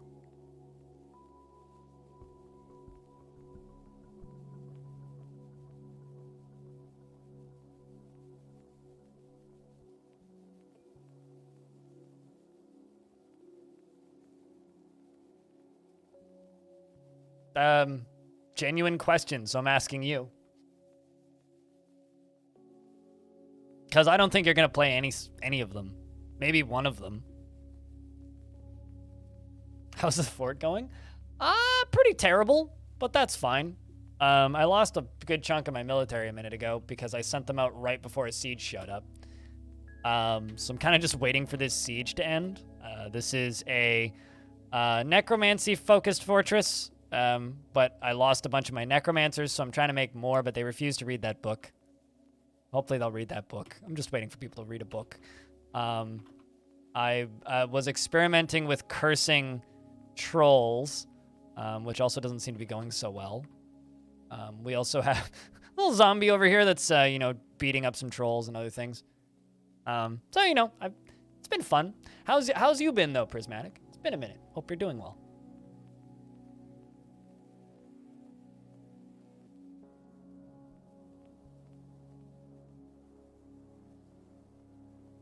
Like, it's been a couple months, I feel like.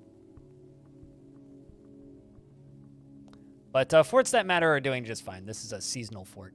So it's just a Halloween spooky fort because, it's Halloween. Well, I think I can say that bull just, killed most of them. Unless they finally killed the bull. Yeah, maybe they finally killed the bull. That bull did a lot of work. Killed all the trolls. Even if the curses did work, it certainly didn't kill them. Got London MCM? I don't know what that is.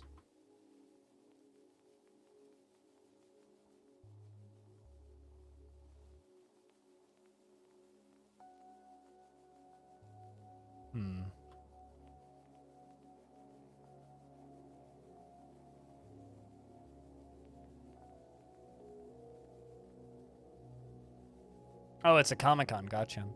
I'm going to a concert tonight. Something I get to do. I think I'm going to make one of my zombies into a... Oh, I can't.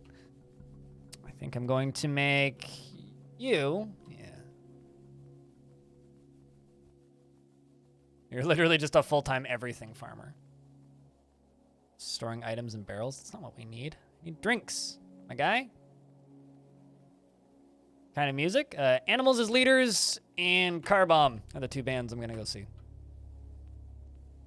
Car Bomb's a mathcore band, and Animals as Leaders is Animals as Leaders, and you got to just kind of look them up. I can't really explain them.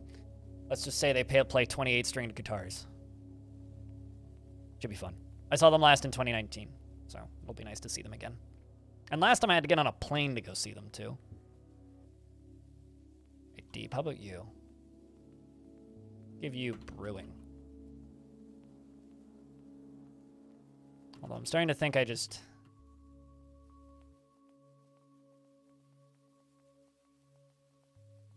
I don't know. I don't think of 2019 as that long ago, but I guess it is, isn't it? These zombies are just, beating the shit out of all of these beak dogs.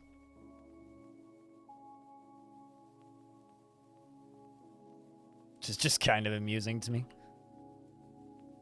All right, so I do just straight up have ghosts in the fort again. At some point, maybe I'll just do that now. You know what? Fuck it. Why not? Chat, we're going to invite ghosts into the fort and see how well this goes. You know, we are being flooded with an enemy invasion force. I've got all of these slabs that are memorializing the dead. What if we just remove them all? Maybe, if we're lucky, the ghosts will come back from the dead and go after the creatures on the surface. Wouldn't that be fine and dandy? We are ripping up all of our memorials to the dead. Depends on your opinion, I suppose. I guess if you're 6, it's half your life. I don't know. I haven't seen Slipknot since 2014. And I can't afford to see them now because those tickets are fucking $450. But back when I used to go see Slipknot, that would be a long time coming if I were to go see Slipknot now. Because 2014 to now, that's a long time. So I'm inviting some absolute silliness into this fortress. We are ripping up all the gravestones and just allowing ghosts to spawn. This is something that I plan to do at the very beginning of this fort. Currently, there isn't really many ghosts in the fort. There's like 1 or 2 floating around. But we're going to go from 1 or 2 to a whole bunch. Nothing like some Dwarf Fortress fun. Oh, this will be fun, in fact. This will, in fact, be fun.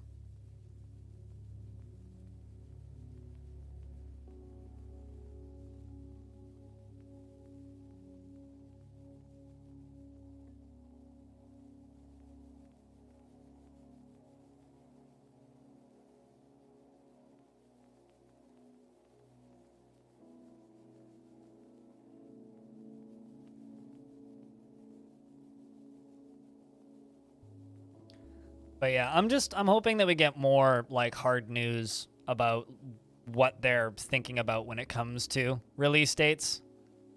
I was able to get one weekend that it's not releasing on out of Alexandra. I'll say that, but I won't blurt that out because I think that would be mean, but there is a weekend on November that it's not releasing on, and I do know that for a fact. Mostly because I'm going on a trip that weekend, and I'm like, hey, if it's releasing on that weekend, I will cancel this trip. It's like, well, it's not releasing on that weekend. Cool. All right. We are done uprooting. So now let the ghosts return. There's so many random-ass faded corpses on this map now. It's getting a little goofy. Oh, hey. I guess the goblins decided this place was fucking cursed, and they pieced. Probably for the best.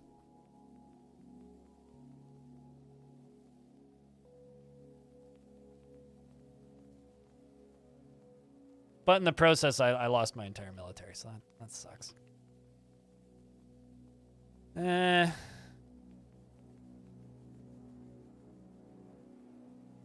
quietly hoping for a Christmas release?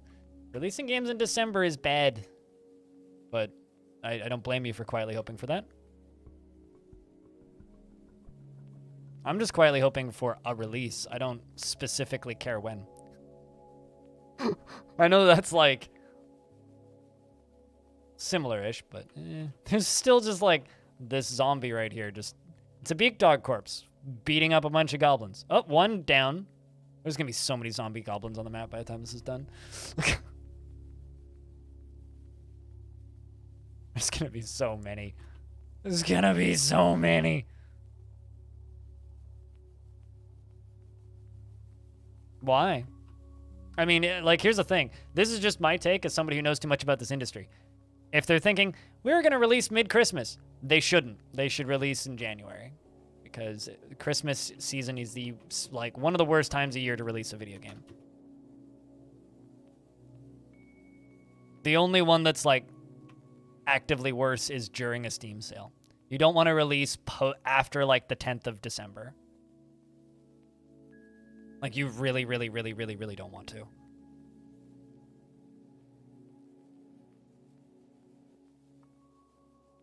Everyone's wallet is crying all throughout December, unless you're me, in which case I like don't spend any money. I don't give people gifts.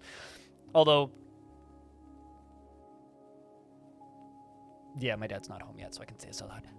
Me and my 2 sisters are getting together and buying my dad a pair of snowshoes, because my dad keeps like complaining that I get to go snowshoeing all winter and then like not coming with me because he doesn't have snowshoes. He's just like, man, I want to go snowshoeing. That looks like a lot of fun. I'm like, well, then rent some snowshoes and come with us, or buy a pair of snowshoes and come with us. And he never does. And so I was just, I'm finally sitting here going like, all right, we're going to go buy my dad a pair of snowshoes. So I'm actually spending some money this Christmas, but generally I spend like no money. I usually just make people baked goods. I'm one of those people. So like if you're in my extended family and it's Christmas time, you're going to get like a box of fudge from me, or like lower calorie snacks if that's what you require.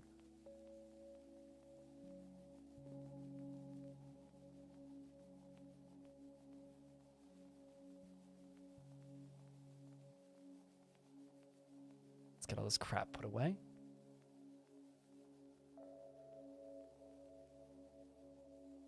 Let's get this lever pulled. More corpses are fighting. Good lord.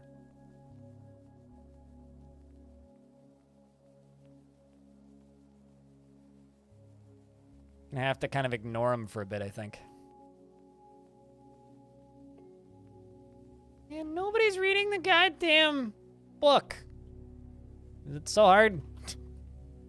Maybe we should just go through it and forbid every single book that isn't that book. And before somebody just like stole it, ran away with it.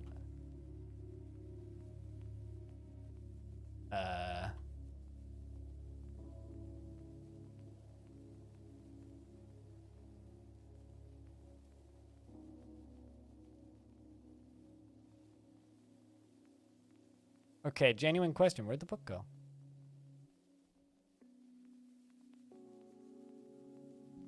Guys, you lost the important book.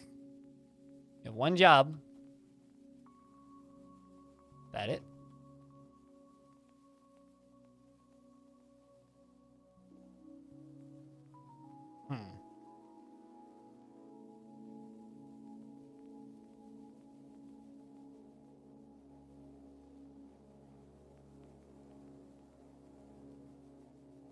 Don't see anybody reading it.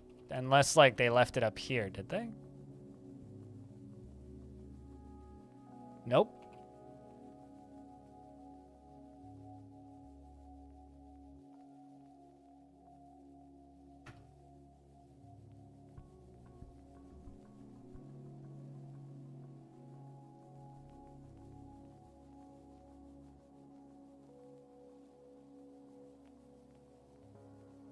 Now I'm sitting here going, what was the name of it again?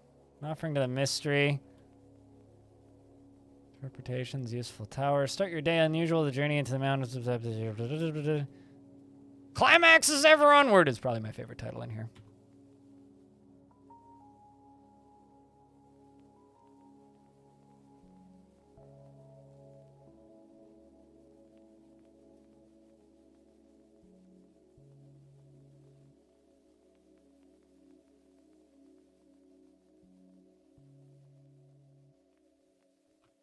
I can't find it.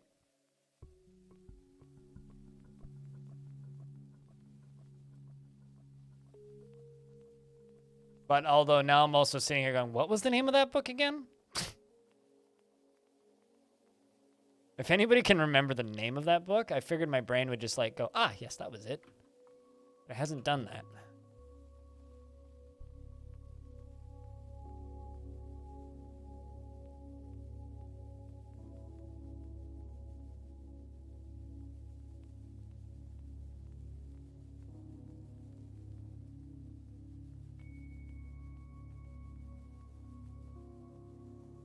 Climaxes onwards? It had no word of the climaxes in it. I can tell you that for fact.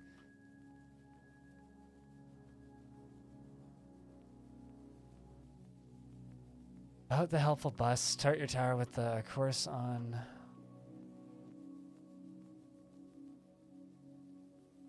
No, it was Do We Understand Lost? There it is. Found it. Found it. So I'm going to forbid all books that aren't that one.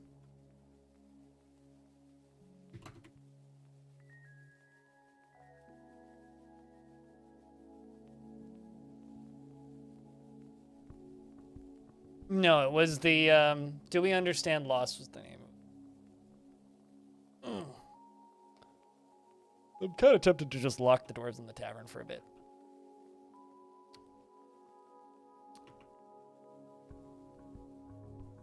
Read, you twits. What? I'm not being mean to my dwarves. You're being mean to my dwarves, chat. Anyway. Read, you twits. Get in there. Up and at 'em.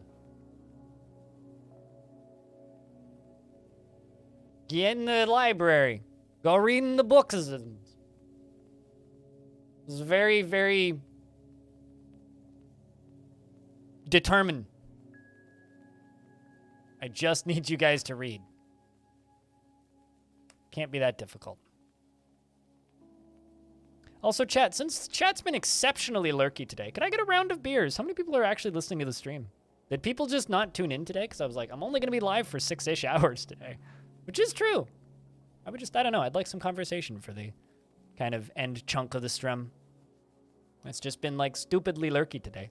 Like, yesterday we had, like, 90 people at this time of day. Not even because of raids. Like, people just tuned in. It's got to be this tile set. People are scared of ASCII. See a dwarf with a book?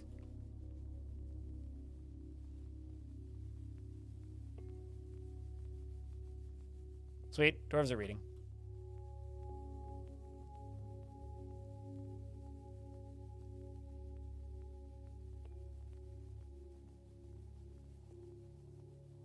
Let's try and do one more round of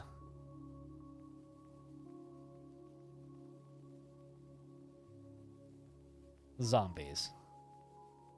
You've got a bunch of rush jobs at work. That's fair. I just want to make sure there's people listening more than anything.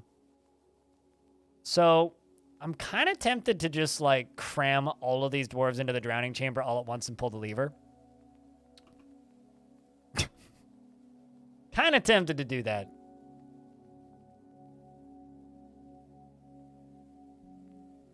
Although the elves will just drown. That's fine.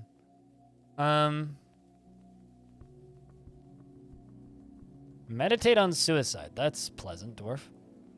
Thanks for sharing.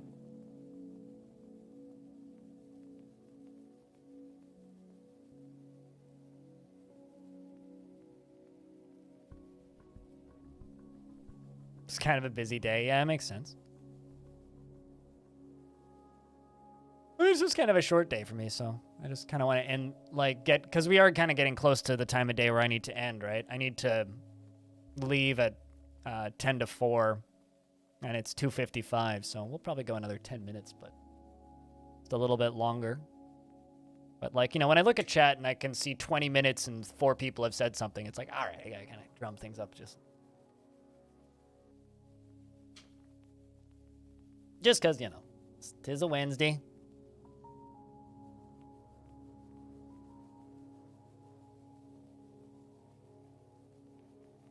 You know, I think that we will not be coordinating a public beta is the news. I don't think that's news because they've stated that from the start, but that's more like stating the obvious so people shut up. But, I mean, if you want to call that news, okay. That's just been the status quo since the beginning. Like, literally, way back at the beginning, they stated we will not be, like, having a public beta, right? And that was ages ago. I think vermin are one of the stranger mechanics in Dwarfort. Although, I'll be honest, it bothers me that they call it the Vermin Catcher's Workshop in Premium from Kennels. It's like, yes, it's a better name, but the fact that none of the other ones are called workshops, it's just like, it's a farmer's workshop. But, like, that's, like, the only one with the word workshop in its name. Really. Well, I mean, you don't always notice them in real life, right?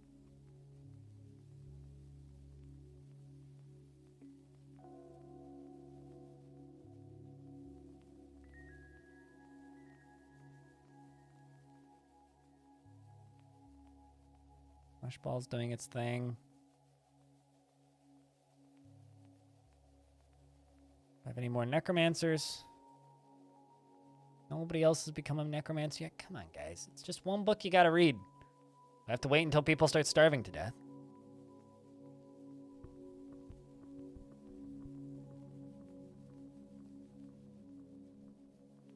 Guess we'll just keep waiting.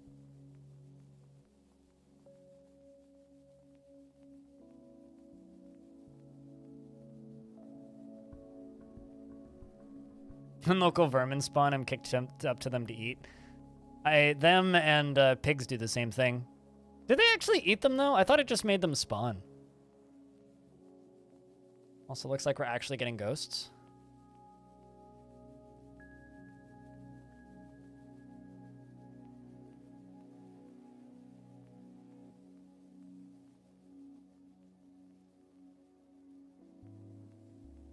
Okay, I've got things getting thirsty.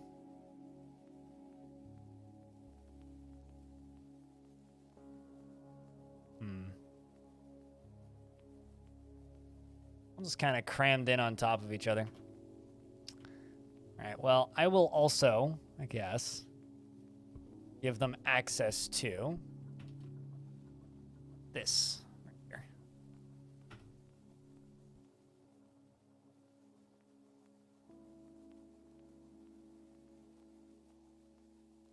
So that they can go drink now.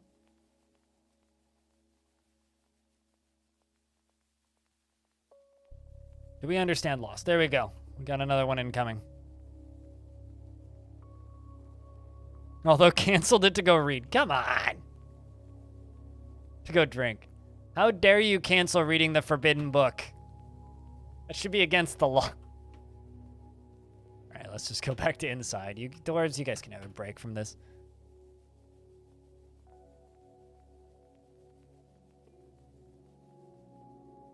I mean, cats eat them, or cats kill them.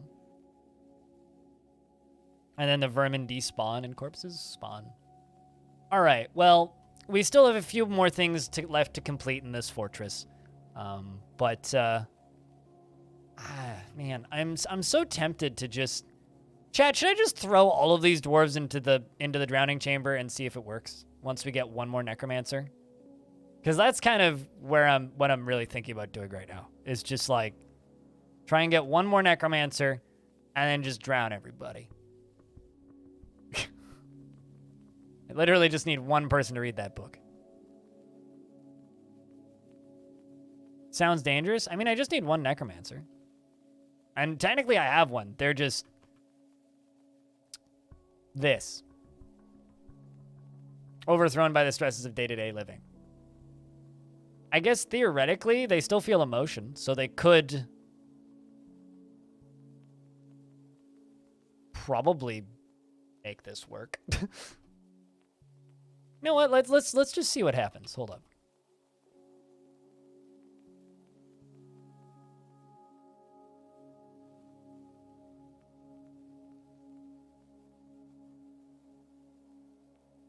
Oh, and burrow 5 is going to be right here.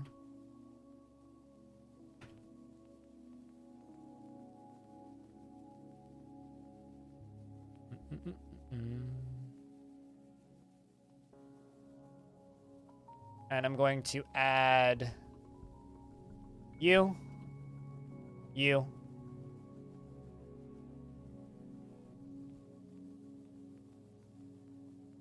and you, Rust Money, to this spot. I'm going to disable the inside alert, and I'm going to enable burrow 5. And burrow 4 is going to be right here. So everybody... I think this is how this works. It's very rare that I assign specific dwarves to a burrow.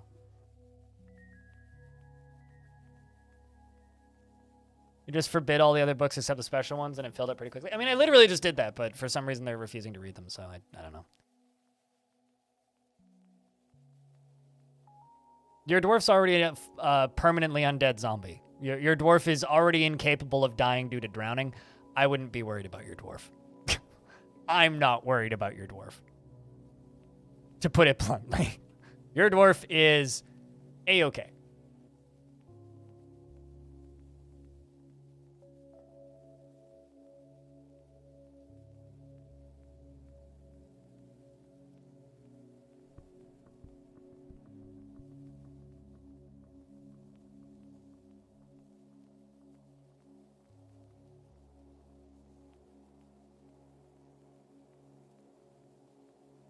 It's way too easy to accidentally just make too many of these.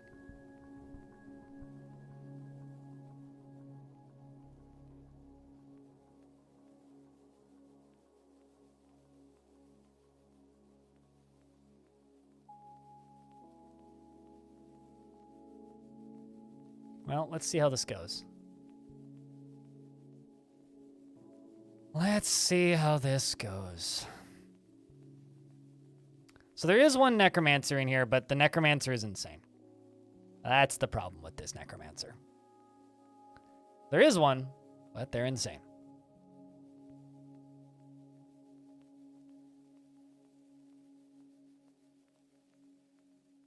Oh no, some of these dwarves are upset and depressed? Well, that won't do. We'll have to fix that. Water will do.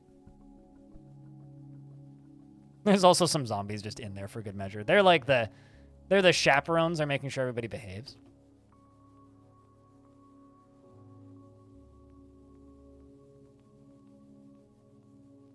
Water fill. Pull the lever.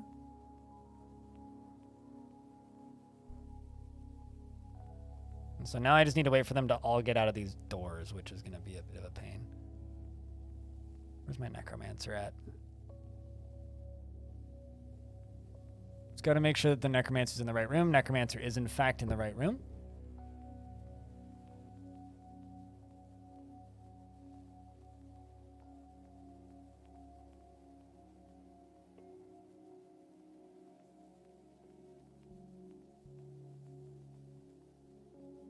All right, so let's forbid this.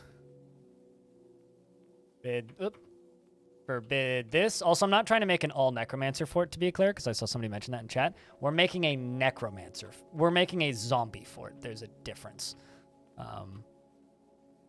Zombie spook. Pull the lever. And water. Whoosh. Pull the lever.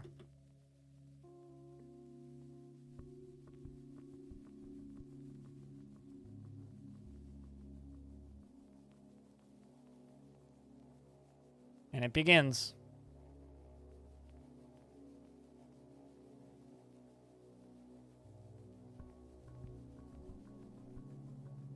Except I have a door that needs to open.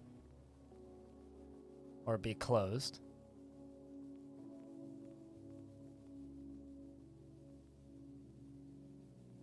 All right, let the panic begin.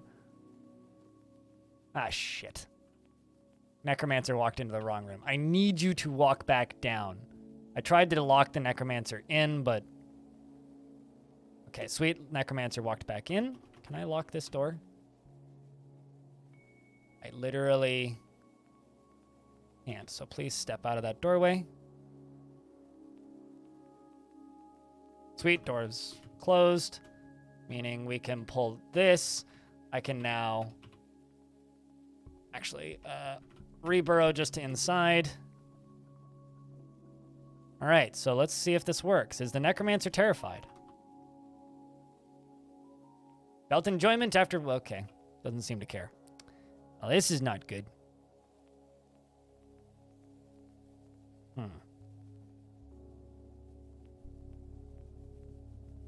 Yeah, so she doesn't seem to care. Meaning, I don't think this is going to wake. And fortunately, the zombies in there won't drown. Everybody else will, though. Maybe we should cancel this. Guess we'll find out in a moment. The children are still playing make-believe.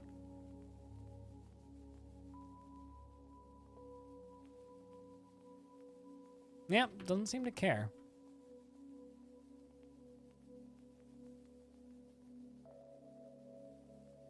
But maybe something will spook her.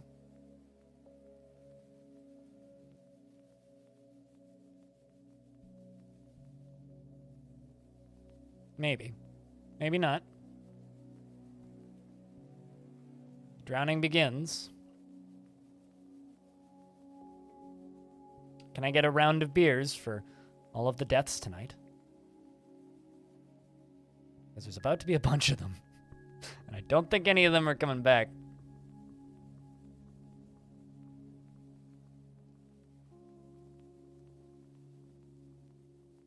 But we'll find out. By all accounts, this should work, assuming the Necromancer doesn't continue to stand in that fucking bottom-ass corner.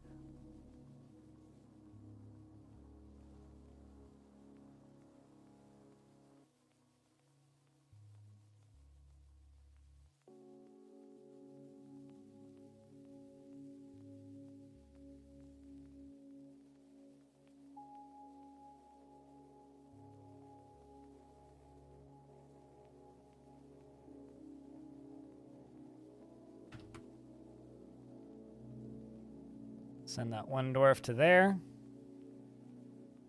Things are dying.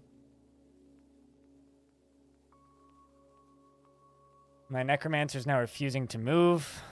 Same with the poet is also refusing to move. Well. And that's how you drown half your fort. And not have them come back as zombies. Well, that's unfortunate. My necromancer's refusing to stand where I need them to stand.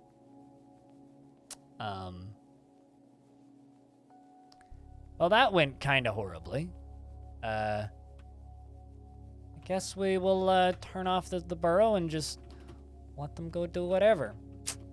Whoops. Well, hopefully we'll have better attempts in the future. 'Cause that was rather dark. Turns out brain-dead necromancers are not capable of rezzing functional zombies. Who knew? Shocker, right? Oy. Well, I think that calls it for today's fort, though. I do need to get ready to head out here. I do want to say, though, thank you to everybody who's swung by for today's, very short 6-hour stream, which is longer than most people stream in a day. And that on a bombshell? I mean...